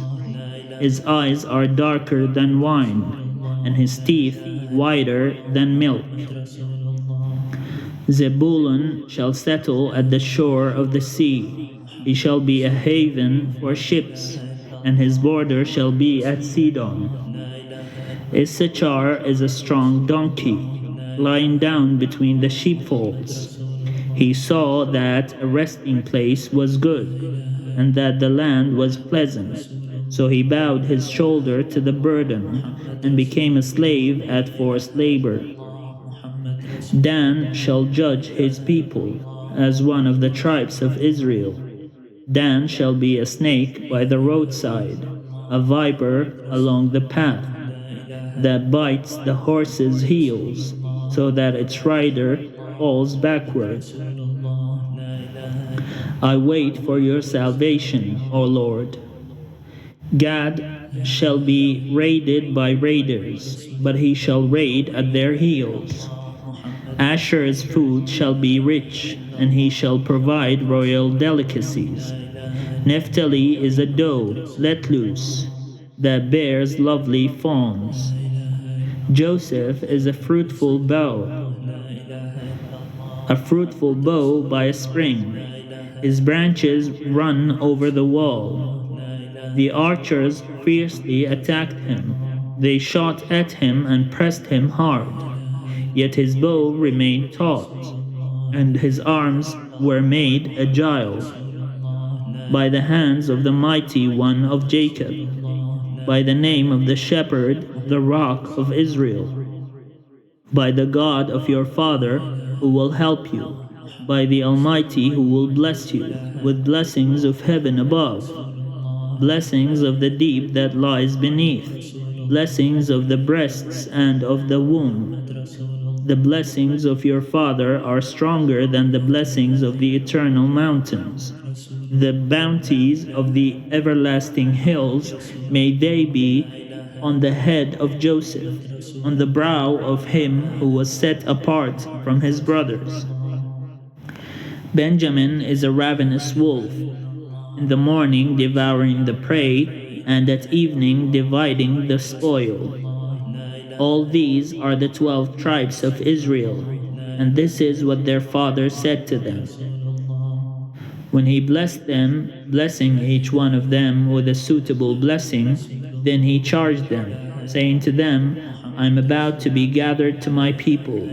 Bury me with my ancestors, in the cave in the field of Ephron the Hittite, in the cave in the field of Machpelah, near Mamre, in the land of Canaan, in the field that Abraham bought from Ephron the Hittite as a burial site. There Abraham and his wife Sarah were buried. There Isaac and his wife Rebekah were buried. And there I buried Leah. The field and the cave that is in it were purchased from the Hittites.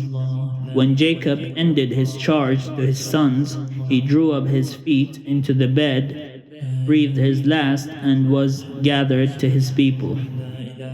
Before he died, he asked his children, What will you worship after me? And they said, We will worship your God and your forefathers' God, the God of Abraham, the God of Isaac, the God of Ishmael, one God. We will associate no one with him. We will worship God. Allah. Chapter 50. Then Joseph threw himself on his father's face and wept over him and kissed him. Joseph commanded the physicians in his service to embalm his father. So the physicians embalmed Israel. They spent 40 days in doing so, for that is the time required for embalming. And the Egyptians wept for him 70 days. When the days of weeping for him were past, Joseph addressed the household of Pharaoh. If now I have found favor with you, please speak to Pharaoh as follows. My father made me swear an oath. He said, I am about to die. In the tomb that I hewed out for myself in the land of Canaan, there you shall bury me. Now therefore, let me go up so that I may bury my father, then I will return. Pharaoh answered, Go up and bury your father, as he made you swear to do. So Joseph went up to bury his father. With him went up all the servants of Pharaoh, the elders of his household, and all the elders of the land of Egypt, as well as all the household of Joseph, his brothers, and his father's household. Only their children, their flocks, and their herds were left in the land of Goshen. Both chariots and charioteers went up with him. It was a very great company. When they came to the threshing floor of Atad, which is beyond the Jordan, they held there a very great and sorrowful lamentation. And he observed a time of mourning for his father 7 days.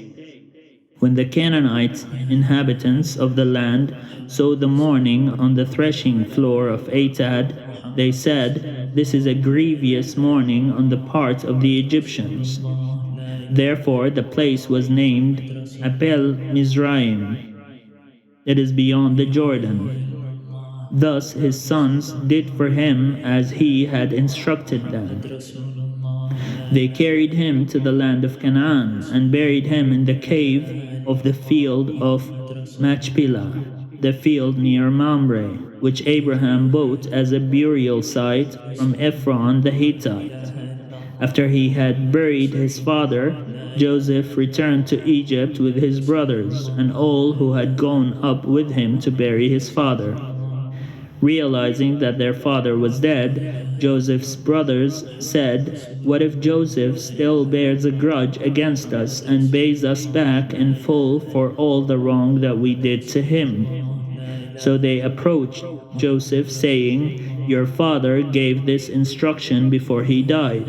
Say to Joseph, 'I beg you, forgive the crime of your brothers and the wrong they did in harming you. Now therefore, please forgive the crime of the servants of the God of your father.'" Joseph wept when they spoke to him. Then his brothers also wept, fell down before him, and said, "We are here as your slaves." But Joseph said to them, "Do not be afraid. Am I in the place of God? Even though you intended to do harm to me, God intended it for good, in order to preserve a numerous people, as he is doing today. So have no fear. I myself will provide for you and your little ones." In this way he reassured them, speaking kindly to them. So Joseph remained in Egypt, he and his father's household, and Joseph lived 110 years. Joseph saw Ephraim's children of the third generation. The children of Machir, son of Manasseh, were also born on Joseph's knees. Then Joseph said to his brothers, "I'm about to die. But God will surely come to you and bring you up out of this land to the land that he swore to Abraham, to Isaac, and to Jacob." So Joseph made the Israelites swear, saying, "When God comes to you, you shall carry up my bones from here." And Joseph died, being 110 years old. He was embalmed and placed in a coffin in Egypt.